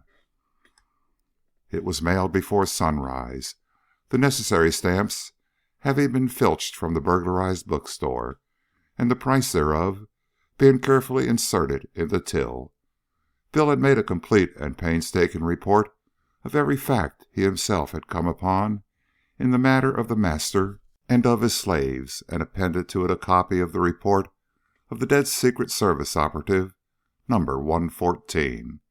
He destroyed that after copying it. He concluded that since he had been given dismissal by Jameson and Rio, he considered himself at liberty to take whatever steps he saw fit. And since the Signorina Paula Canalejas had been kidnapped by agents of the Master, he intended to take steps which might possibly bring about her safety, but would almost certainly cause his death. The report should at least be of assistance if the trade set to work to combat the Master. Bell had no information whatever about that still mysterious and still more horrible person himself, but what he knew about the Master's agents he sent to a lady in Puerto Rico who had an astonishing large number of far-ranging nephews. And then Bell got himself adequately shaved, bought a hearty breakfast, and, after one or two heartening drinks, was driven grandly to the residence of the Senor Francia, the deputy of the Master for the Republic of Paraguay. Servants who admitted him gazed blankly when he gave his name. A door was hastily closed behind him. He was ushered into an elaborate reception room, and after an agitated pause, no less than 6 separate frock-coated persons appeared and pointed large revolvers at him, while a 7th searched him exhaustively. Bell submitted amusedly. "And now," he said dryly, "I suppose the Senor Francia will receive me." There was more agitation. The 6 men remained with their weapons pointed at him. The 7th departed, and Bell redressed himself in a leisurely fashion. 10 minutes later, a slender, dark-skinned man with impeccably waxed mustaches entered, regarded Bell with an entirely impersonal interest, took one of the revolvers from one of the 6 frock-coated gentlemen, and seated himself comfortably.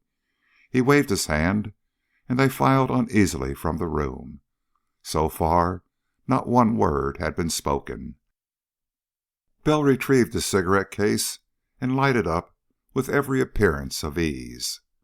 "I have come," he said casually, "to request that I be sent to the Master. I believe that he is anxious to meet me." The dark eyes scrutinized him coldly. Then Francia smiled. "Pero si," he said negligently. "He is very anxious to see you. I suppose you know what fate awaits you." His smile was amiable and apparently quite friendly, but Bell shrugged. "I suppose," he said dryly, "he wants to converse with me. I have been his most successful opponent to date, I think." Francia smiled again. It was curious how his smile, which at first seemed so genuine and so friendly, became unspeakably unpleasant on its repetition. "Yes." Francia seemed to debate some matter of no great importance.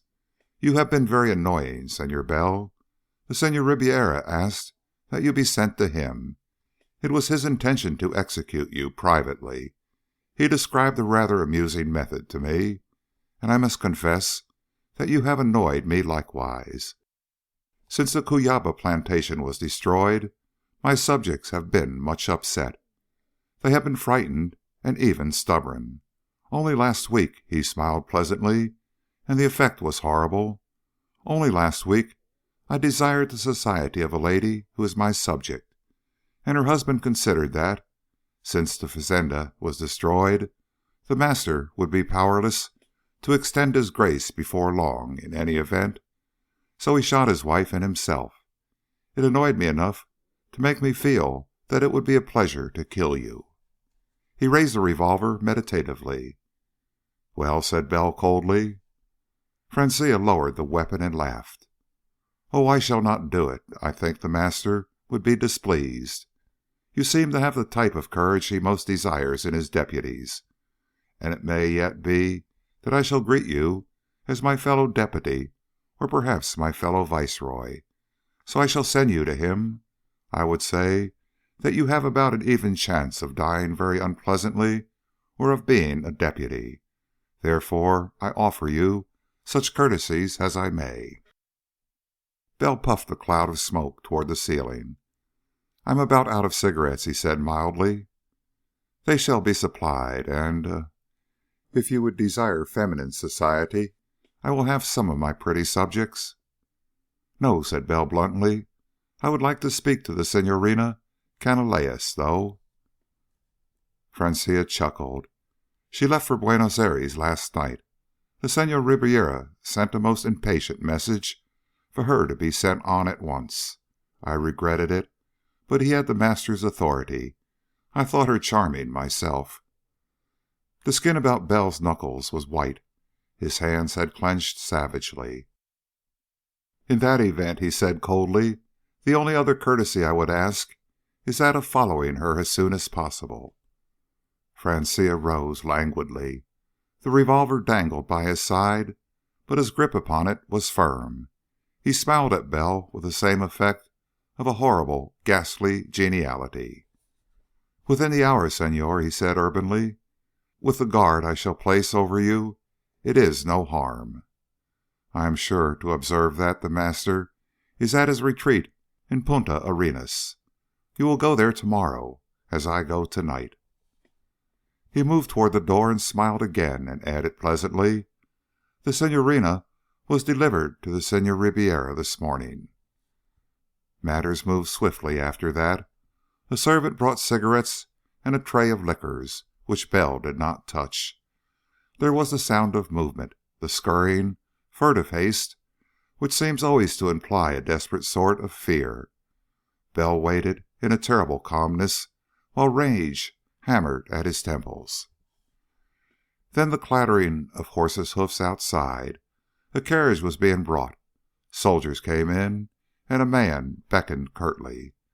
Bell stuffed his pockets with smokes and followed languidly. He was realizing that there was little pretense of secrecy about the power of the Master's deputy here. Police and soldiers. But Paraguay, of all the nations of the southern continent, had learned a certain calm realism about governmental matters. The man who has power is obeyed. The man who has not power is not obeyed. Titles are of little importance, though it is the custom of the man with the actual power eventually to assume the official rank of authority, since the president in Asunción was no more than a figurehead who called anxiously upon the Senor Francia every morning for instructions concerning the management of the nation. Francia indifferently ignored him whenever he chose and gave orders directly. There would be very little surprise and no disorder whatever when the Master proclaimed Paraguay a viceroyalty of his intended empire. The carriage went smartly through the cobbled streets with a cavalry escort all about it. An officer sat opposite Bell with his hand on his revolver. "I am receiving at least the honors of royalty," Bell commented coldly to him in Spanish. "Senor," said the officer harshly, "this is the state in which the deputies of the Master are escorted." He watched Bell heavily, but with the desperate intentness of a man who knows no excuses will be received if his prisoner escapes. Out of the town to a flying field, where a multi-engine plane was warming up. It was one of the ships that had been at the Master's fazenda of Cuyaba, one of the ships that had fled from the burning plantation. Bell was ushered into it with a ceremonious suspicion. Almost immediately he was handcuffed to his seat. Two men took their place behind him. The big ship rolled forward, lifted, steadied, and after a single circling, set out to the southeast for Buenos Aires. The whole performance had been run off with the smoothly oiled precision of an iron discipline exercised upon men in the grip of deadly fear. One man at least, reflected Bell grimly, has some qualities that fit him for his job. And then for hour after hour the big ship went steadily southeast. It flew over Paraguayan territory for 2 hours, soaring high over the Lago Ipaua and over that swampy country that extends to the Argentine border. It ignored that border and all customs formalities. It went on through long hours of flight while mountains rose before it. It rose over those mountains and passed over the first railroad line, the first real sign of civilization since leaving Asuncion at Mercedes and reached the Uruguay River where the Mirinjay joins it. It went roaring on down above the valley of the Rio Uruguay for long and tedious hours more. At about noon, lunch was produced. The two men who guarded Bell ate. Then, with drawn revolvers, they unlocked his handcuffs and offered him food. He ate of exactly those foods he had seen them eat. He submitted indifferently to the reapplication of his fetters. He had reached a state which was curiously emotionless. If Paula had been turned over to Ribiera that morning, Paula was dead. And just as there is a state of grief which stuns the mind past the realization of its loss, so there is a condition of hatred which leads to an enormous calmness and an unnatural absence of any tremor. Bell had reached that state. The instinct of self-preservation had gone lax. Where a man normally thinks first, if unconsciously, of the protection of his body from injury or pain, Bell had come to think first, and with the same terrible clarity, of the accomplishment of revenge.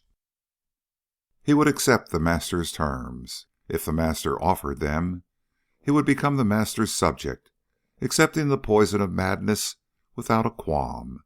He would act and speak and think as a subject of the master, until his opportunity came, and then... His absolute calmness would have deceived most men. It may have deceived his guards. Time passed. The Rio de la Plata spread out widely below the roaring multi-engine plane, and the vast expanse of buildings which is Buenos Aires appeared far ahead in the gathering dusk. Little twinkling lights blinked into being upon the water and the earth far away. Then one of the two guards touched Bell on the shoulder. "Senor," he said sharply, above the motor's muffled roar, "we shall land. A car will draw up beside the plane. There will be no customs inspection. That has been arranged for. You can have no hope of escape. I ask you if you will go quietly into the car." "Why not?" asked Bell evenly. "I went to Senor Francia of my own accord." The guard leaned back. The city of Buenos Aires spread out below them. The tumbled, congested old business quarter glittering in all its offices, and the broad Avenida de Mayo cut its way as a straight slash of glittering light through the sections of the city to eastward. By contrast, from above, the far-flung suburbs seemed dark and somber. The big plane roared above the city, settling slowly, banked steeply, and circled upon its farther side, and dipped down toward what seemed an absurdly small area, which sprang into a pinkish glow on their descent. The area spread out as the descent continued, though, and was a wide and level field when the ship flattened out and checked and lumbered to a stop. A glistening black car came swiftly, humming into place alongside, almost before the clumsy aircraft ceased to roll. Its doors opened. Two men got out and waited. The hangars were quite 200 yards away, and Bell saw the glitter of weapons held inconspicuously but quite ready. He stepped out of the cabin of the plane with the revolver muzzle pressing into his spine. Other revolver muzzles pressed sharply into his sides as he reached earth. Smiling faintly, he took 4 steps, clambered up into the glistening black car, and settled down comfortably into the seat. The two men who had waited by the car followed him. The door closed, and Bell was in a padded silence that was acutely uncomfortable for a moment. A dome light glowed brightly, however, and he lighted nearly the last of the cigarettes from Asuncion with every appearance of composure as the car started off with a lurch. The windows were blank. Thick, upholstered padding covered the spaces where openings should have been, and there was only the muffled vibration of the motor and the occasional, curiously distinct noise of a flexing spring. "Just as a matter of curiosity," said Bell mildly, What is the excuse given on the flying field for this performance? Or is the entire staff subject to the master? Two revolvers were bearing steadily upon him, and the two men watched him with the unwavering attention of men whose lives depend upon their vigilance. "You," said one of them, without expression or a smile, "are the corpse of a prominent politician who died yesterday at his country home." And then for a half an hour or more the car drove swiftly and stopped, and drove swiftly forward again as if in traffic. Then there were many turns, and then a slow and cautious traverse of a relatively few feet. It stopped, and then the engine vibration ceased. "I advise you, Senor," said the same man who had spoken before, and in the same emotionless voice, "not to have hope of escape in the moment of alighting. We are in an enclosed court, and there are two gates locked behind us." Bell shrugged as there was the clatter of a lock operating. The door swung wide. He stepped down into a courtyard surrounded by nearly bare walls. It had once been the patio of a private home of some charm. Now, however, it was bleak and empty. A few discouraged flowers grew weedily in one corner. The glow of light in the sky overhead assured Bell that he was in the very heart of Buenos Aires, but only the most subdued of rumbles spoke of the activity and the traffic of the city going on without.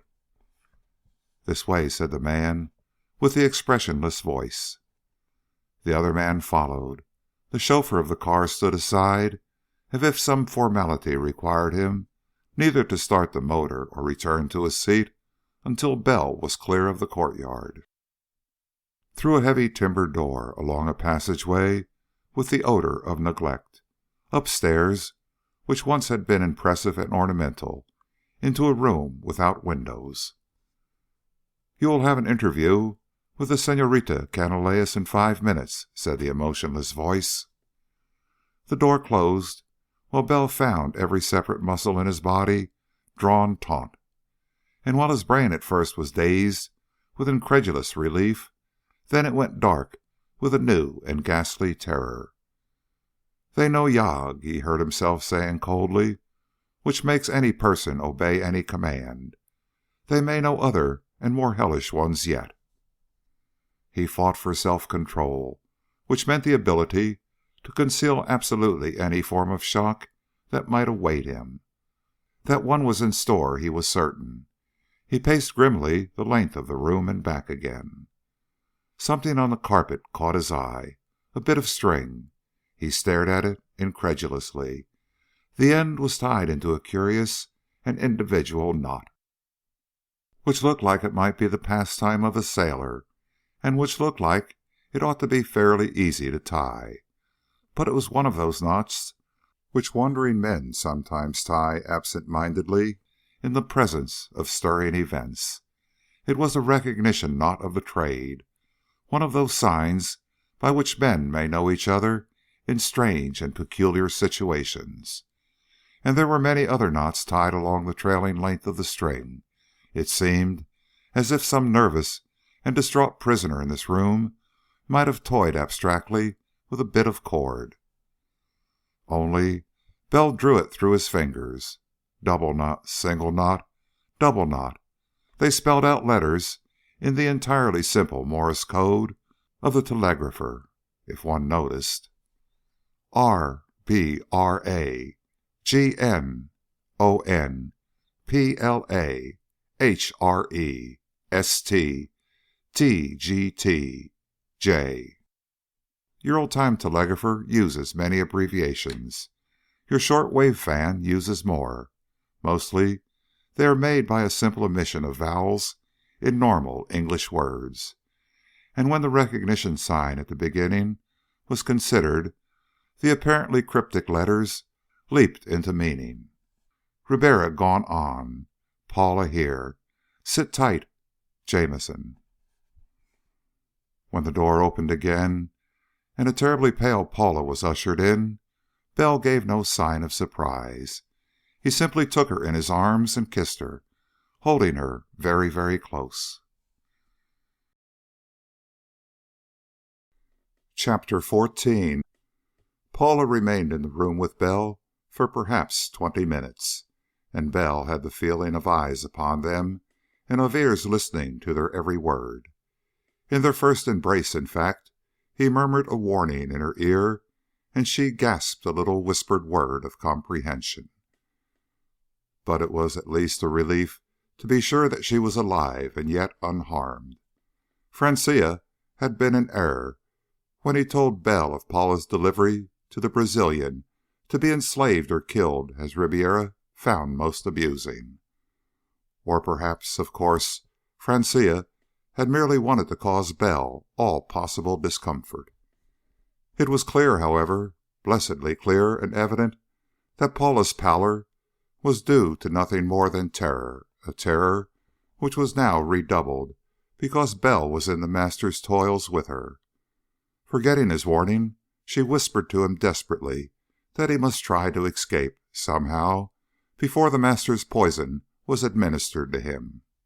Outside, he might do something to release her. Here, a prisoner, he was helpless.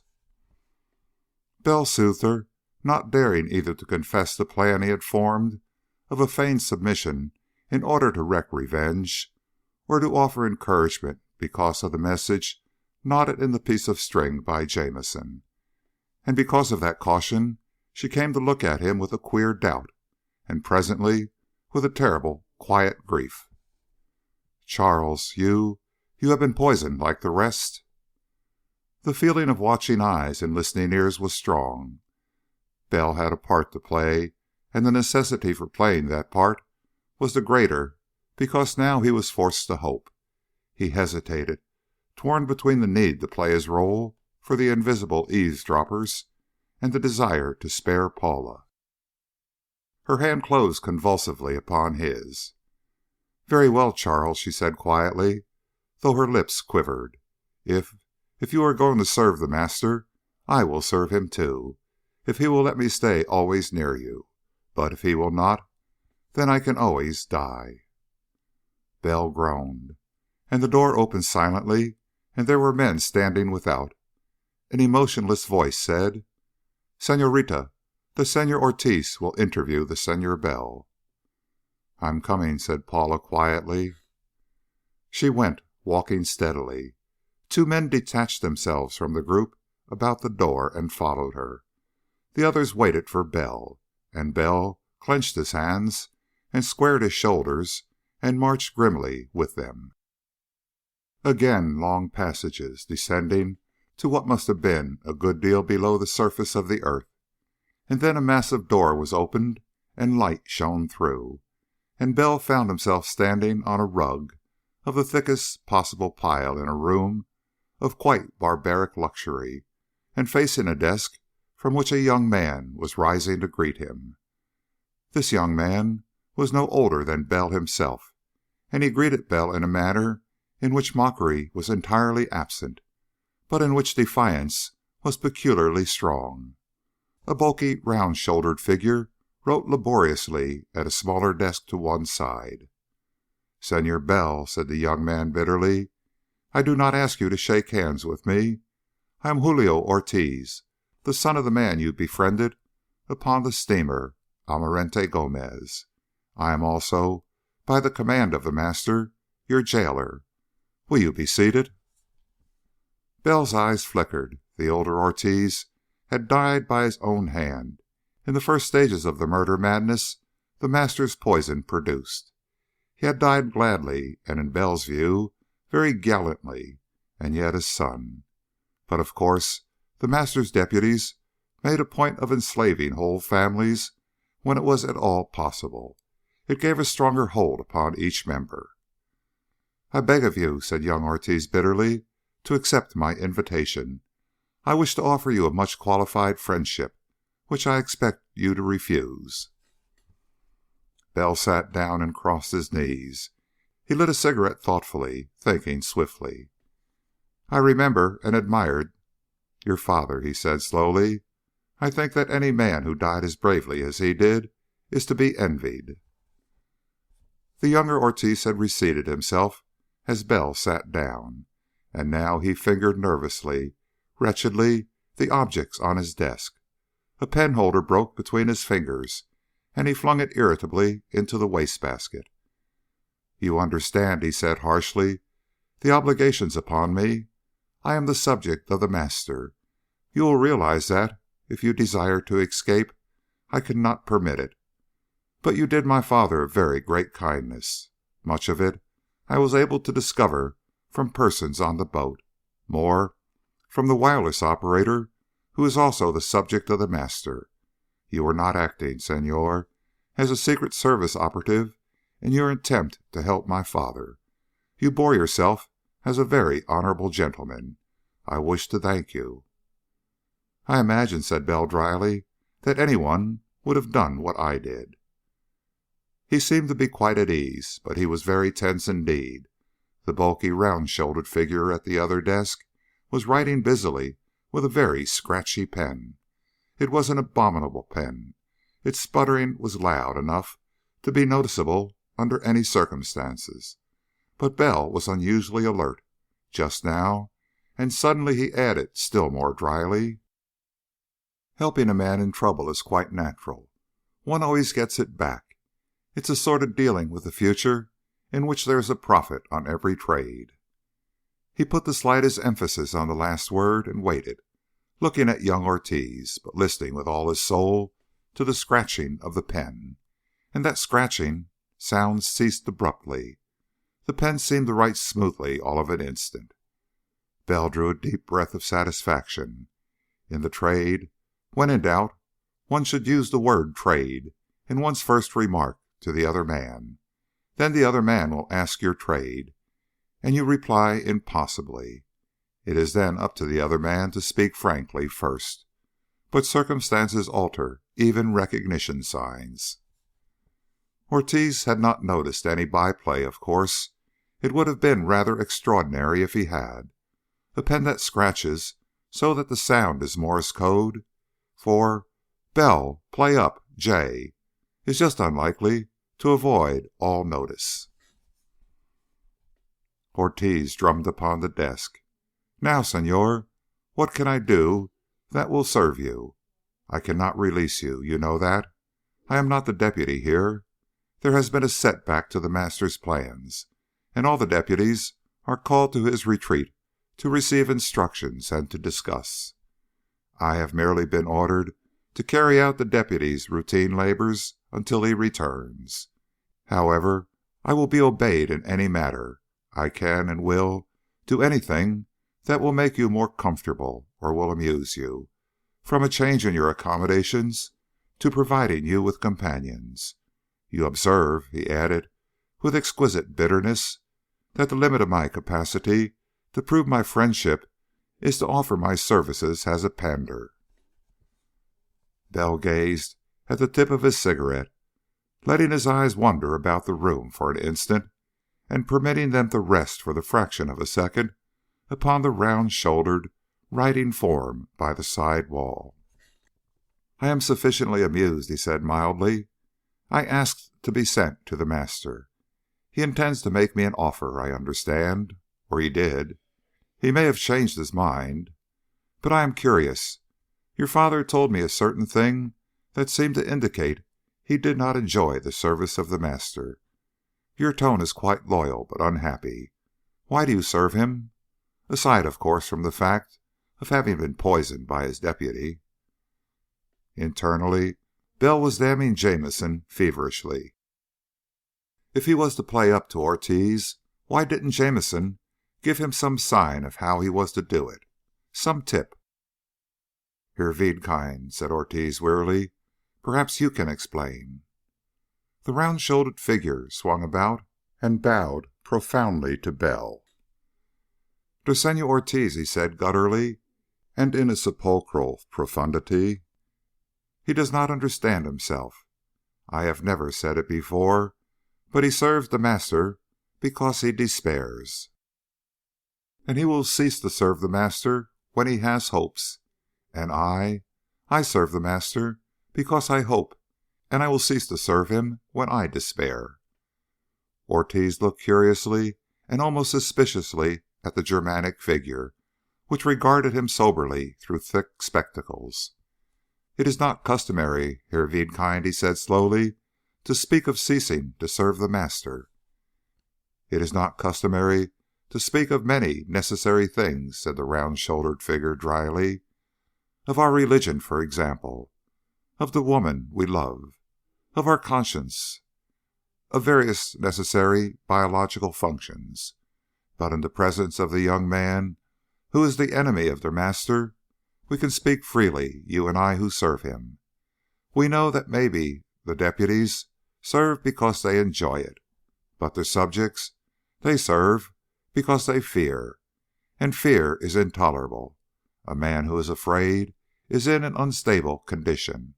Sooner or later he's going to stop fearing because he gets used to it, when the master will have no more hold on him, or else he is going to stop fearing because he will kill himself." To an outsider, the spectacle of the three men in their talk would have been very odd indeed. Two men who served the master, and one who had been his only annoying opponent, talking of the service of the master quite amicably and without marked disagreement. Ortiz stirred and drummed nervously on the desk. The round-shouldered figure put the tips of its fingers together. "How did you know," demanded Ortiz suddenly, "that I serve because I despair?" Bell watched keenly. He had begun to see where the talk was trending, and waited alertly for the moment for him to speak. This was a battlefield, this too luxurious room in which young Ortiz seemed an alien. Rhetoric was the weapon which now would serve the best. "Let us talk frankly," said the placid German voice. "You and I, Senor Ortiz, have worked together.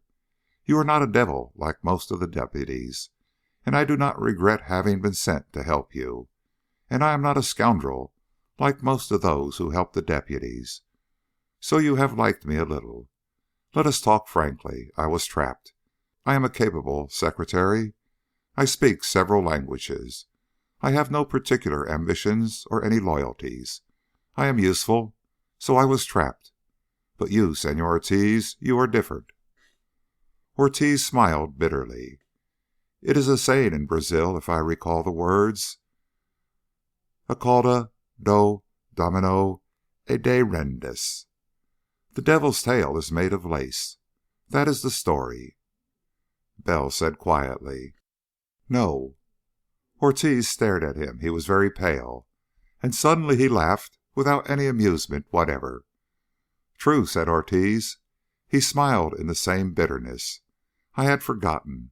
I am a slave, and Herr Wiedkind is a slave, and you, Senor Bell, are the enemy of our master. But I had forgotten that we are gentlemen. In the service of the master one does forget that there are gentlemen." He laughed again and lighted a cigarette with hands that shook a little. "I loved a girl," he said in cynical amusement. "It is peculiar that one should love any woman, senors. Or do you, Senor Bell, find it natural? I loved this girl. It pleased my father. She was of a family fully equal to my own. Their wealth, their position, their traditions were quite equal, and it was a most suitable match.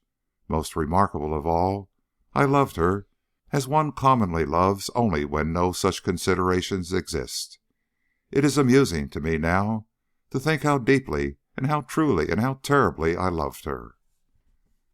Young Ortiz's pallor deepened as he smiled at them. His eyes, so dark as to be almost black, looked at them from a smiling mask of whiteness. There was no flaw anywhere. A romance of the most romantic. My father, very happy. Her family, most satisfied and pleased. And I walked upon air. And then my father suddenly departed for the United States, quite without warning. He left a memorandum for me, saying that it was a matter of government, a secret matter. He would explain upon his return. I did not worry. I haunted the house of my fiancée. The habits of her family are of the most liberal. I saw her daily, almost hourly, and my infatuation grew. And suddenly I grew irritable and saw red spots before my eyes. Her father took me to task about my nervousness. He led me kindly to a man of high position, who poured out for me a little potion, and within an hour all my terrible unease had vanished. And then they told me of the master, of the poison I had been given in the house of my fiancée herself. They informed me that if I served the master, I would be provided with the antidote which would keep me sane. I raged, and then the father of my fiancée told me that he and all his family served the master, that the girl I loved herself owed him allegiance, and while I would possibly have defied them and death itself, the thought of that girl not daring to wed me because of the poison in her veins, I saw then that she was in terror. I imagined the two of us comforting each other beneath the shadow of the most horrible of fates. Ortiz was silent for what seemed to be a long time, smiling mirthlessly at nothing. When his lips parted, it was to laugh, a horribly discordant laughter. I agreed, he said in ghastly amusement. For the sake of my loved one, I agreed to serve the master that I might comfort her. And plans for our wedding, which had been often and inexplicably delayed, were set in train at once. And the deputy of the master entertained me often. I plied him with drink, striving to learn all that I could, hoping against hope that there would be some way of befooling him and securing the antidote without the poison.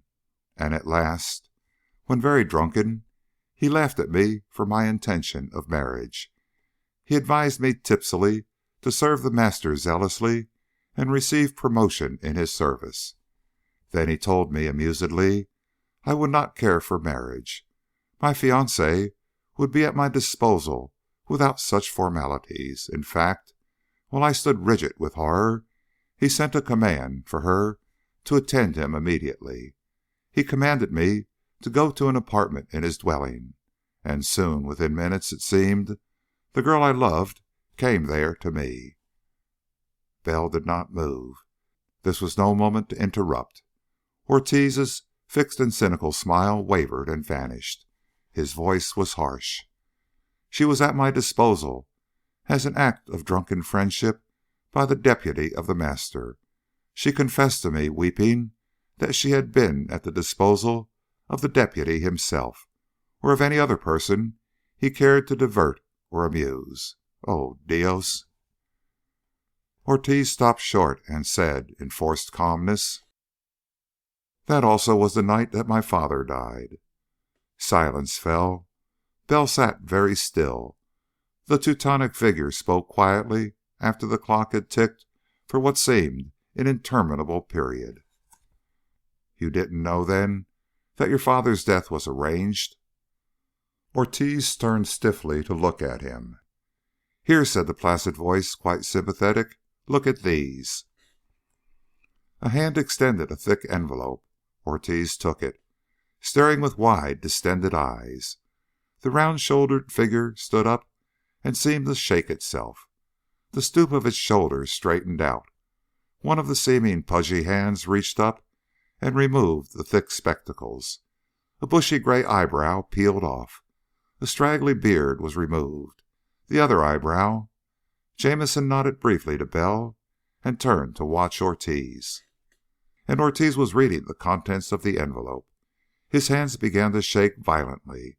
He rested them on the desk top so that he could continue to read. When he looked up, his eyes were flaming.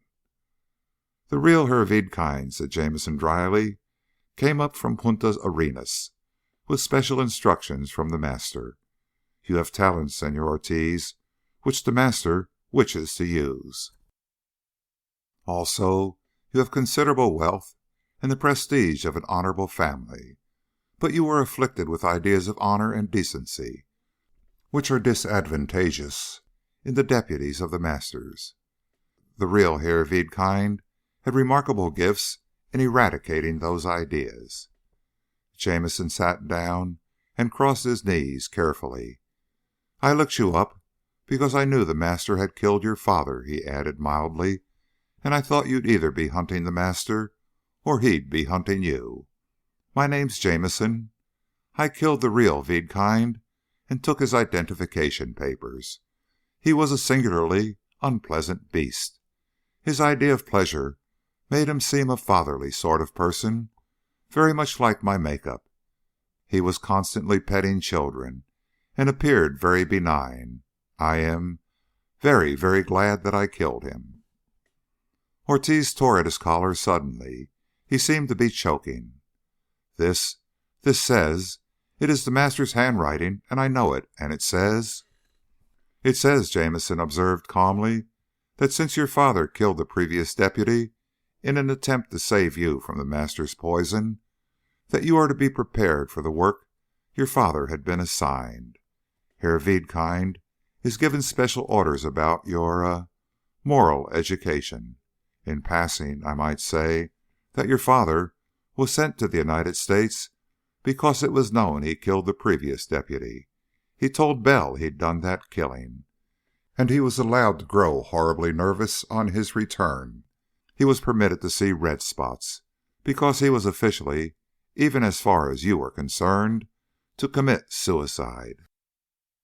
It was intended that his nervousness was to be noticed, and a plane tried to deliver a message to him.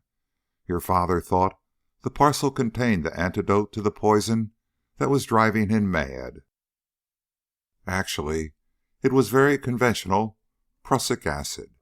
Your father would have drunk it and dropped dead, a suicide, after a conspicuous period of nervousness and worry." Bell felt his cigarette burning his fingers.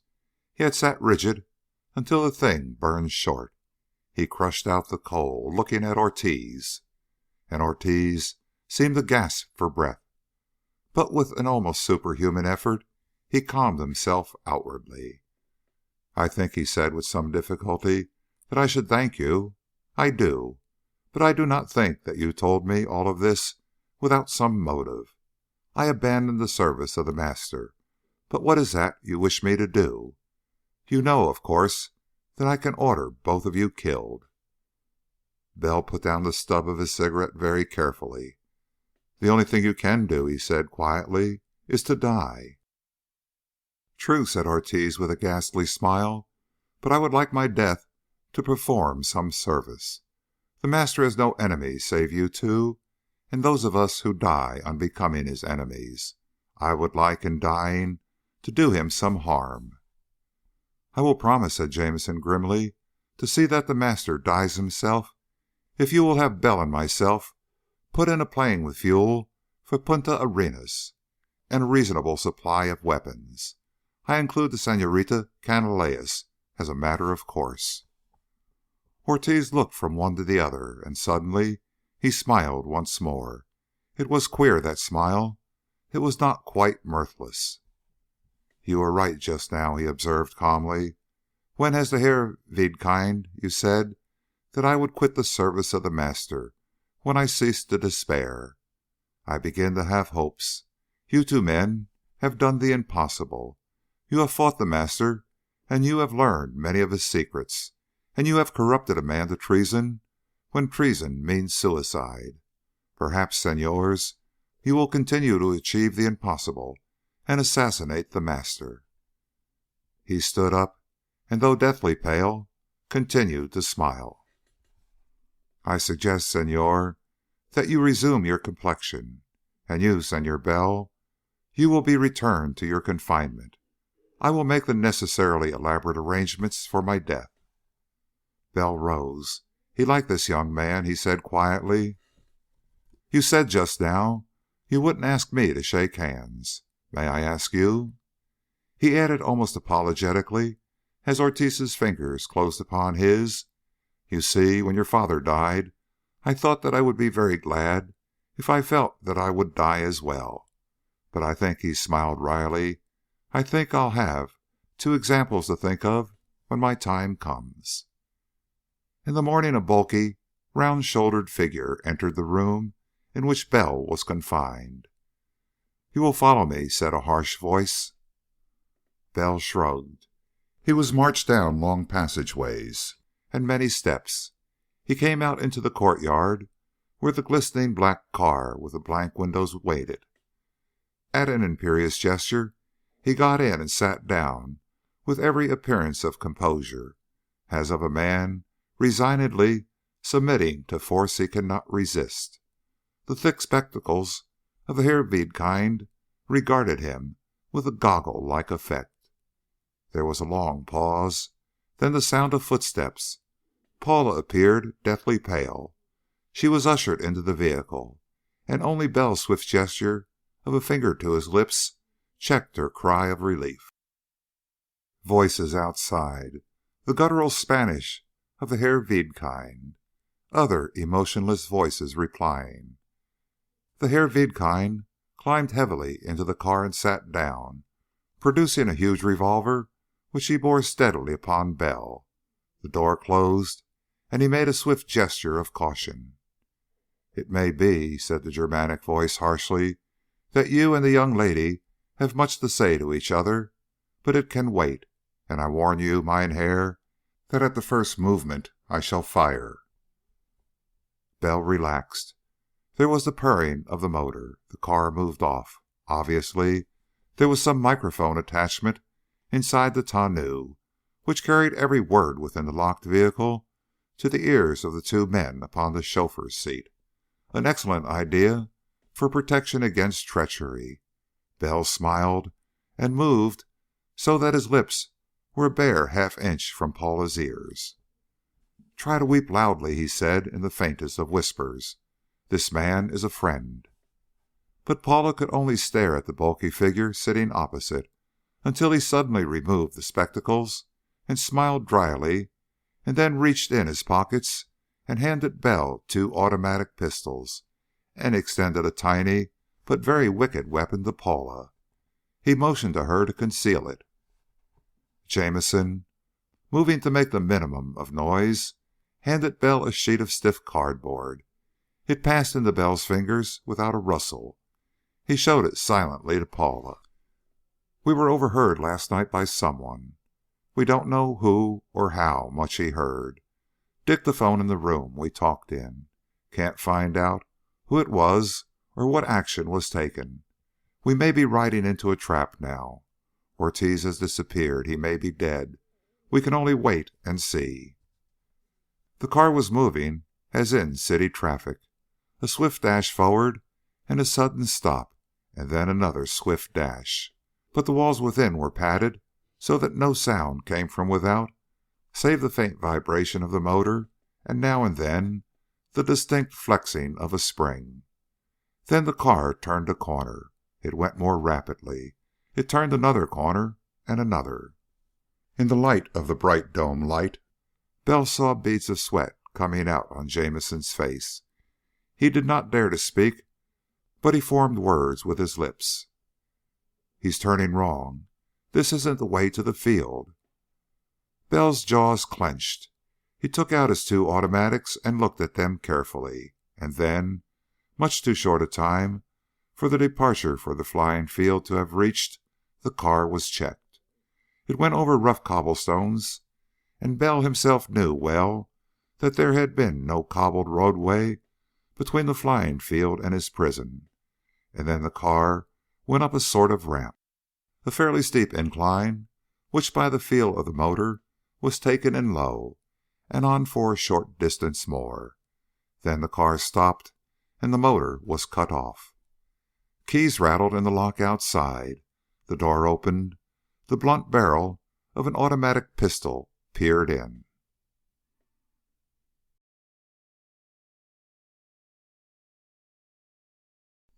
Chapter 15. The door of the car swung wide, and Ortiz's pale, grim face peered in behind the blue steel barrel of his automatic. He smiled queerly as Jamison, with a grunt of relief, tapped Bell's wrist in sign to put away his weapon. "Ah, very well," said Ortiz, with the same queer smile upon his face. "One moment." He disappeared. On the instant there was the thunderous crashing of a weapon. Bell started up, but Jameson thrust him back. Then Ortiz appeared again with smoke still trickling from the barrel of his pistol. "I have just done something that I have long wished to do," he observed coolly. "I have killed the chauffeur and his companion. You may alight now. I believe we will have half an hour or more. It will do excellently." He offered his hand to Paula as she stepped out. She seemed to shudder a little as she took it. "I do not blame you for shuddering, Señorita," he said politely, "but men who are about to die may indulge in petty spites, and the chauffeur was a favorite with the deputy for whom I am substituting. Like all favorites of despots, he had power to abuse, and he abused it. I could tell you tales, but refrain." The car had come to a stop in what seemed to be a huge warehouse, and by the sound of water round about it, it was either near or entirely built out over the harbor. A large section near the outer end was walled off. Boxes, bales, parcels, and packages of every sort were heaped all about. Bell saw crated air engines lying in a row against one wall. There were a dozen or more of them. Machinery, huge cases of foodstuffs. "The Buenos Aires depot," said Ortiz almost gaily. This was the point of receipt for all the manufactured goods which went to the fazenda of Cuyaba, Senor Bell. "Since you destroyed that place, it has not been so much used. However, it will serve excellently as a tomb. There are cases of hand grenades yonder. I advise you to carry a certain number with you. The machine guns for the aircraft, with their ammunition, are here." He was hurrying them toward a great walled-off space as he talked, his automatic serving as a pointer, when he indicated the various objects. "Now here," he added, as he unlocked the door, "is your vessel. The Master bought only amphibian planes of late. Those for Cuyaba were assembled in this little dock and took off from the water. Your destruction up there, Senor Bell, left one quite complete but undelivered. I think another, crated, is still in the warehouse. I have been very busy, but if you can fuel and load it before we are attacked." They were in a roofed and walled but floorless shed built into the warehouse itself. Water surged about below them, and on it floated a 5-passenger plane, fully assembled and apparently ready to fly, but brand new and so far unused. "I'll look it over," said Bell briefly. He swung down the catwalk, painted on the wings. He began a swift and hasty survey. Soot on the exhaust stacks proved that the motors had been tried at least. Everything seemed trim and new and glistening in the cabin. The fuel tanks showed the barest trace of fuel. The oil tanks were full to their filling plugs. He swung back up. "Taking a chance, of course," he said curtly. "If the motors were all right when they were tried, they're probably all right now. They may have been tuned up and may not. I tried the controls, and they seem to work. For a new ship, of course, a man would like to go over it carefully. But if we've got to hurry..." "I think," said Ortiz, and laughed, "that haste would be desirable. Herr Wiedkind, no, amigo mío, it was that damned Antonio Callis who listened to us last night. I found pencil marks beside the listening instrument. He must have sat there and eavesdropped upon me many weary hours, and scribbled as men do to pass the time. He had a pretty taste in monograms. I gave all the orders that were needful for you to take off from the flying field. I even went there myself and gave additional orders, and Callis was there too, also others of the Master's subjects. My treason would provoke a terrible revenge from the Master, so they thought to prove their loyalty by permitting me to disclose my plan and foil it at its beginning. I would have made the journey with you to the Master, but as a prisoner, with the tale of my treason written out. So I returned and changed the orders to the chauffeur when all the Master's loyal subjects were waiting at the flying field. But soon it will occur to them what I have done. They will come here. Therefore, hasten." "We want food," said Bell evenly, "and arms. But mostly we want fuel. We'll get busy." He shed his coat and picked up a hand truck. He rammed it under a drum of gasoline and ran it to the walkway nearest to the floating plane. Coiled against the wall, there was a long hose with a funnel at its upper end. In seconds, he had the hose end in one of the wing fuel tanks. In seconds more, he had propped the funnel into place and was watching the gasoline gurgling down the hose. "Paula," he said curtly, "watch this. When it's empty, roll the drum away so I can put another in its place." She moved quickly beside it, throwing him a little smile. She set absorbedly about her task. Jamison arrived with another drum of gas before the first was emptied, and Bell was there with a third while the second still gurgled. They heaped the full drums in place, and Jamison suddenly abandoned his truck to swear wrathfully and tear off his spectacles and fling them against the wall. The bushy eyebrows and beard peeled off. His coat went down. He began to rush loads of foodstuffs, arms, and other objects to a point from which they could be loaded on the plane. Ortiz pointed out the things he petulantly demanded. In minutes it seemed he was demanding, "How much can we take? Any more than that?" "No more," said Bell. "All the weight we can spare goes for fuel. See if you can find another hose and funnel and get to work on the other tank. I'm going to rustle oil." He came staggering back with heavy drums of it. A thought struck him. "How do we get out? What works the harbor door?" Ortiz pointed, smiling. "A button, senor, and a motor does the rest." He looked at his watch. "I had better see if my fellow subjects have come." He vanished, smiling his same queer smile. Bell worked frantically. He saw Ortiz coming back, pausing to light a cigarette, and taking up a hatchet with which he attacked the packing case. "They are outside, senor," he called. "They have found the signs of the car entering, and now are discussing." He plucked something carefully from the packing box and went leisurely back toward the door. Bell began to load the food and stores into the cabin, with sweat streaming down his face. There was the sound of a terrific explosion, and Bell jumped savagely to solid ground. "Keep loading. I'll hold them back," he snapped to Jamison. But when he went pounding to the back of the warehouse, he found Ortiz laughing. "A hand grenade, senor," he said, in wholly unnatural levity. "Among the subjects of the Master, I believe that I am going mad, to take such pleasure in destruction. But since I am to die so shortly, why not go mad, if it gives me pleasure?" He peered out of a tiny hole and aimed his automatic carefully. It spurted out all the 7 shots that were left. "The man who poisoned me," he said pleasantly, "I think he's dead. Go back and make ready to leave, Senor Bell, because they will probably try to storm this place soon, and then the police will come, and then...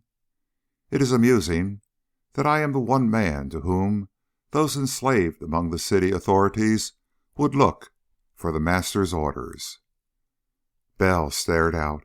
He saw a small horde of people, frantically agitated, milling in the cramped and unattractive little street of Buenos Aires' waterfront.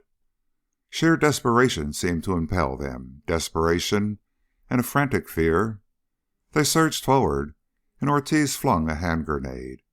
Its explosion was terrific, but he had perhaps purposely flung it short. Bell suddenly saw police uniforms fighting a way through to the front of the crowd and the source of all this disturbance. "Go back," said Ortiz seriously. "I shall die, Senor Bell. There is nothing else for me to do. But I wish to die with Latin melodrama." He managed to smile. "I will give you 10 minutes more. I can hold off the police themselves for so long. But you must hasten, because there are police launches." He held out his hand. Bell took it. "Good luck," said Ortiz. "You can come," began Bell, wrenched by the gaiety on Ortiz's face. "Absurd," said Ortiz, smiling. "I should be murder mad within 3 days. This is a preferable death, I assure you. 10 minutes, no more." And Bell went racing back and found Jamison rolling away the last of the fuel drums, and Paula looking anxiously for him. "Tank's full," said Jamison curtly. "Everything's set. What next?" "Engine," said Bell. He swung down and jerked the prop over. Again and again. The motor caught. He went plunging to the other. Minutes. They caught. He throttled them down to the proper warming up roaring, while the air in the enclosed space grew foul. "Once more to the warehouse," Ortiz shouted and waved his hand. He was filling his pockets with hand grenades, but made a gesture of farewell, and Ortiz seemed to smile as he went back to hold the entrance for a little longer. "We're going," said Bell grimly. "Get your guns ready, Jamison, for when the door goes up." He pressed on the button Ortiz had pointed out. There were more explosions and the rattle of firearms from the front of the warehouse. There was a sudden rumble of machinery, and the blank front of the little covered dock rose suddenly. The sunlit waters of Buenos Aires harbor spread out before them. To Bell, who had not looked on sunlight that day, the effect was dazzling. He blinked, and then saw a fast little launch approaching. There were uniformed figures crowded about its bows. "All set," he snapped. "I'm going to give her the gun." "Go to it," said Jamison. "Where?"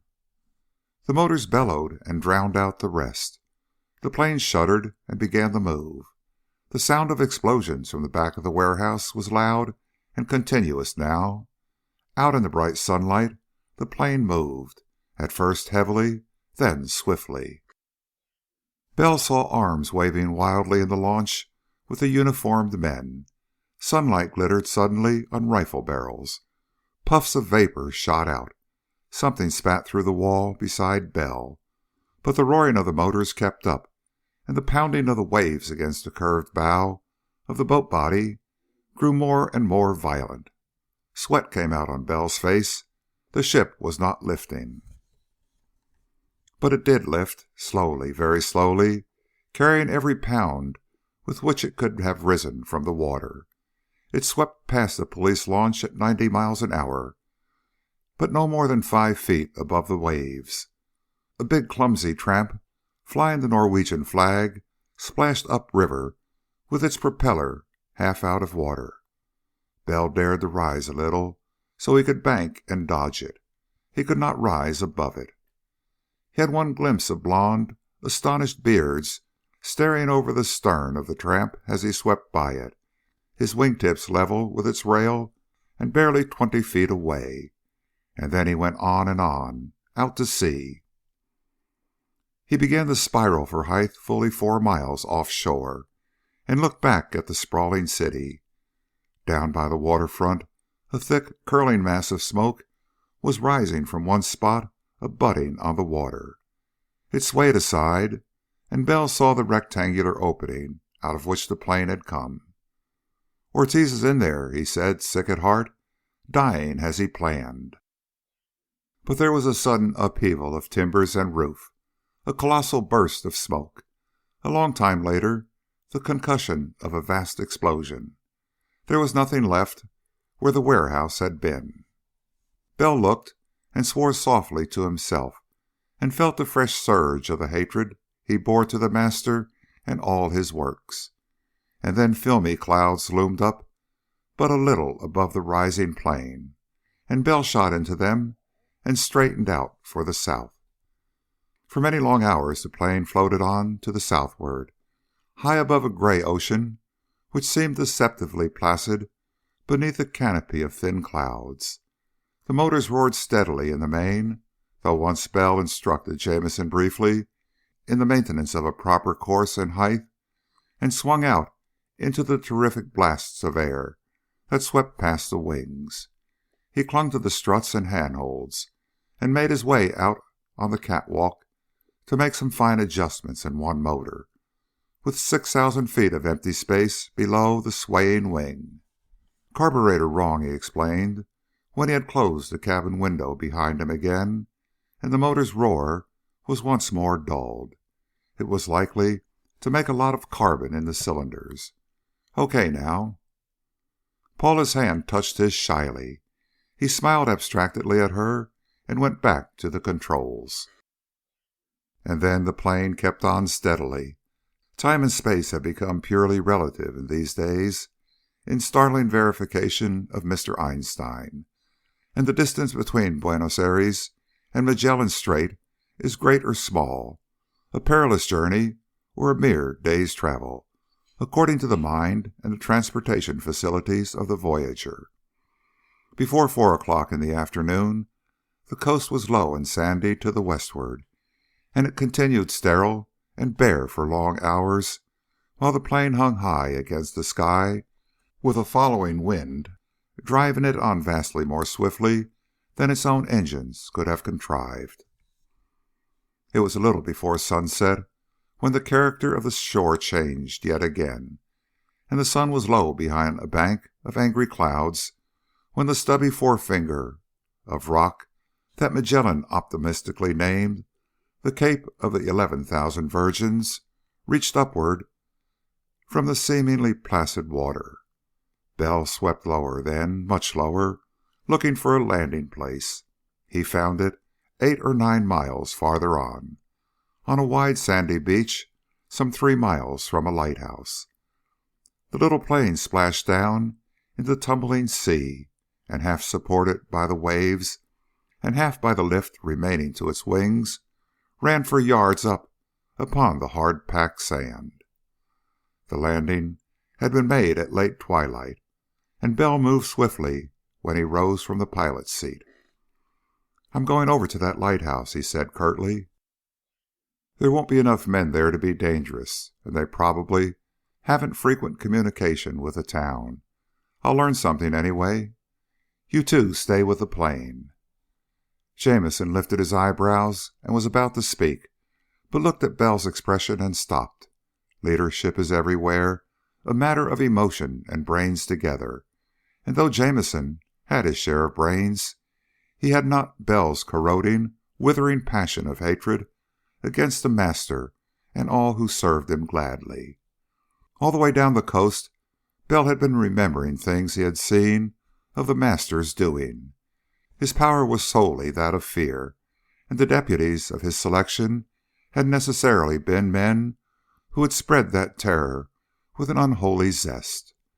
The nature of his hold upon his subjects was such that no honorable man would ever serve him willingly, and for deputies he had need of men even of enthusiasm. His deputies, then, were men who found in the assigned authority of the master full scope for the satisfaction of their own passions, and Bell had seen what those passions brought about, and there was a dull flame of hatred burning in his eyes that would never quite leave them until those men were powerless and the master dead. "You'll look after the ship and Paula," said Bell impatiently. "All right?" Jamison nodded. Paul looked appealingly at Bell, but he had become a man with an obsession. Perhaps the death of Ortiz had cemented it, but certainly he was unable to think of anything now but the necessity of smashing the ghastly hold of the master upon all the folk he had entrapped. Subconsciously, perhaps, Bell saw in the triumph of the master a blow to all civilization. Less vaguely, he foresaw an attempt at the extension of the master's rule to his own nation. But when Bell thought of the master, mainly he remembered certain disconnected incidents. The girl at Ribeira's luxurious fazenda outside of Rio, who had been ordered to persuade him to be her lover, on penalty of a horrible madness for her infant son if she failed. Of a pale and stricken fazendero on the Rio Orinoco, who thought him a deputy and humbly implored the grace of the master for a moody 12-year-old girl. Of a young man who kept his father murder mad in a barred room in his house and waited despairingly for that madness to be meted out upon himself and on his wife and children, of a white man who had been kept in a cage in Cuyaba with other men. Bell trudged on through the deepening night with his soul a burning flame of hatred. He clambered amid boulders, guided by the tall lighthouse of Cape Possession, with the little white dwelling he had seen at its base before nightfall. He fell and rose, and forced his way on and upward, and at last was knocking heavily at a trim and neatly painted door. He was so absorbed in his rage that his talk with the lighthouse keeper seemed vague in his memory afterward.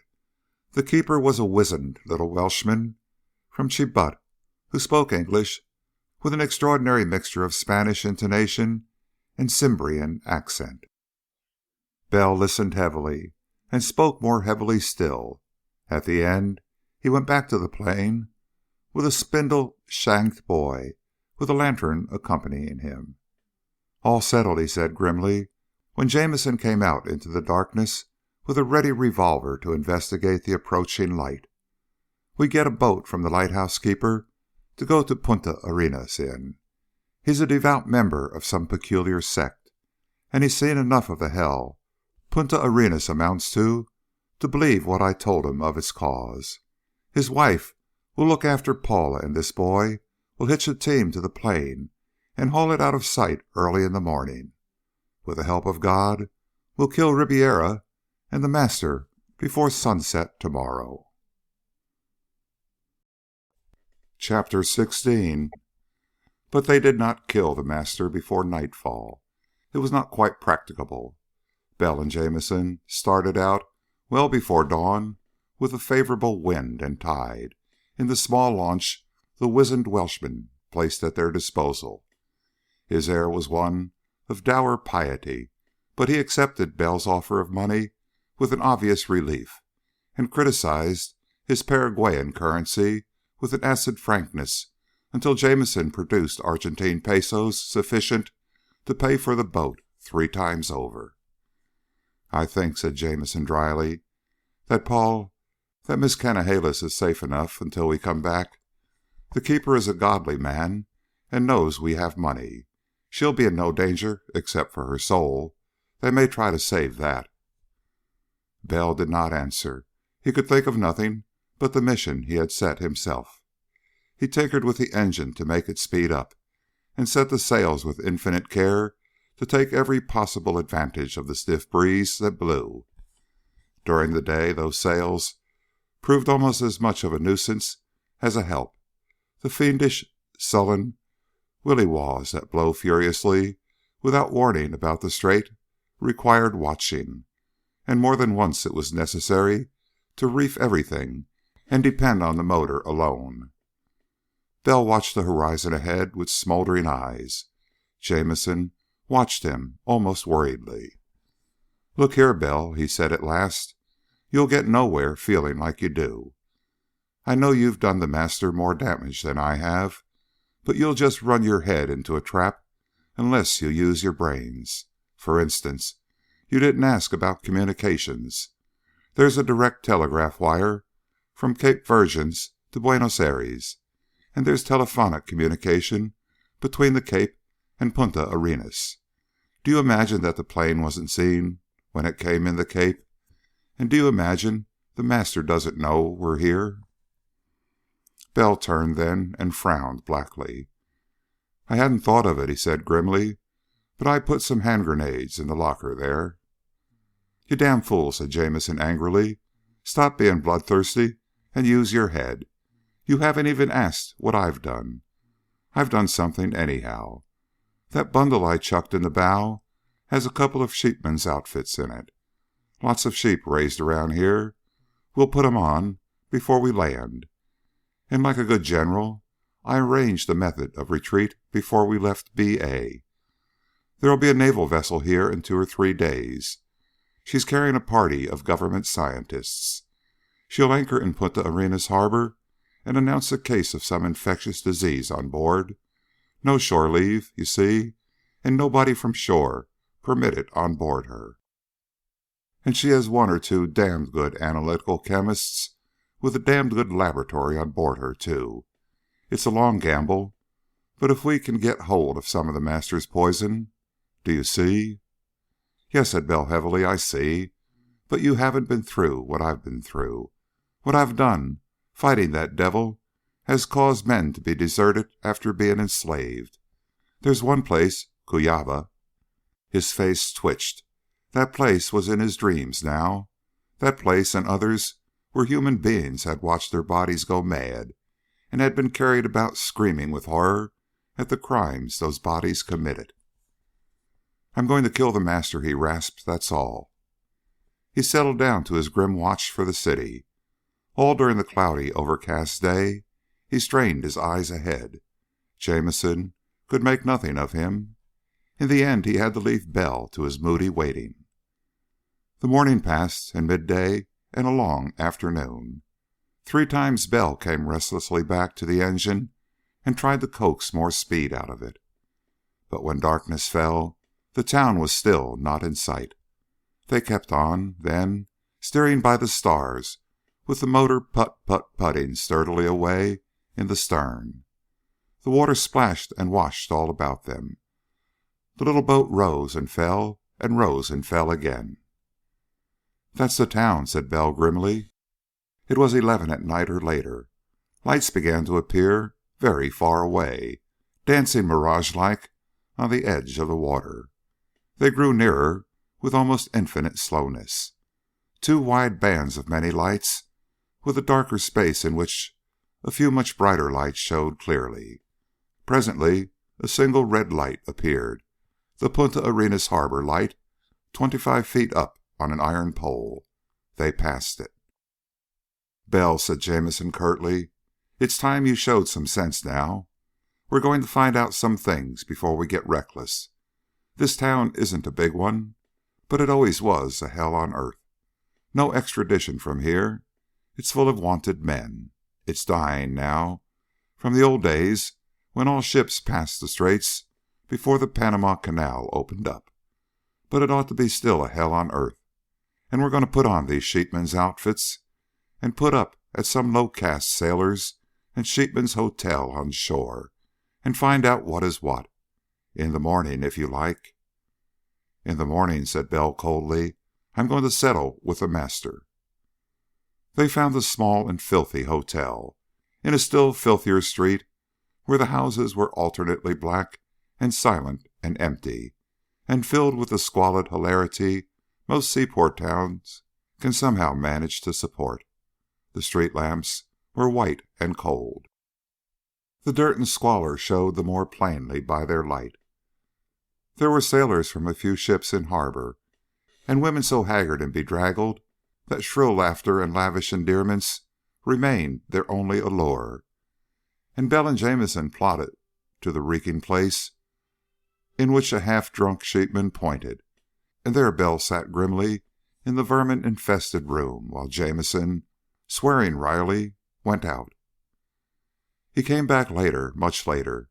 His breath was strong of bad whiskey, and he looked like a man who feels that a bath would be very desirable.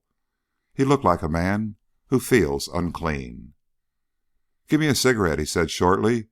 "I found out most of what we want to know." Bell gave him a cigarette and waited. "Good thing you stayed behind," said Jamison. "I want to vomit. Why, people go in hellholes for fun. But I was very drunk and very amorous. Picked up a woman and fed her liquor. Young, too, damnation. She got crying drunk and told me everything she knew. I gave her money and left. Punta Arenas is the Master's body and soul." "One could have guessed it," said Bell grimly. "Nothing like it is," said Jamison.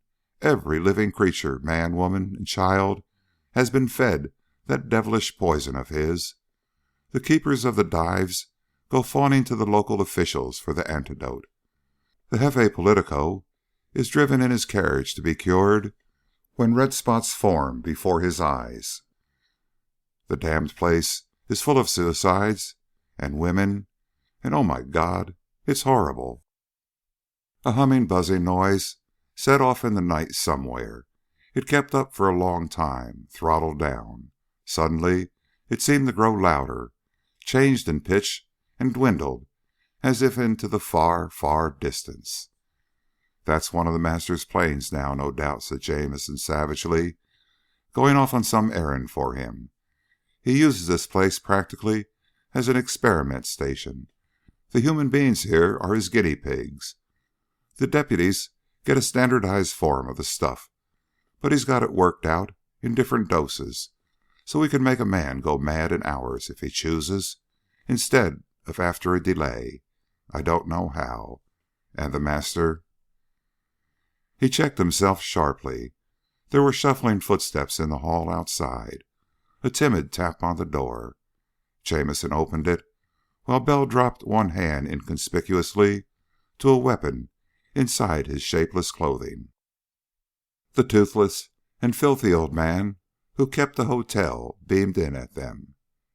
"Senores," he crackled, "ustedes son de Porvenir? No es verdad?" Jamison hiccuped as one who has been out and been drunken ought to do. "No veos," he rumbled tipsily. "Somos de la estancia del Señor Rubio. Vaya." The old man seemed to mourn that they did not come from the sheep ranches about Porvenir Bay, but he produced a bottle with a shaking hand, still beaming. "Tengo muchos amigos en Porvenir," he chirped amiably. "Y cuesta botella?" "Dímela," rumbled Jamison. He reached out his hand. "No más que poquito," said the old man, beaming but anxious as Jamison tilted it to his lips.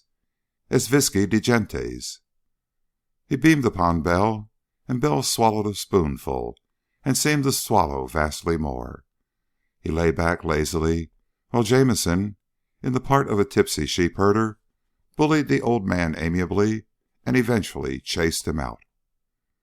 "You're amused?" asked Jamison sardonically, when there were no more sounds outside. "Because I said you didn't want to meet the young señorita who loved you when she saw you downstairs. Well, Bell, if you used your brain, you didn't swallow any of that stuff." Bell started up. Jamison caught him by the shoulder. "I'm not sure," he said sharply. "Of course not. But it's damn funny for a Spanish hotel keeper to give something for nothing, even when he seemed just to want to gossip about his friends. Here, drink this water. It looks vile enough to take the place of mustard." Next morning, the hotel keeper beamed upon them both as they went out of the place. A slatternly, dark-haired girl who leaned on his shoulder smiled invitingly at Bell. And Bell, in his character of a loutish sheepman from one of the rancheros that dot the shores of the strait, grinned awkwardly back. But he went on with Jamison. "We separate," said Jamison under his breath. "We want to find where the Master lives, mostly. And then we want to find the laboratory where his stuff is mixed. We don't want to do any killing until that's settled. After all, the trade has something to say." Bell caught it indifferently and began to wander idly about the streets, turning here and there as if moved by nothing more than the vaguest curiosity. But gradually he was working through the sections in which the larger buildings stood. Concrete structures, astonishingly modern, dotted the business section. But none of them had an air that would surround a place where a man with power or life or death would be. In a town the size of Punta Arenas, there would be unmistakable evidence about the Master's residence, even if it were only that those who passed it did so hurriedly and with a twinge of fear. There were prosperous men in plenty on the streets, mingled with deserting sailors, stockmen, and farmers from the villages along the strait, and even a few grimy men who looked like miners. But there is a lignite mine not far from the city, and a narrow-gauge railroad running to it. Of the prosperous-seeming men, however, Bell picked out one here and there toward whom all passer-by adopted a manner of cringing respect. Bell lounged against a pole and studied them thoughtfully. men with an air of amused and careless scorn which only men with unlimited power may adopt. He saw one grossly fat man with hard and cruel eyes. The uniformed policeman drove all traffic abjectly out of the way of his carriage, and stood with lifted hat until he had passed. The fat man gave not the faintest sign of acknowledgment. "I wonder," said Bell slowly and very grimly, "if that's the master." And then a passer-by dodged quickly past his shoulder, brushing against him, and waited humbly in the street. Bell turned. A party of men were taking up nearly all the sidewalk. There were half a dozen of them in all, and nearly in the middle was the bulky, immaculate, pigmented Riberia. Bell stiffened, but the move, beyond clearing the way, would be to attract attention. He backed clumsily off the curbing as if making way, and Riberia looked at his face. Bell's hand drifted near his hidden weapon, but Ribeira looked neither surprised nor alarmed. He halted and chuckled. "Ah, Senor Bell." Bell said nothing, looking as stupid as possible, merely because there was nothing else to do. "Ah, do not deny my acquaintance," said Ribeira. He laughed. "I advise you to go and look at the view over the harbor. Good day, Senor Bell." Laughing, he went off along the street, and Bell felt a cold horror creeping over him as he realized what Ribeira might mean. Ribeira had entirely too much against him to greet him only in a town where even the dogs dared not bark without the master's express command.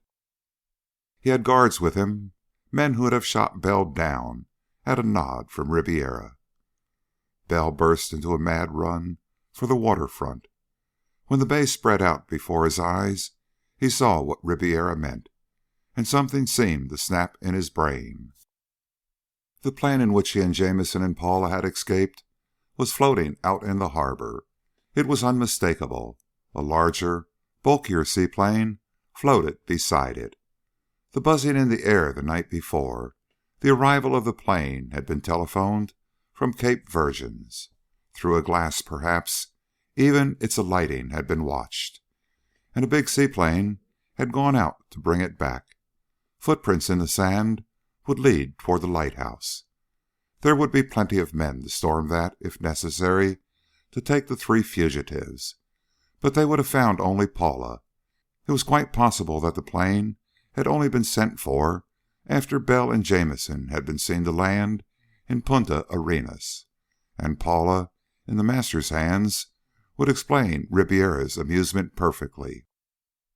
Bell found Jamison looking unhurriedly for him, and Jamison glanced at his utterly white face and said softly, "We want to get where we can't be seen to talk. There's a devil to pay." "No use hiding," said Bell. His lips seemed stiff. "Paula?" "Hide anyway," snapped Jamison. He fairly thrust Bell into an alleyway between two houses and thrust two rounded objects beneath his loose-fitting coat.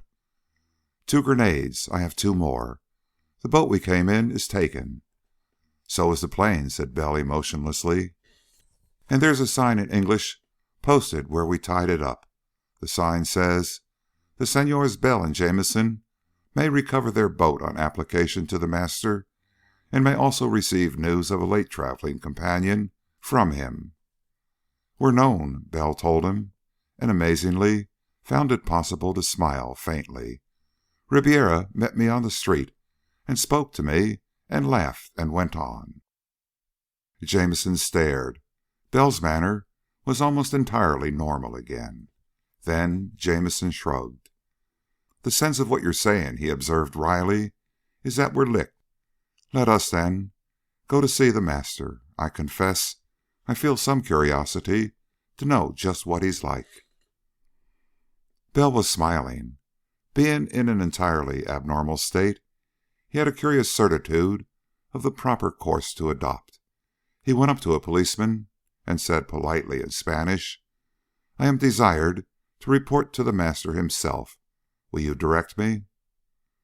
The policeman abased himself instantly, and trotted with them as a guide, and Bell walked naturally now, with his head up and his shoulders back, and smoked leisurely as he went, and the policeman's abasement became abject, and all who walked with that air of amused superiority in Punta Arenas were high in the service of the master. Obviously, these two men, in these dejected clothes, must also be high in the service of the master, and had adopted their disguise for purposes into which a mere policeman and a slave of the master should not dare inquire. Jamison was rather grim and still. Jamison thought he was walking to his death, but Bell smiled peculiarly and talked almost gaily, and, as Jamison thought, almost irrationally. They came to a house set in a fairly spacious lawn behind a rather high wall. There were greenhouses behind it, and there were flowers growing as well as flowers can be expected to grow in such high altitudes. It was an extraordinarily cheerful dwelling to be found in Punta Arenas, but the shuddering fear in which the little policeman removed his hat as he entered the gateway was instructive. They were confronted by 4 other policemen on guard inside the gate. "Estos, senores," began the abject one. "Take us to the master," commanded Bell, in a species of amused and superior scorn. "It is required, senor," said the leader of the 4 on guard, very respectfully. "It is required that none enter without being searched for weapons." Bell laughed. "Does the master manage things so?" he asked scornfully.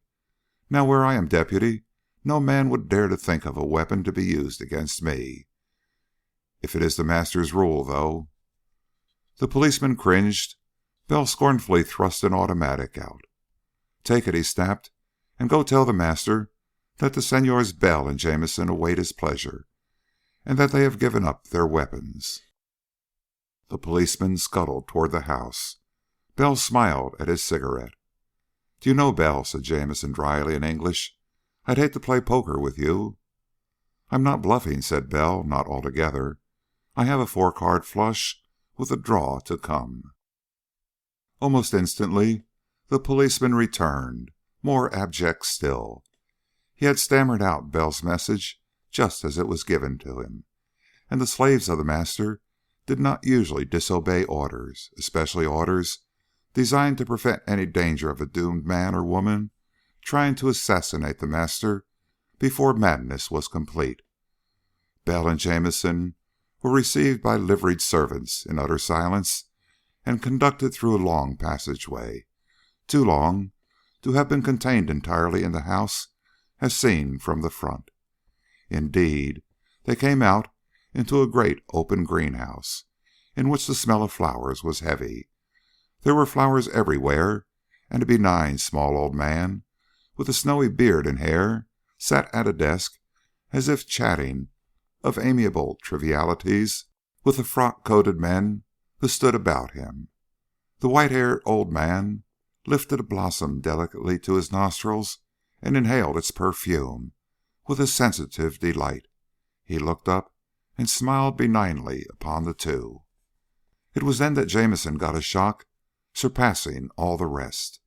Bell's hands were writhing at the ends of his wrists, writhing as if they were utterly beyond his control and as if they were longing to rend and tear. And Bell suddenly looked down at them, and his expression was that of a man who sees cobras at the ends of his arms. Chapter 17. There was a long pause. Bell was very calm. He seemed to tear his eyes from his writhing hands that were peculiarly sensate, as if under the control of an intelligence alien to his own. "I believe," said Bell steadily, "that the master wishes to speak to me." With an apparent tremendous effort of will, he thrust his hands into his pockets. Jamison cursed softly. Bell had taken the direction of things entirely out of his hands. It only remained to play up. "To be sure," said a mild, benevolent voice. The man with the snowy beard regarded Bell exactly in the fashion of an elderly philanthropist. "I am the master, Senor Bell. You have interested me greatly. I have grown to have a great admiration for you. Will you be seated? Your companion also pleases me. I would like," and the mild brown eyes beamed at him, "I would like to have your friendship, Senor Bell." "Pull out a chair for me, Jamison," said Bell in a strained voice, "and I'd like to have a cigarette." Jamison, cursing under his breath, put a chair behind Bell and stuck a cigarette between his lips. He held a match, though his hands shook. "You might sit down, too," said Bell steadily. "From the manner of the master, I imagine that the conversation will take some time." He inhaled deeply of his cigarette and faced the little man again, and the master looked so benevolent that he seemed absolutely cherubic, and there was absolutely no sign of anything but the utmost saintliness about him. His eyes were clear and mild. His complexion was fresh and translucent. The wrinkles that showed upon his face were those of an amiable and serene soul filled with benevolence and charity. He looked like one of those irritatingly optimistic old gentlemen who habitually carry small coins and stray bits of candy in their pockets for such small children as they may converse with under the smiling eyes of nurses. "Ah, Senor Bell," he said gently, "you do cause me to admire you. May I see your hands again?" Bell held them out. He seemed to have conquered their writhing to some extent, but he could not hold them quite still. Sweat stood out on his forehead. He thrust them abruptly out of sight again. "Sad," said the master gently, "very sad." He sighed faintly and laid down the rose he had been toying with. His fingers caressed the soft petals delicately. "Fortunately," he said benevolently, "it is not yet too late for me to relieve the strain under which you labor. Senor, may I send for a certain medicine which will dispose of those symptoms in a very short time?" "We'll talk first," said Bell harshly. "I want to hear what you have to say."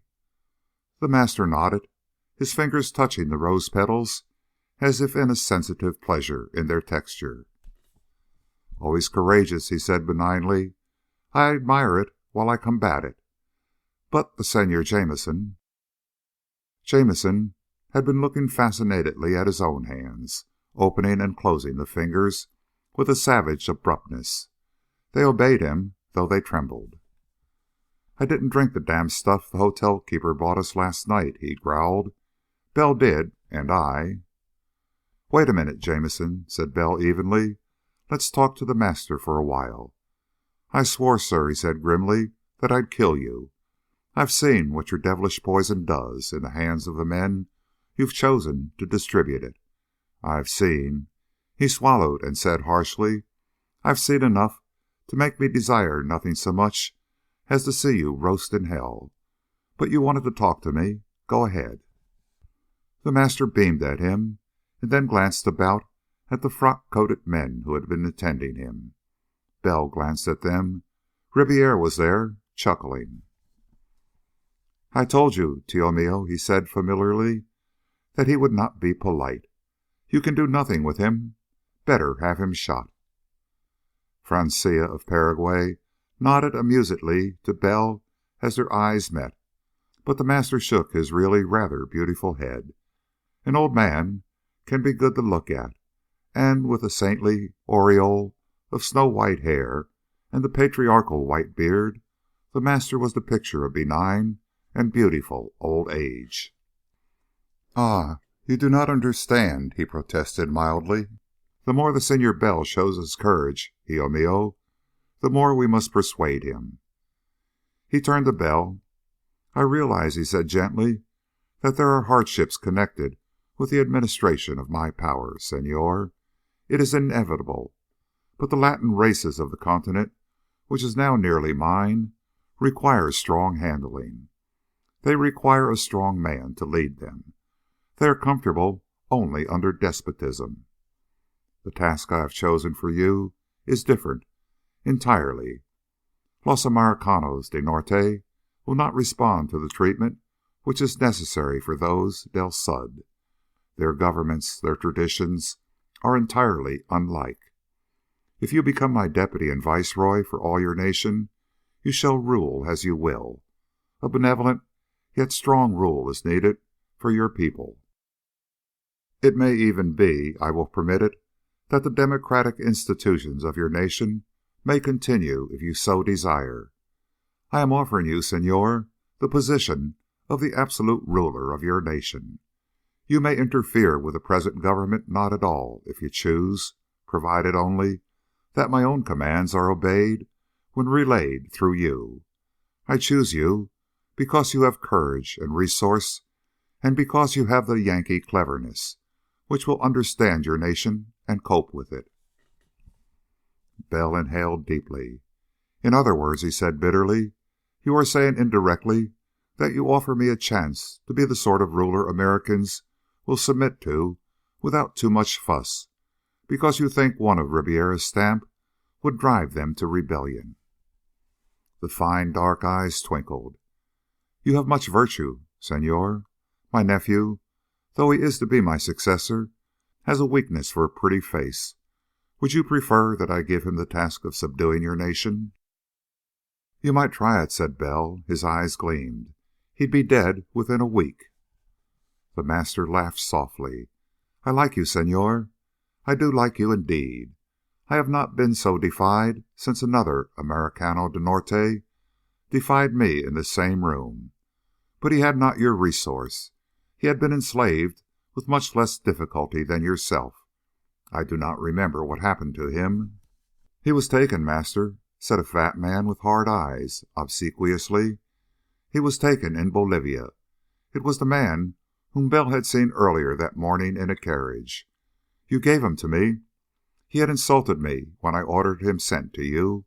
I had him killed, but he was very obstinate." "Ah, yes," said the master meditatively. "You told me the details."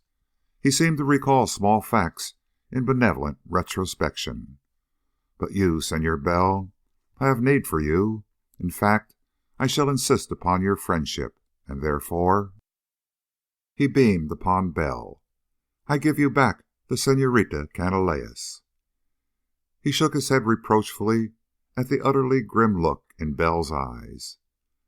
"I shall give you one single portion of the antidote to the medicine which makes your hands behave so badly. You may take it when you please. The Senor Jameson I shall keep and enslave. I do not think he will be as obstinate as you are, but he has excellent qualities. If you prove obdurate, I may yet persuade him to undertake certain tasks for me. But you and the Senorita Canalejas are free. Your boat has been reprovisioned and provided with fuel. You may go from here where you will." Ribiera snarled. "Tio mio," he protested angrily, "you promised me—" "Your will in many things," said the master gently, "but not in all. Remember that you have much to learn, hijo mio. I have taught you to prepare my little medicine, it is true. That is, so you can take my place if age infirmity shall carry me away." The master folded his hands with an air of pious resignation. "But you must learn policy. The Senorita Canalejas belongs to the Senor Bell."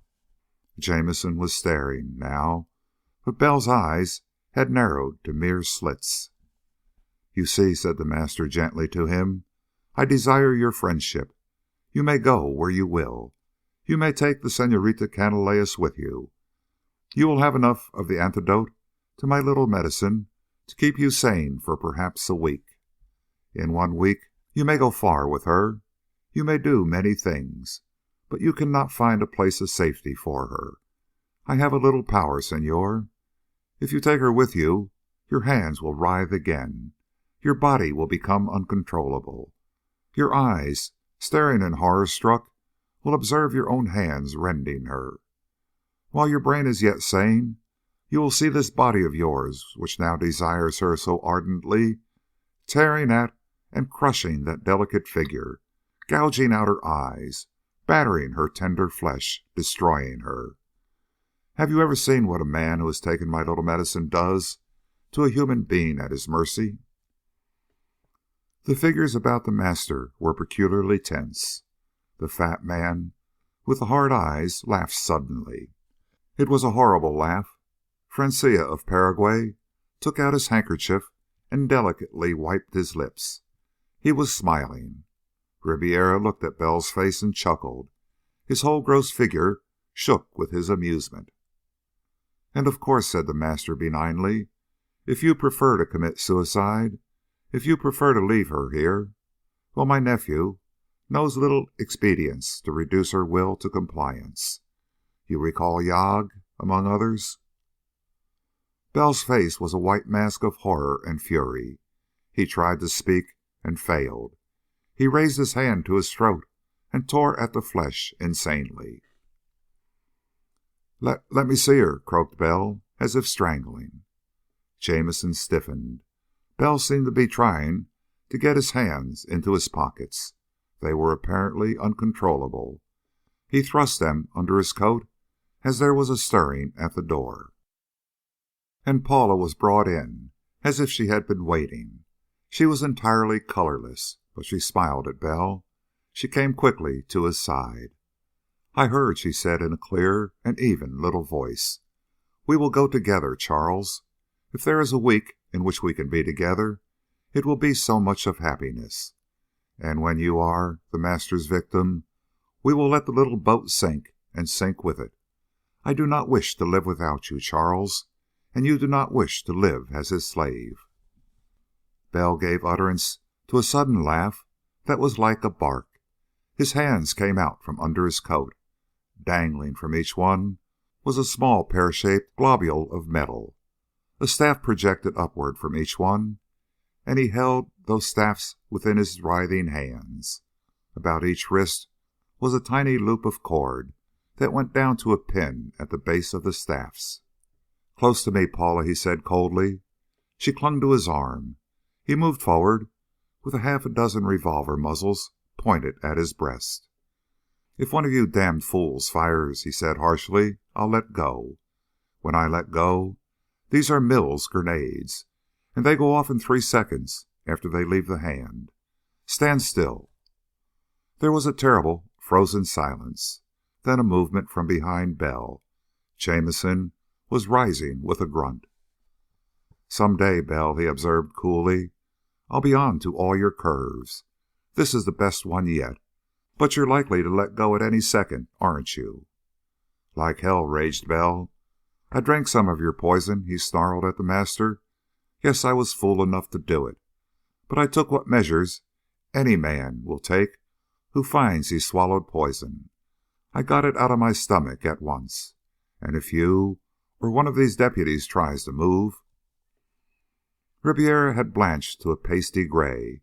The master was frozen. But Bell saw Ribiera's eyes move in swift calculation. There was a solid wall behind the master. It seemed as if the greenhouse were a sort of passageway between 2 larger structures. And there was a door almost immediately behind Ribiera. Ribiera glanced right, left. He flung himself through that door. He knew the secret of the master's power. He was the master's appointed successor. If the master and all his deputies died, Ribiera...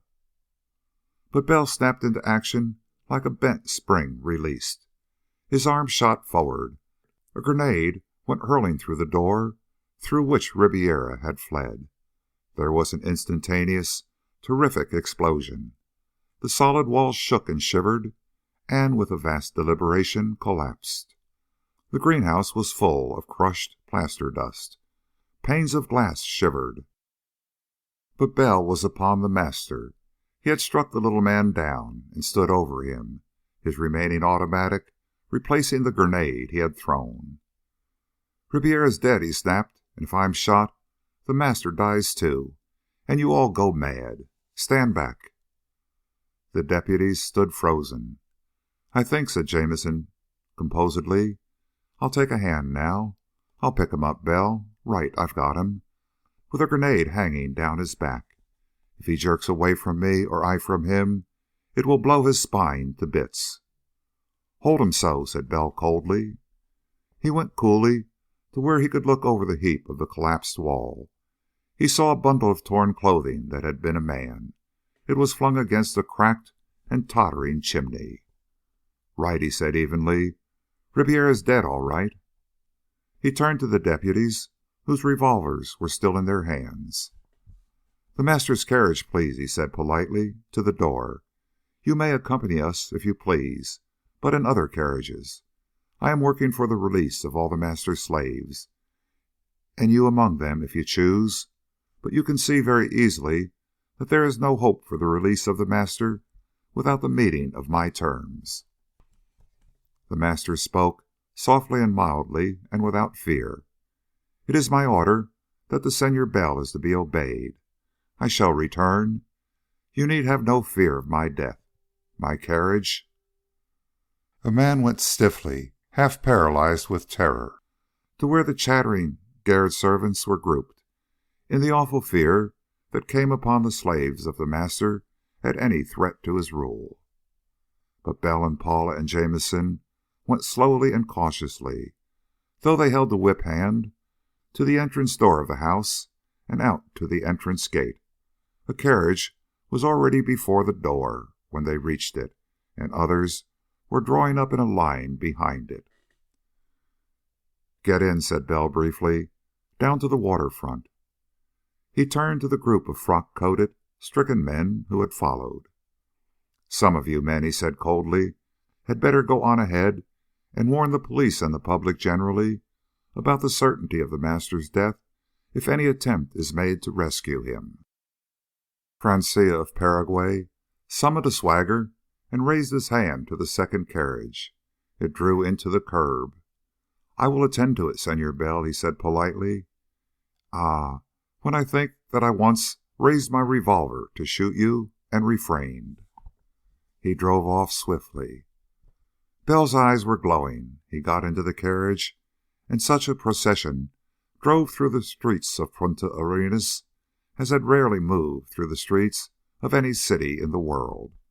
The long line of carriages moved at a funeral pace amid a surging, terrified mob, the master being placidly as he looked out over the white, starkly agonized faces. Some of the people groaned audibly. A few cursed the master in their despair. More cursed Bell, not daring to strike or fire on him. But he would have been torn to bits if he had stepped from the carriage for an instant. "Bell," said Jamison dryly, "considering that I am prepared to be blown apart on 3 seconds' notice, it is peculiar that this mob frightens me." The master's eyes twinkled benignly. He seemed totally insensible to fear. "You need not be afraid," he said gently. "They will not touch you unless I order them." Jamison stared down at the little man whose collar he held firmly, with a Mills grenade dangling down at the back of his neck. "I wouldn't order them to attack if I were you," he said coldly. "I haven't Bell's brains, but I have just as much dislike for you as he has." They came to the harbor. Bell spoke again. "The carriage is to drive out to the end of one of the docks, and no one else is to go out on that dock." The master relayed the order in his mild voice, but as the coachman obeyed him, he clucked his tongue commiseratingly. "Senor Bell," he protested gently, "you do not expect to escape? Not after killing me? Why, that is absurd." Bell said nothing. He alighted from the carriage, his face set grimly, and stared ashore at the long, long row of terrified faces staring out at him. The whole waterfront seemed to be lined with staring faces. Wails came from the mass of enslaved human beings. "Hold him here, Jamison," he said drearily. "I'm going out to look at that big plane. There's a rowboat tied to the dock here." He swung down the side into the dock and rowed off into the harbor, while the horses attached to the master's carriage pawed impatiently at the wooden flooring of the dock. Bell reached the 2 planes anchored on the still harbor water. The smaller one had brought them down from Buenos Aires. The larger one had gone after the beached amphibian and brought it and Paula on to the city. Bell, from the shore, was seen to be investigating the larger one. He came rowing back. His head appeared above the dock edge. "All right," he said tiredly. "The master has a rule requiring all his ships ready for instant flight." "Very useful. The big plane is fueled and full of oil. We'll go out to it and take off." Jamison lifted the master to his feet and with a surge of muscles swept him down to the flooring of the dock. "Paula first," said Bell, "and then the master, and then you, Jamison." "One moment," said the master reproachfully. "It would be cruel not to let me reassure my subjects. I will give an order." Bell and Jamison listened suspiciously, but he spoke gently to the coachman. "You will tell the deputies," said the master in Spanish, "that a month's supply of medicine for all my subjects will be found in my laboratory. And you may tell them that I shall return before the end of that time." The coachman's eyes filled with a passionate relief. "Now," said the master placidly, "I am ready for our little jaunt." Paula descended the ladder and seated herself in the bow of the boat. Bell covered the master grimly with his automatic as he descended. With surprising agility, Jamison came down last and resumed his former grip on the master's collar. Bell rowed out to the big plane. Jamison kept close watch while Bell started the 4 huge motors and throttled them down to warming up speed, while he hauled up the anchor with which the huge seaplane was anchored. The dock was covered with a swarm of panic-stricken folk. Everywhere, all the inhabitants of the city, who were slaves to the master, had come in awful terror to watch. And all the inhabitants of the city were slaves to the master. Some of them fell to their knees and held out imploring arms to Bell, begging him for mercy and the return of the master. Some cursed wildly. But with his jaws set grimly, Bell gave the motors the gun. The big plane moved heavily, then more swiftly through the water. It lifted slowly and rose and dwindled to a speck high in the air. And all through the streets and ways of Punta Arenas, fear stalked almost as a tangible thing. Panic hovered over the housetops, always ready to descend. Terror was in the air that every man breathed, and every human being looked at every other human being with staring, haunted eyes. Punta Arenas was waiting for its murder madness to begin. Chapter 18. There were 4 motors to pull the big plane through the air, and their roaring was a vast thundering noise which the earth re-echoed. But inside the cabin the tumult was reduced to a not intolerable humming sound. "What'll I do with this devil, Bell?" asked Jamison. "Now that we're aloft, I confess this grenade makes me nervous. I'm holding it so tightly my fingers are getting cramped." "Tie him up," said Bell without looking. "He'll talk presently." Movements. The plane flew on, swaying slightly in the way of big seaplanes everywhere. A willy wall began in the hills ahead and swept out and set the ship to reeling crazily in its erratic currents. The strait vanished and they were tumbled hills below them. Minutes passed. "Got him fixed up," said Jamison coolly. "I'll guarantee he won't break loose. Got any plans, Bell?" "No time," said Bell. "I haven't had time to make any. The first thing is to get where his folk will never find us. Then we'll see what we can do with him." Paula looked at the now bound figure of the master, and the little old man beamed at her. He's smiling," said Paula in a voice that was full of peculiar, horrified shock. Bell shrugged. Punta Arenas was all of 25 miles behind, and the earth over which they flew began to take on the shape of an island. Water appeared beyond it, and innumerable small islands. Bell began to rack his brain for the infinitesimal scraps of knowledge he had about this section of the world. It was pitifully scanty. Punta Arenas was the southernmost point of the continental mass. All about it was an archipelago and a maze of waterways, thinly inhabited everywhere, and largely without any inhabitants at all. The only solid ground between Cape Horn and the Antarctic ice pack was Diego Ramirez and the South Shetlands. Nothing to go on, but any sufficiently isolated and desolate spot would do. Almost anywhere along the southern edge of the continental islands should serve. The plane roared on monotonously, while Bell began to wrestle with another and more serious problem. In 3 days, 2 now, an American naval vessel would turn up with scientists and chemists on board.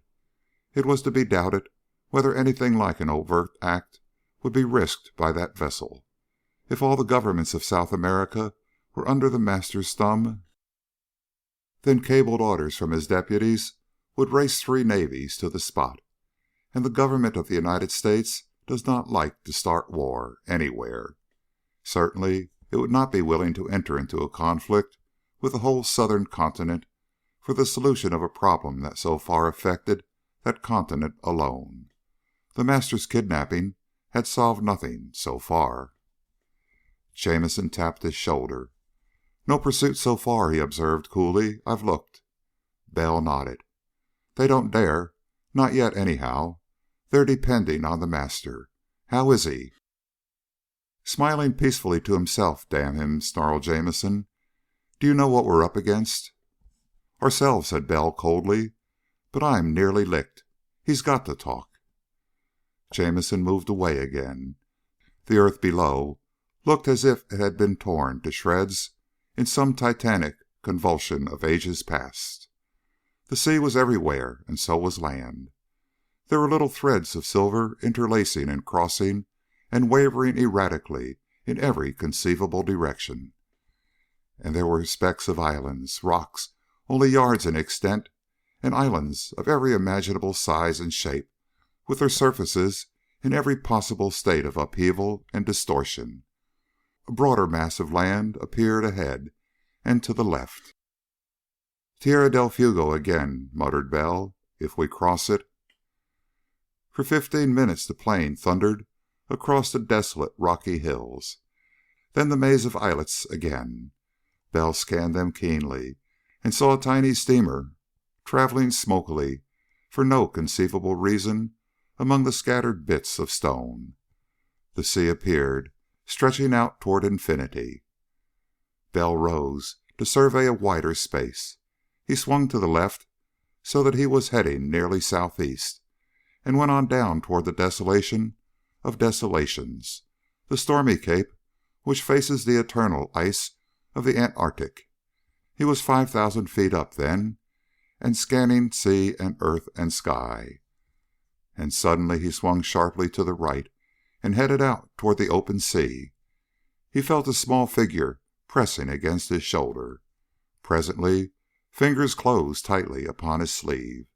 He glanced down at Paula and managed to smile. "There are some rocks out there," he told her quietly. "Islands, I think." And Diego Ramirez at a guess. They were specks, no more, but they were vastly more distinct from the plane than from Mount Beaufoy. That is on Henderson Island, in New Year's Sound, and its 1,700-foot peak was almost below Bell when he sighted the islands. But the islands had been seen fully 50 miles from there. It took the plane nearly 40 minutes to cover the space, but long before that the islands had become distinct.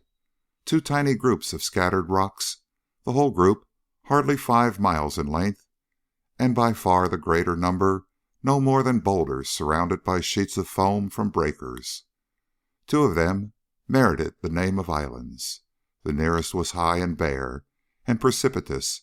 No trace of vegetation showed upon it. The farther was smaller, and at its northern corner a little cove showed, nearly landlocked. Bell descended steeply. The big plane plunged wildly in the air eddies about the taller island at 500 feet, but steadied and went winging down lower and lower.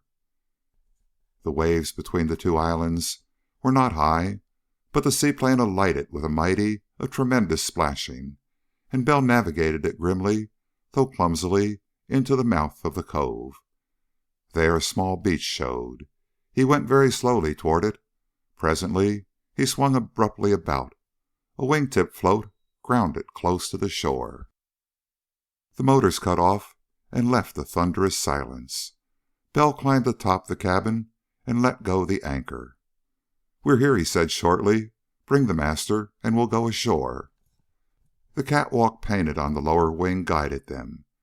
Bell jumped to the rocks first and stumbled, and then rose to lift Paula down and take the master's small, frail body from Jamison's arms. "You've looked for a gun?" asked Bell. "He had nothing to fight with," said Jamison heavily. He had been facing the same problem Bell had worked on desperately and had found no answer, but he shuddered a little as he looked about the island. There was nothing in sight but rock. No moss, no lichens, not even stringy grass or the tufty scrub bushes that seemed able to grow anywhere. Bell untied the master carefully, but without solicitude. The little man sat up and brushed himself off carefully and arranged himself in a comfortable position. "I am an old man," said the master in mild reproach. "You might at least have given me a cushion to sit upon." Bell sat down and lighted a cigarette with fingers that did not tremble in the least. "Suppose," he said heartily, "you talk. First, of what your poison is made. Second, of what the antidote is made. Third, how we may be sure you tell the truth." The master looked at him with bright, shrewd, and apparently kindly old eyes. "Hijo mío," he said mildly, "I am an old man, but I am obstinate. I will tell you nothing." Bell's eyes glowed coldly. "Does it occur to you," he asked grimly, "that it's too important a matter for us to have any scruples about? That we can and will make you talk?" "You may kill me," said the master benignly, "but that is all." "And," Bell said more grimly, "we have only to get back in the plane yonder and go away." The master beamed at him. Presently he began to laugh softly. "Hijo mío," he said gently, "let us stop this little byplay. You will take me back in my airplane and you will land me at Punta Arenas. And then you will fly away. I concede your freedom, but that is all.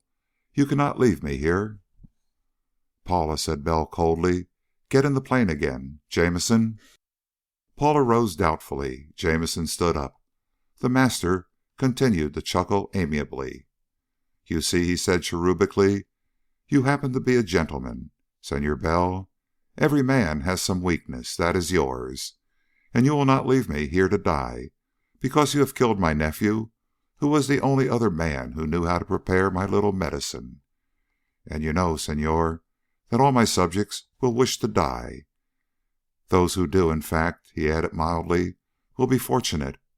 The effect of my little medicine does not make for happiness without its antidote." Bell's hands clenched. "You know," said the master comfortably, "that there are many thousands of people whose hands will writhe very soon. The city of Punta Arenas will be turned into a snarling place of maniacs within a very little while, if I do not return. Would you like, Senor, to think in after days of that pleasant city filled with men and women tearing each other like beasts, of little children even, crouching and crushing and rending the tender flesh of other little children, of lisping little ones gone?" "Stop!" snarled Bell in a frenzy. "Damn your soul, you're right. I can't. You win so far." "Always," said the master benevolently. "I win always. And you forget, Senor, you have seen the worst side of my rule. The revolutions, the rebellions that have made men free. Were they pretty things to watch? Always, amigo, the worst comes. But when my rule is secure, then you shall see." He waved a soft, beautifully formed hand. From every possible aspect, the situation was a contradiction of all reason. The bare, black, salt-encrusted rocks with no trace of vegetation showing, the gray water rumbling and surging among the uneven rocks at the base of the shore, while gulls screamed hoarsely overhead. The white-haired little man with his benevolent face smiling confidently at the two grim men. "The time will come," said the master gently, and in the tone of utter confidence with which one states an inescapable fact. "The time will come when all the earth will know my rule. The taking of my little medicine will be as commonplace a thing as the smoking of tobacco, which I abhor. Senors, you are mistaken about there being an antidote and a poison. It is one medicine only, one little compound, a vegetable substance, Senor Bell, combined with a product of modern chemistry. It is a synthetic drug. Modern chemistry is a magnificent science, and my little medicine is its triumph. Even my deputies have not heard me speak so, senores." Bell snarled wordlessly, but if one had noticed his eyes, they would have seemed to be curiously cool and alert and waiting. The master leaned forward and for once spoke seriously, almost reverently. "There shall be a forward step, senores, in the race of men. Do you know the difference between the brain of a man and that of an anthropoid ape? It consists only of a filmy layer of cortex, a film of gray nerve cells which the ape has not. And that little layer creates the difference between ape and man. And I have discovered more. My little medicine acts upon that film. Administered in the tiny quantities I have given to my slaves, it has no perceptible effect. It is merely a compound of a vegetable substance and a synthetic organic base. It is not excreted from the body. Like lead, it remains always in solution in the blood. But in or out of the blood, it changes always to the substance which causes murder madness. Fresh or changed, my little medicine acts upon the brain." He smiled brightly upon them. "But though in tiny quantities it has but little effect, in larger quantities, when fresh, it makes the functioning of the gray cells of the human brain as far superior to the unmedicated gray cells as those human gray cells are to the white cells of the ape. That is what I have to offer to the human race. Intelligence for every man, which shall be as the genius of the past." He laughed softly. "Think, senors. Compare the estate of men with the estate of apes. Compare the civilization which will arise upon the earth when men's brains are as far above their present level as the present level is above the anthropoid. The upward step of the human race under my rule will surpass the advance from the brutish caveman to intellectual genius. But I have seen, senors, the one danger in my offering." There was silence. Jamison shook his head despairingly. The master could not see him. He formed the word with his lips. "Crazy?" Bell said coldly, "Go on." "I must rule," said the master soberly. "It is essential. If my little secret were known, intelligence would be magnified, but under many flags and with many aims. Scientists, with genius beside which Newton pales, would seek out deadly weapons of war. The world would destroy itself of its own genius. But under my rule—" "Men go mad," said Bell coldly. The master smiled reproachfully. "Ah, you are trying to make me angry so that I will betray something. You are clever, Senor Bell. With my little medicine, in such quantities as I would administer it to you—" "You describe it," said Bell harshly and dogmatically, "as a brain stimulant, but it drives men mad." "To be sure," said the master mildly, "it does. It is not excreted from the body save very, very slowly, but it changes in the bloodstream. Let us say, sugar changes into alcohol in digestion. The end product of my little medicine is a poison which attacks the brain. But the slightest bit of unchanged medicine is an antidote. It is," he smiled amiably, "it is as if sugar in the body changed to alcohol, and alcohol was a poison. but sugar unchanged was an antidote. That is it exactly. You see that I have taken my medicine for years, and it has not harmed me." "Which," said Bell, and somehow his manner made utter silence fall so that each word fell separately into a vast stillness, "which, thank God, is the one thing that wins finally for me." He stood up and laughed, quite a genuine laugh. "Paula," he said comfortably, "get on the plane. In the cabin.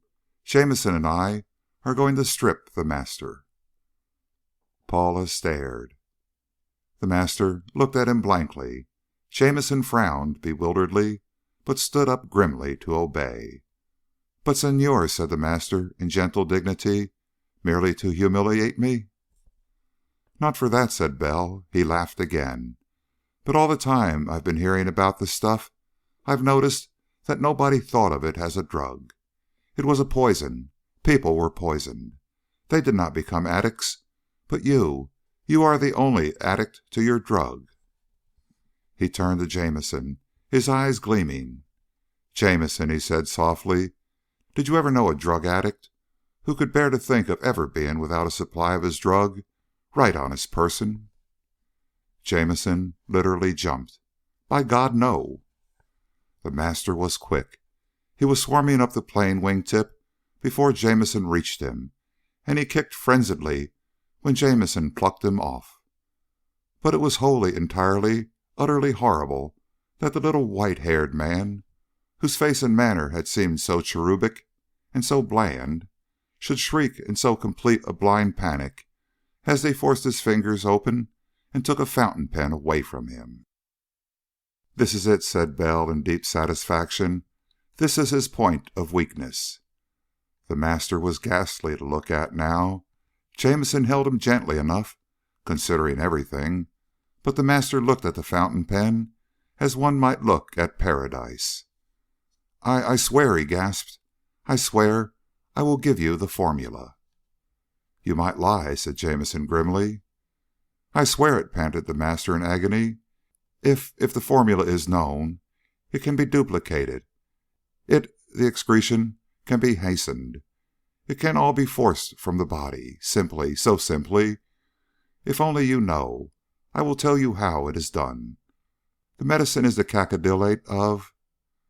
Bell was leaning forward now, like a runner breasting the tape at the end of a long and exhausting race. "I'll trade," he said softly, "half the contents of the pen for the formula. The other half we'll need for analysis. Half the stuff in the pen for the formula for freeing your slaves." The Master sobbed. A pencil," he gasped. "I swear." Jamison gave him a pencil and a notebook. He wrote, his hands shaking. Jamison read inscrutably. "It doesn't mean anything to me," he said soberly, "but you can read it. It's legible." Bell smiled faintly. With steady finger, he took his own fountain pen from his pocket. He emptied it of ink and put a scrupulous half of milky liquid from the Master's pen into it. He passed it over. "Your medicine," said Bell quietly, "may taste somewhat of ink, but it will not be poisonous. Now, what do we do with you? I give you your choice. If we take you with us, you will be held very secretly as a prisoner until the truth of the information you have given us can be proven. And if your slaves have all been freed, then I suppose you will be tried." The Master was drawn and haggard. He looked very, very old and beaten. "I would prefer," he said dully, "that you did not tell where I am, and that you go away and leave me here. I may have some subjects who will search for me, and they may discover me here. But I am beaten, Senor. You know that you have won." Bell swung up on the wing of the plane. He explored about in the cabin. He came back. "There are emergency supplies," he said coldly. "We will leave them with you, and such things as may be useful to allow you to hope as long as possible. I do not think you will ever be found here." "I prefer it, Senor," said the Master dully. "I will catch fish." Jamison helped put the packages ashore. The master shivered. Bell stripped off his coat and put it on top of the heap of packages. The master did not stir. Bell laid a revolver on top of his coat. He went out to the plane and started the motors. The master watched apathetically as the big seaplane pulled clumsily out of the little cove. The rumble of the engines became a mighty roar. It started forward with a rush, skimmed the water for 200 yards or so, and suddenly lifted clear to go floating away through the air toward the north. Paula was the only one who looked back. "He's crying," she said uncomfortably. "It isn't fear," said Bell quietly. "It's grief at the loss of his ambition. It may not seem so to you two, but I believe he meant all that stuff he told me. He was probably really aiming in his own way for an improved world for men to live in." The plane roared on. Presently Bell said shortly, "That stuff he has won't last indefinitely. I'm glad I left him that revolver." Jamison stirred suddenly. He dug down in his pocket and fished out a cigar. "Since I feel that I may live long enough to finish smoking this," he observed dryly, "I think I'll light it. I haven't felt that I had 20 minutes of life ahead of me for a long time now, and a sense of economy made me smoke cigarettes. It wouldn't be so much waste if you left half a cigarette behind when you were killed." The tight little cabin began to reek of the tobacco. Paula pressed close to Bell. "But Charles," she asked hopefully, is it really all right now?" "I think so," said Bell, frowning. "Our job's over, anyhow. We go up the Chilean coast and find that Navy boat. We turn our stuff over to them. They'll take over the task of seeing that every doctor everywhere in South America knows how to get the master's poison out of the system of anybody who's affected. Some of them won't be reached, but most of them will. I looked at his formula. Standard drugs, all of them. There won't be any trouble getting the news spread. The master slaves will nearly go crazy with joy. And," he added grimly, "I'm going to see to it that the Rio police take back what they said about us. I think we'll have enough pull to demand that much." He was silent for a moment or so, thinking. "I do think, Jamison," he said presently, "we did a pretty good job." Jamison grunted. If it's really over," said Paula hopefully. "Charles." "What?" "You will be able to think about me sometimes?" asked Paula wistfully, "instead of about the master always?" Bell stared down at her. "Good Lord," he groaned, "I have been a brute, Paula, but I've been loving you." He stopped and then said, with the elaborate politeness and something of the customary idiotic air of a man making such an announcement, "I say, Jamison, did you know Paula and I were to be married?" Jamison snorted. Then he said placidly, "No, of course not. I never dreamed of such a thing. When did this remarkably original idea occur to you?"